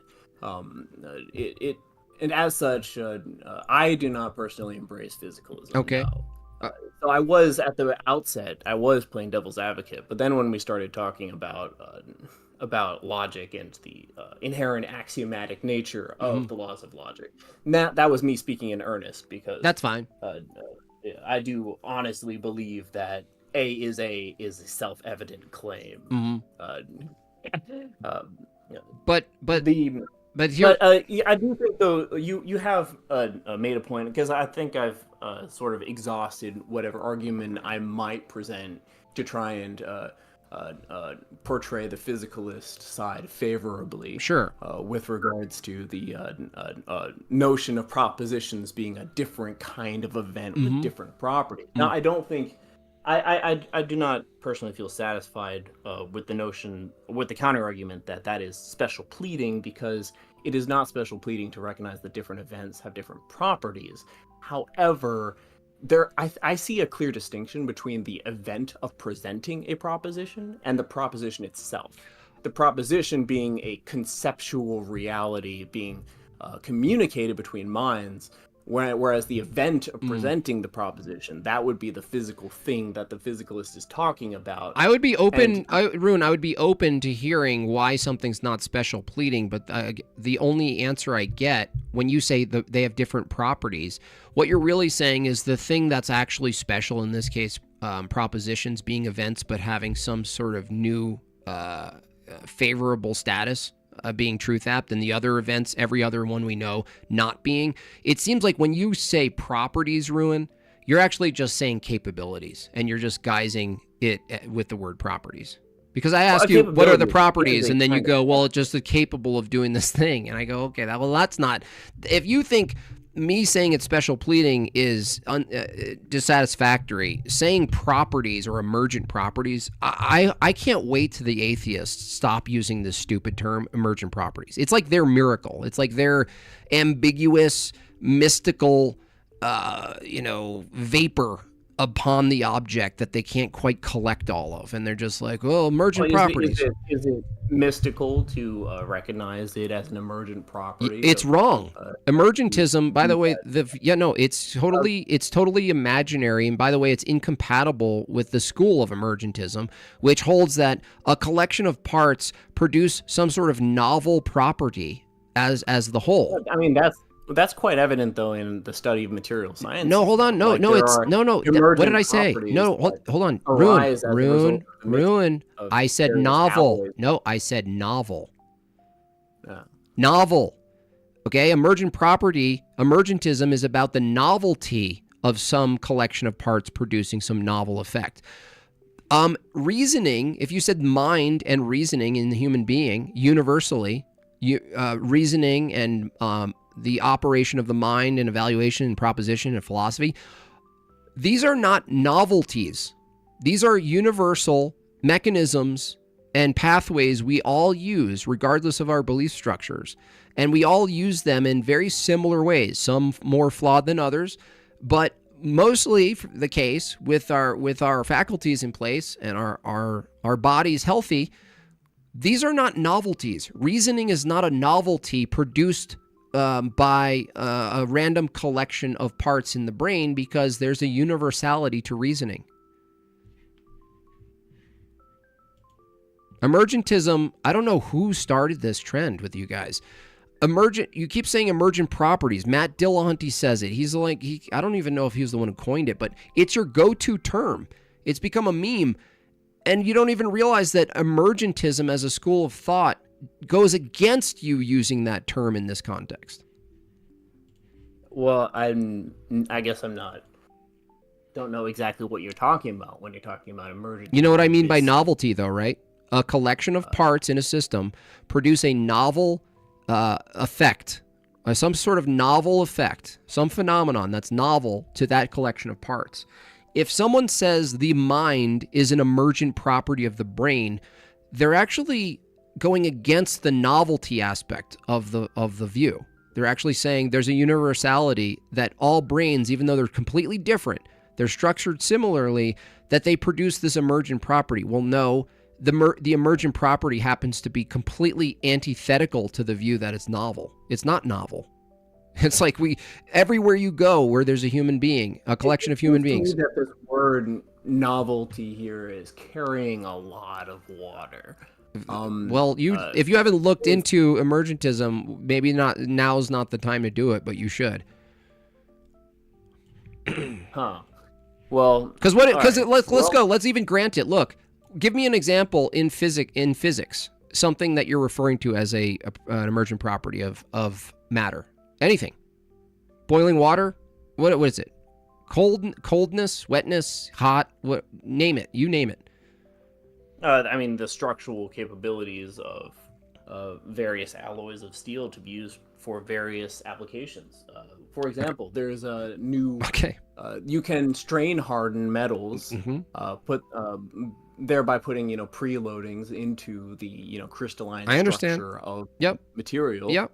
Making it so that it's removing simultaneously it's the yield point is higher, but also the metal overall has a lower tensile strength, which can be very useful because now you've hardened it, making it take longer to yield, but at the same time you also have lost some of the area under the curve, right? Okay, Ruin. I understand that. I'm a metalsmith, so I understand what you're saying. But that is an effect of physics with a referent we can observe, manipulate, test, and such, right? You're saying that the collection of alloys mixed together in a certain way, tempered, annealed or not, will produce some sort of effect, and you're calling that effect in physics a property. Now, wouldn't it be wrong, Ruin, to say that was an emergent property? It's an engineered property. It was with intent. It wasn't novel. It is engineered. Okay, great. But so give me another definition of emergent. It did emerge. I know, but we made it happen. It's an effect. So let's look at something in nature that's not engineering, that you would think in nature is an example of something that's an emergent property of matter in nature. No humans engineering. An emergent property. Well, I mean, definitely we could default on the mind is an emergent. No, not that one. That's the thing in question. Yes, there's I guess plenty of examples. I've never been one really for chemistry or whatnot, but there's plenty of examples in chemistry where you would have different molecules. They have a reaction, and they combine to create a new molecule that has new, for example, like maybe new polar properties that it didn't have before. Okay, right? but hold on, but in that example, if you observed it happening and you put them in the similar position and it happened again, would that be just called an effect of physics that you've then discerned from nature, or would you call that? Each time, would you call it a novelty that emerged out of the thing? I think you would call it the former. You would say, look at this thing we're observing over and over again. It seems to do this thing that produces this effect.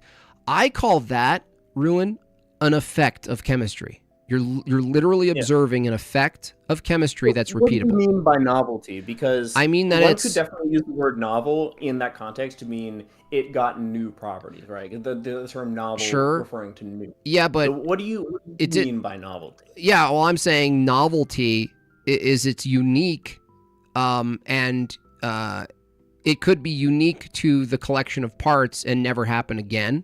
If it did happen again, it would lose that. Now, if you're going to say novelty just merely means there's a new thing that's added to the system that didn't exist before because of the collection of parts. In physics, I don't know why you would use the term. You would just use the term the effect of the physics itself. It produces the effect. So I think that's what happened in where physics, people in physics maybe use language and they try to cross over into philosophy. And they were like, well, can't we just use that thing, right? And say that like there are effects of physics and chemistry that happen, but if the brain is a chemistry in motion, we have to produce the brain and put it into some sort of physical term that's not identical to the effect of physics. But I'm asking for a distinction here, Ruin. What's the distinction under physicalism between an effect of physics and an emergent property? I still don't have an answer to this question.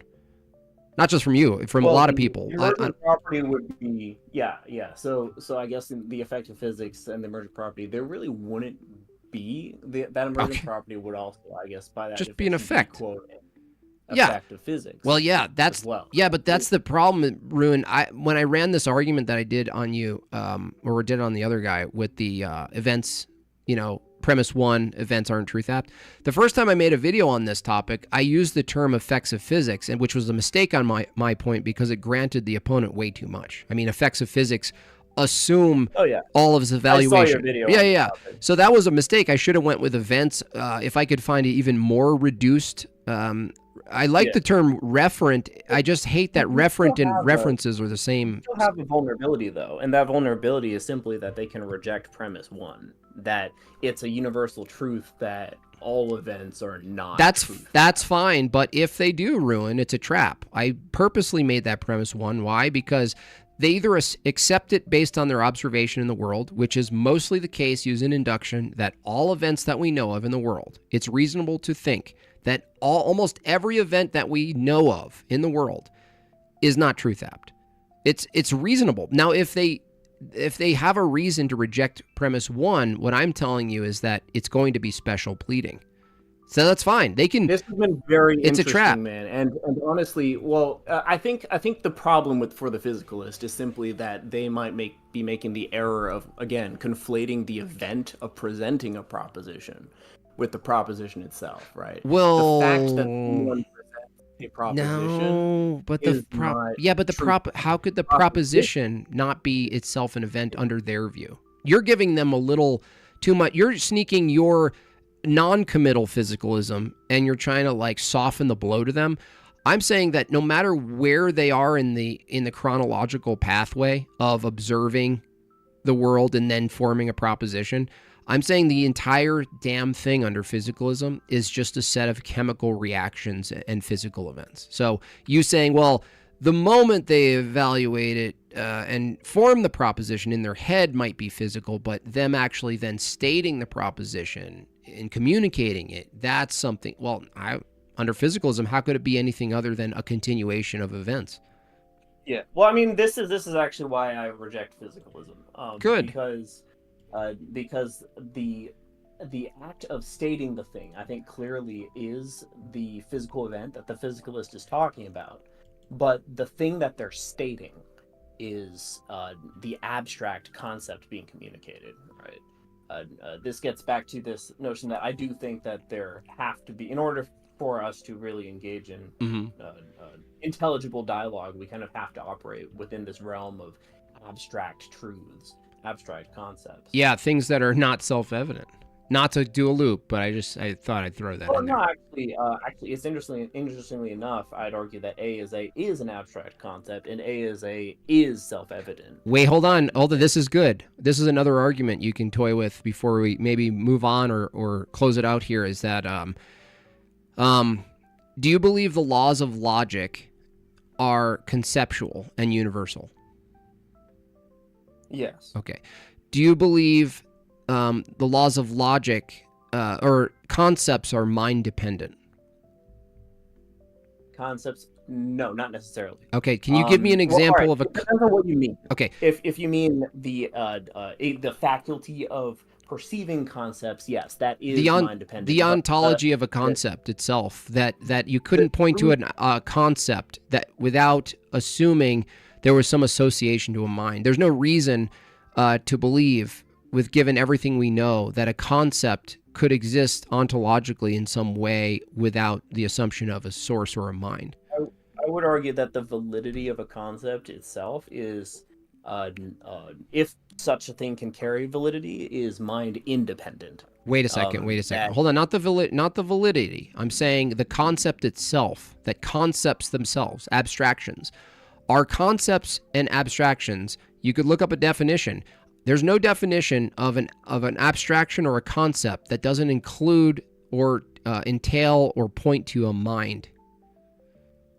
The act of engaging in abstraction or conceptualization is mind. Dude, mind. okay, yes. Wait, just come on, dude. I'm trying to be precise. I know, but I'm trying to be precise and you're not being precise. I'm asking about the ontology of a concept, singular itself. What is its status? Okay, premise one is the laws of logic are universal and conceptual. Premise two is concepts are mind dependent. The concept itself, not just the engagement with the concept. I'm talking about the concept itself. I guess I'd need you to be more precise with what you mean by the concept itself. The laws of logic are conceptual and universal. The law of identity, non-contradiction, excluded middle. Are you talking about the existence of the concept That's as right. in whether it's That's right. true or false, or the No, existence of the concept no as in concepts. whether or not it is esteemed? I it is don't. recognized? I don't hold that the law of identity is true or false. It's not a proposition. The law of identity is something that objects, reasoning, events. Actually, the law of identity is by definition a proposition. I mean, if you say the expression of the law of identity is A equals A, but the law of identity itself, if you're saying the law of identity exists in some way, we're pointing to the ontology of concepts. Okay, so and this gets tricky with regards, because what do you mean by exist? Yeah, Because if you mean right. exist as a physical object, definitely No. This is why premise 2, people start either they bite early and say, yeah, that makes sense.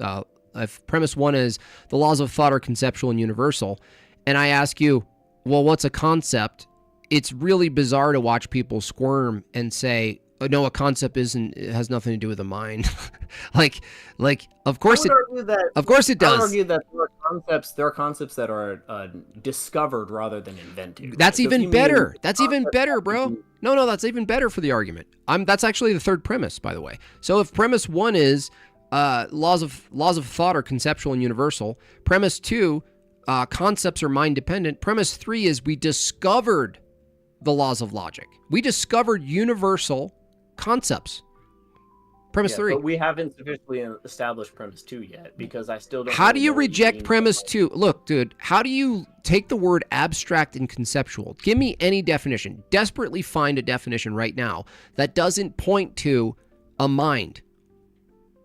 Well, because I don't think that it is mind dependent for me. I don't think that that A is A requires my brain to exist. Hold on a right? second. I think that I things are always going to be themselves, regardless as to whether or not there are any humans. I didn't ask what you think, whether or not you think the law of identity could exist without your mind, right? Because you're assuming your own mind and other human minds, okay? I'm asking you a very more basic question. The concept itself, a definition, right? An abstract idea, a general notion. Do you agree with the definition? Abstract idea, general notion. See, You don't this agree can with the still definition be- of concept. Well, this can still be Harry. Once again, we can be talking about it in terms of. Dude, you're we can turning be into thinking Jordan about it in Peterson, bro. terms of You're turning the into Jordan Peterson. conceptualization. Depends on what you No, mean well, by no, allow me to concept. finish. Jim Bob, allow me to finish. Okay. Allow me to finish. Because from that definition, we could extract two different meanings. All right. The one meaning we can be talking about would be the concept with regards to we're conceptualizing, right? We're talking about the action of concept. You mean We're- we with we're- minds? we're- We with minds, right? Yeah. So, Okay. all right. If you mean concept as in an idea held in a human mind. Well, then no, would I didn't say say human mind. concepts all the- I didn't say human mind. I said an idea. Well, right, within a mind at all. Yes, right. An a mind. idea held within a Yes. mind. Yeah. Okay, And, cool. When right. concepts require minds to exist, but then I'd have to create a new category. Okay, hold on. Yeah, there is a new cat. There is right? a yeah. And then Yeah. the concepts is the truths exist regardless of the mind. Yes. And those are mind independent. No, yeah, no, And then no. the This is concepts are the mind dependent. this is great. Right? But You're, it's no, like this kind is of playing great. with No, terminology. no, this is great. You're actually kind of resisting where this is going because you might even know in underneath it all, you know where this is going. If premise 1 is the laws of thought are universal and conceptual, and premise 2 is concepts definitionally are abstract ideas, general notions. So if they're general notions and they're ideas, then they're mind dependent. They're associated to mind. That's it. There's no reason for you to reject premise 2. Yes. Okay, premise 3. If Human. yeah, operating based Hold on. upon- Hold on. Just be more charitable here. You don't have to bite the bullet on the conclusion, okay? I'm just asking you to walk through this with me. If premise 3 is humans discover universal concepts, that is to say, us being finite beings, don't create as any particular. There's no Ruin or Jim Bob making universal concepts in our minds. We're discovering them. I agree with you.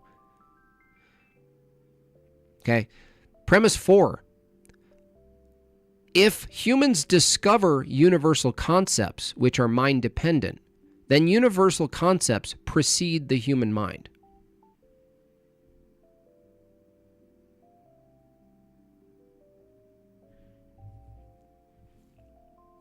So this is why I alluded to the third category, truths, right? Because if we're talking about concepts as in the product of conceptualization, right? We take truths that we discover and we conceptualize, right? We create concepts to describe those truths. Then those concepts do not predate the human Hold mind. on. Those No. concepts You contradicted premise 3, which you agreed with. That's fine. If you want to go back to premise 3 and No, all right.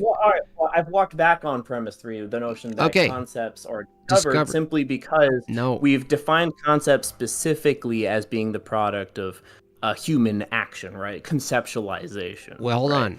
Which is why there was fuzziness in the definition. Hold on. If we're talking about concepts as Hold on. You're running around just like I just dropped the dog leash and you just were like, cool, we're at a park. Let me go run. We're not talking about general concepts here. We're talking about premise 1. The laws of logic are universal and conceptual. Did we discover the laws of logic? Those are in the category of truth. Dude, you're peeing on the post again. The laws of logic, did we discover and then describe these things? Or did a group of men create them conventionally and we can actually turn on them at any moment? Well, I would argue that a man recognized them to be truths Discovered. and basically conceptualized from those truths. Well, that's a discovery. The notion absent of the symbols we use to represent the truth that A is I A, understand, right? that's a lot. But then we symbolize it. We create the symbol. Dude, chill. We discovered them. Yes, we discovered Okay, cool, great. So, if we discovered universal concepts and they're mind-dependent, that means they had a type of existence that preceded us. That's the definition of discovery. Discovery means the thing that you're discovering preceded you, and you discovered it. Yes, the truths were discovered. The concepts were derived. No, wait a second. Now you're talking about the descriptions of the laws of logic as opposed to the laws of logic, the thing we're describing.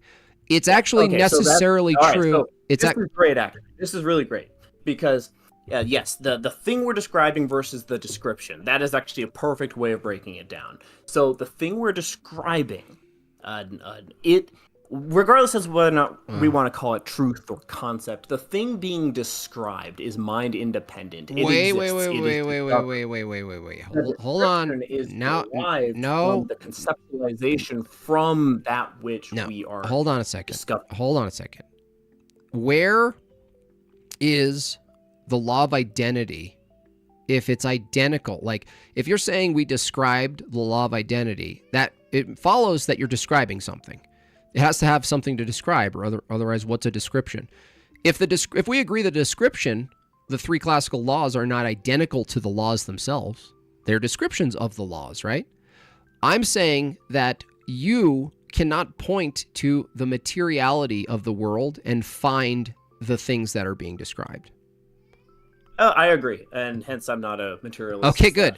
So if the material itself is not identical to the laws, it's more like the logical relations of the material.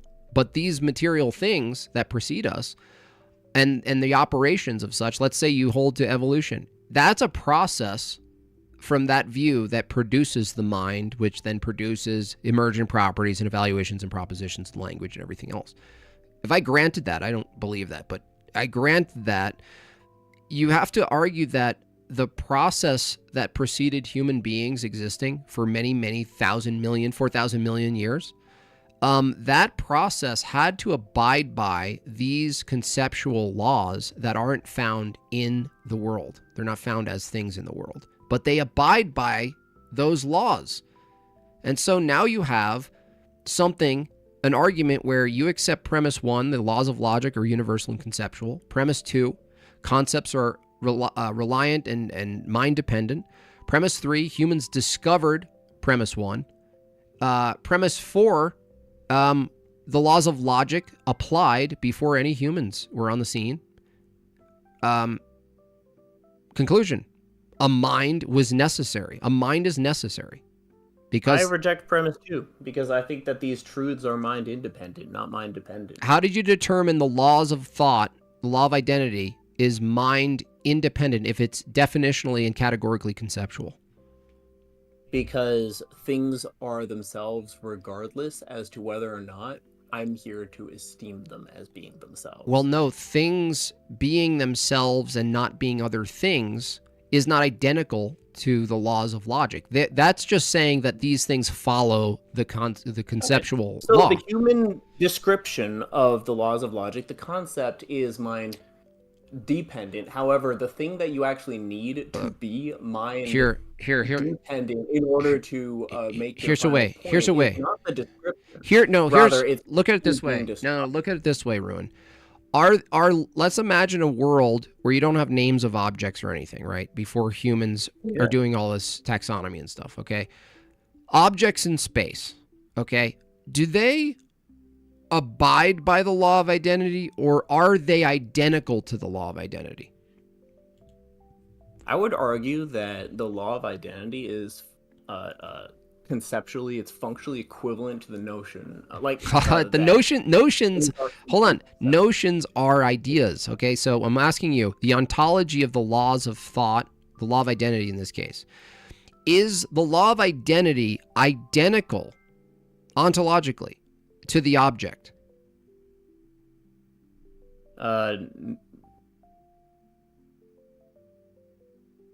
You're asking me if the description is identical No, to the thing. previous to description. We already agreed that our descriptions are not identical to the law. Otherwise, what are we describing? For something to be described, you need something to describe. Okay. Hence my confusion. Okay, That's cool. like So cool. error If we syndrome. agree that the status of the laws aren't identical to the status of the descriptions of the laws, these are different things, and the laws, the thing we're describing, existed in a particular kind of way before human minds described anything, because But I haven't objects. granted you that Hold on. the- Yeah, that but the you, okay. laws, What do you mean? as in these descriptions What do you mean? pre-existed. What do I've you- granted. Wait a second.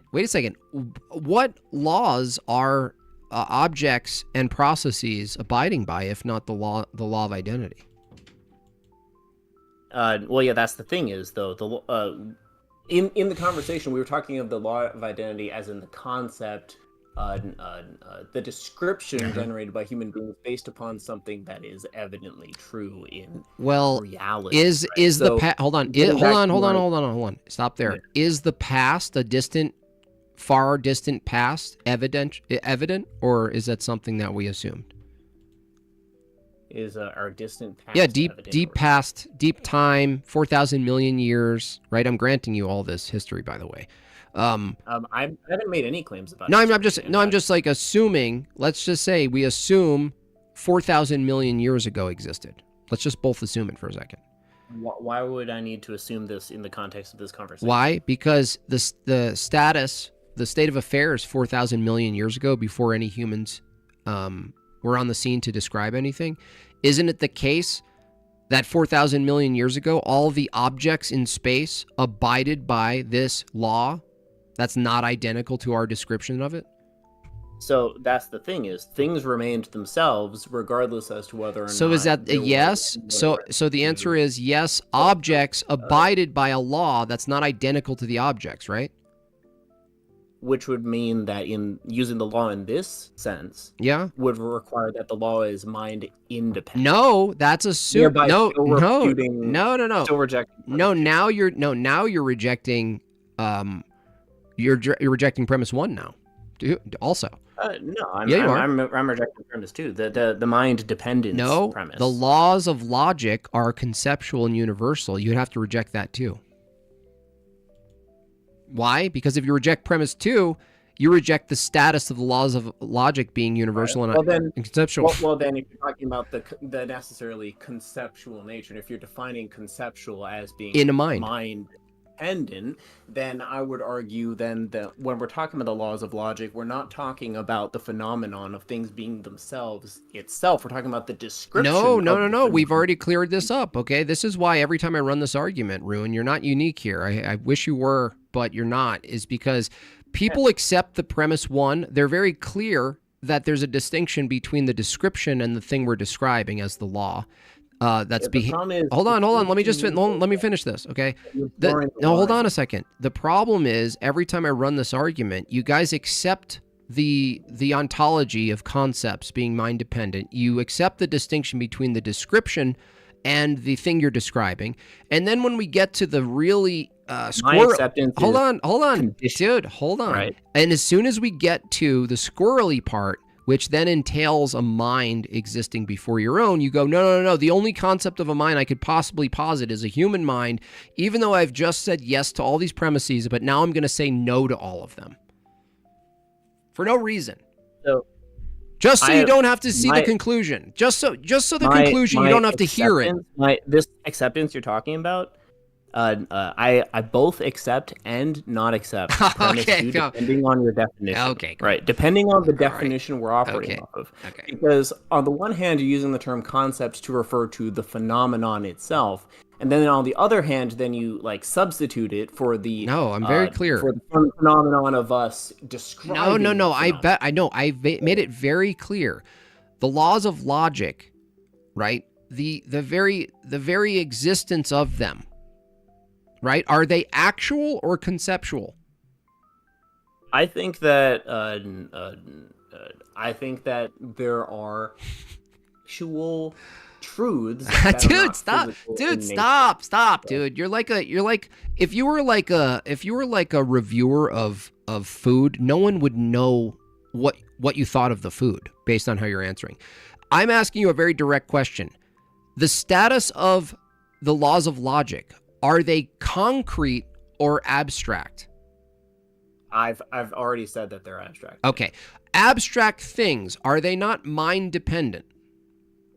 No. They're not. Not necessarily. Okay. If they are true, and if they're truth apt, they're not mind dependent. What? That makes it even worse. How could something be truth apt and not depend on a mind to evaluate the truth aptness? It's not. The truth aptness of something has nothing to do with whether or not there's a mind to evaluate it. Rather, the truth aptness of the thing has to do with its truthiness, right? Whether or not the thing, whether or not the claim is true or false. Cool. It's truth. It's cool. Wait. Okay, so regardless of whether or not there were human beings to evaluate the claim that it is itself, so truth, a thing would remain itself regardless. So you're saying truth itself. It's not mind. Got you. So you're saying truth is now not conceptual. Oh no! It's all right. We said abstract. Now we're substituting art is truth. They'll swap the laws of thought. It doesn't matter. This argument works with truth or the laws of thought. Is truth itself conceptual or concrete? Before you said abstract or concrete. What did I say? Either way, abstract, concrete, or abstract. Yeah, either or. Abstract and conceptual, I see as synonymous. Before we continue with conceptual, because I know that on the one hand we're going to talk about conceptual as being a synonym of. And then on the other hand, we're going to start talking about conceptual with regards to whatever. What do you think abstract means? Engaging in conceptualization. What do you think abstract? You need me to look up what abstract means too now? I mean, you're welcome to do that. I don't care if you say abstract or conceptual. It doesn't matter to me. Abstract, summary of work and style, art, abstract, abstract, existing in thought. That's even worse for you, dude. Which one do you want to pick? Conceptual or abstract? Because both assume a mind. Which one do you want? It's like asking for chocolate at the fucking ice cream store. We got chocolate or chocolate, Ruin? Which one? I think that there's a different understanding, a philosophical understanding of the concept of abstract. Oh boy, here we go. Instead of talking specifically with regards to specific reference, here we go. You remove the reference and simply talk about the relationship itself, right? For example, when you say 2 + 2 is 4, you're not talking about 2 oranges plus 2 oranges or 2 tangerines plus 2 tangerines. You're just talking about the quantity itself, absent of the thing it's referencing. So that's what I'm talking about when I'm talking about abstract. Is truth abstract or concrete? I think there are abstract truths, yes. Is truth itself abstract or concrete? Is there anything that's concrete that is truth itself? Well, I would argue that the sum total of all things that are real, concrete or abstract, that is what truth is. And that ultimately truth, different things that we call truths are merely components of the greater truth. That's beautiful. So, if truth is the combination, the aggregation of material and immaterial, is the truth now partially mind-dependent, given that you included the conceptual realm?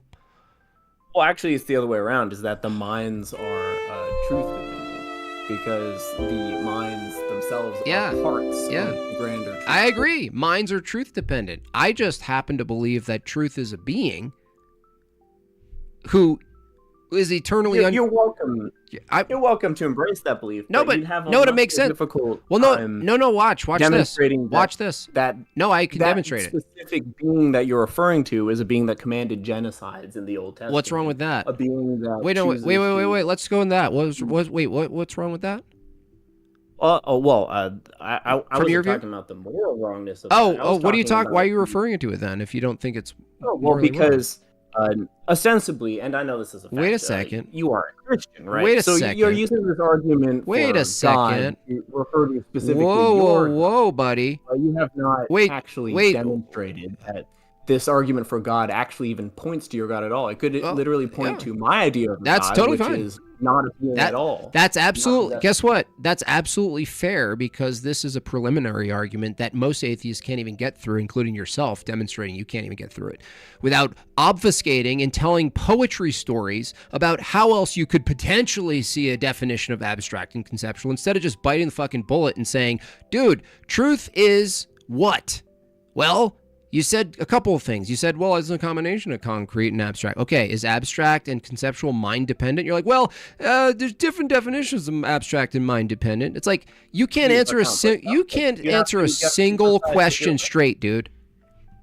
Well, actually, I've been very precise with my language. You've been ambiguous with terms like abstract and conceptual. Opposite of strict. I've been being precise, man.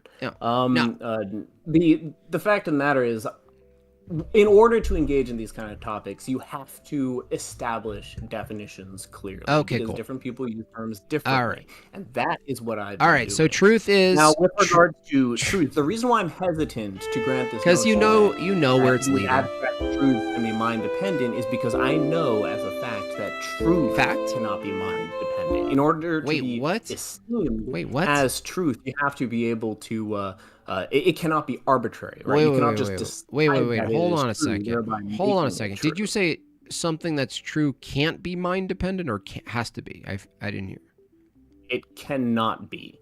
It can't be not mind-dependent. The definition of what makes something an objective truth requires mind independence. Really? So can you tell me one thing? Hold on. Can you tell me one thing that's objectively true that didn't require a mind? Well, it doesn't require a mind that things remain themselves. How did you determine that things remain themselves without a mind? We've had this conversation, man. No, that's not an answer. How did you determine? We have had this conversation. How did you determine things cannot be them other than themselves without a mind?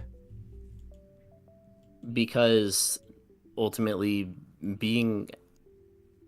I really don't understand. yeah, short circuit, right? Yeah. Well, we can end it there, because that question right there is going to loop you back. Your statement that objective truth exists, but it's not mind dependent definitionally, and I said, hold on. And I asked you to give me one example of something that's objectively the case without a mind, and you can't. Well, I just did. What? A is A. No, how did you determine A is A without a mind? I didn't. All right. That's an assertion. We're possibly going into fuzzy territory again, because I didn't determine that a thing is going to be itself. I didn't make that be. Really? How did you come to that? Recognized it. You recognize it, and that is in recognizing is that a mind dependent method or not? My recognition of it is mind Cool. dependent, So, but so you said, hold on. You're in a contradiction. So your premise one was, A is a truth that was mind independent, and I said, how did you determine that? And you said you recognized it. Well, That's a I'm contradiction. recognizing that. Yeah, that's a contradiction. That's not a contradiction because recognizing the thing is a of being mind dependent thing, dude. Yes, recognition is, but that's not what makes it mind independent. Really? What makes it mind independent then?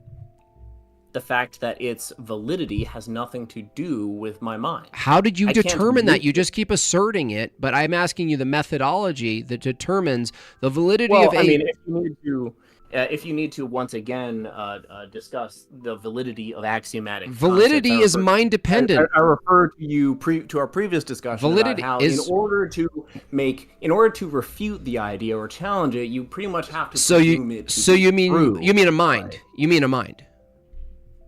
Your act of presuming the thing to be Look, true. do you know what does validity not means? change Tell me what its, validity means. Truthfulness. The quality, yeah, truthiness, the quality of being logical, factually sound, soundness, or cogency. Okay, so these are all mind-dependent methods. So I ask you, you said A equals A. That's one truth that's objective. That's mind-independent. I said, if you knew that was mind-independent, how did you determine it was mind-independent? And you pointed to a bunch of mind-dependent methods. Have this conversation where like the things would behave like themselves even when there were no human brains around to esteem it as such. I mean, and we already thought about. But that's in my favor. You know why? Because the ontology of the law is still conceptual. So notice how I asked you the ontology of the law of identity, and you say it's conceptual. In the premise one, but when we go back into time before human minds exist, suddenly it's not conceptual anymore. Isn't that interesting? You know why? Because if you actually followed the argument through and were honest with the accepting, hold on. I'm talking. Stop. I just said the reason you do that is because you accept it because it's reasonable in the first half of the argument. Then when we get to the entailment of the argument and the conclusion, you realize that you've just committed yourself to mind dependency for universal concepts that precede you, and the ontology of concepts are mind. And now you've necessitated a universal mind that precedes all minds, and you don't like it. Sorry, You don't like it. You don't like it. I've done no such thing. That's your conclusion simply does not. Yeah, of course it arise follows. from- It does follow. Tell me how it doesn't follow. Well, it doesn't follow Tell me how. specifically because premise 2 is incorrect. A is A. Okay, is cool. true regardless Hold on. as to whether or not Premise there are minds two. to esteem it. Look, premise 2 is what? Concepts. incorrect. No, what is premise 2? Tell me what it is. Premise 2 is the claim that the concepts are necessarily mind. Yeah, tell me how that's false. It's false simply because A is A. If you define that as a concept, A is evidently true regardless. That's mind as to whether or dependent. not the mind- Evidently true is mind dependent, dude. What are you talking about? No, it's not, man. Something being true is not mind dependent. Something being true is mind independent. Saying something's evidently true means there's a knower and an observer, dude. If something could be mind, if truth were mind dependent, well, if truth were mind dependent, then all conversation within the bounds of logic would be moot because I could simply declare Look, things to focus, be true and then they dude. be true. Focus. You're in your red herrings. Premise 2. Red herring. Concepts are mind. Grab what I just said. Don't just dismiss it as no, red herring. Grab what I just said. If dude. truths could be mind dependent, then I could simply declare whatever I want to be true, and then it would be true by that definition. No, that doesn't follow. Truth being mind dependent means that observing and ascertaining truth requires mind, and that if you're ascertaining something that's universal and conceptual, there would be there would be a source. There would be something that wasn't your mind. I agree with you. If you simply said truth is simply a particular human mind dependent, you would just end up like TJump, inventing your own reality in your head to be true, and just because You're it. conflating mind dependence with regards to validity with mind dependence Dude, with regards we're to not whether talking or about not, propositions. in order for the thing to be esteemed, We're you require not. to have a mind. We're not talking about propositions. We're talking about ontology. Okay, you keep going to Yeah, epistemology. well, I was talking about validity. No, we're not talking about validity. Those are. Well, I was. No, we're not I talking. am included in the Dude, set of we. Dude, We is we're- both of us, we're not just you. Look, we're actually the only validity we're talking about is the validity of the argument. And you said premise 2 you reject. I'm going to say premise 2 slowly again, and I'm going to ask you, for my audience, to tell me why it is you reject premise 2. Premise 2, concepts are mind dependent. You're gonna have to define what mind dependence means. Dude, concepts, ideas, abstractions, habitually No, I didn't ask you to define concepts. I asked you to define mind dependence. rely on a mind, assume a mind, associate two minds. That's not clear enough, man. Because Oh gosh! All right, breakfast tacos. It's It's been lovely. It's been lovely. I can't loop it. I can't loop again. again. I can't loop this again. All right. That's fine. Thank you, Ruin. We appreciate you coming up. Also, See ya. everybody, Ruin does have a YouTube, so feel free to check him out. He's part of the Atheists for Liberty group. Are you ready to go to bed, Jim Bob, or what you thinking? Yeah, it's midnight for me, so I wish I could take more. We can we can do this again and maybe even do it earlier if you want and go later Yeah, with for questions. sure. I've got the theist helpline first thing in the morning, so I'm Oh, going wow. to bed Oh, and get my right bad. back up. Yeah. No worries. This is fun. Mark Reed, though, was wanting to talk to you. Maybe he can call into your show. Are you streaming on Monday? Yeah, I just don't know what time, so he has to kind of watch when it changes sometimes. Yeah. Yeah, he's been waiting actually quite a while and was talking to me in the actual chat, saying he wanted to chat. So, Mark, I'd recommend calling into Jim Bob on Monday at some point if you're around. Sure. Jim Bob, I do appreciate your time. You're welcome. Everybody in the audience, you are all awesome on both streams. Thank you for watching. I hope everybody had fun today. We had a fun debate between Jim Bob and TJump, and then Jim Bob was gracious and gave us some extra time and spoke with some audience members. So thank you everybody for being here and hanging around. Mark, I'm sorry we couldn't get to you. I know you really wanted to talk to Jim Bob today. But everybody have a wonderful evening. I'm going to go to sleep, and Me too. I'm sure almost every one of you are as well. Do you have any closing words, Jim Bob? No, thanks again, Taco. I hope you keep doing debates. I hope your audience grows and we elevate the contention between worldviews and have it out on the dance floor.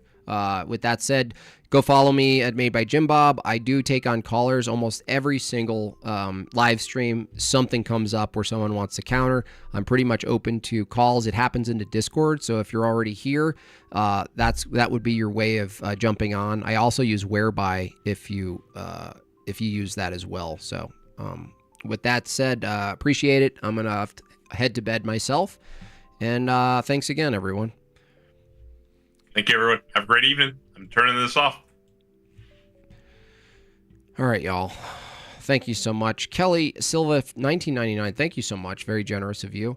That was a great debate for Saturday. Yeah, that was good. I mean, honestly, the people who called in after were massively more, not just charitable, but more engaging and smarter than TJump. I mean, wow. I hate to pick on the guy, but damn, that guy's dumb. Turning truthiness into goofiness, right? Yeah. Thank you for all the super chats. Thanks for reaching my goals. I really appreciate that. My channel is completely supported by you guys. The memberships, the super chats, the Bob chats. If I missed one, I really apologize. I was in it to win it. I consider that a W, self-declared W for me. But not the highest peak, not the highest mountain. Let's say, I felt like I was on. They have the rope toes for the kids when they go skiing. Felt like I was on a rope toe. Felt like I did a rope toe. But it was worth it to talk to the people afterwards because they could actually kind of follow these arguments. The last one, you saw what happened. God bless the guy, Ruined, but dude, you went in a circle. It's really annoying. You accept all these premises, they make sense. Once you get to the end and you go, oh shit, dude, did I just do this? Did I just accept premises that lead me to accepting a universal mind, a source for universal concepts that we discover over time? Sheet. You know what I mean? All of that guy's proclivities just came flying in front of his face. Don't do it, don't do it, don't do it, don't do it. It's a self-apparent win. Yeah. Self-evident win. Anyway.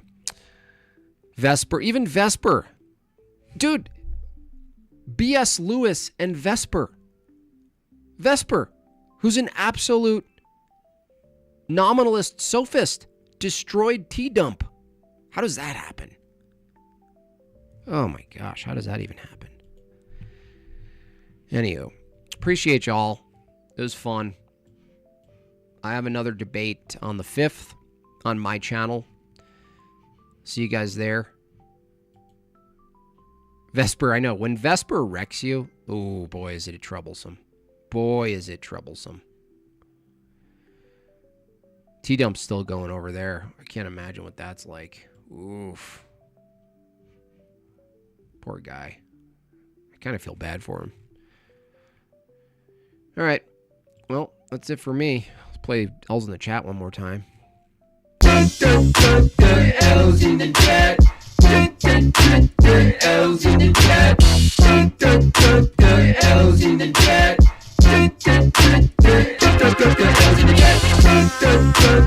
L's in the chat. L's in the chat.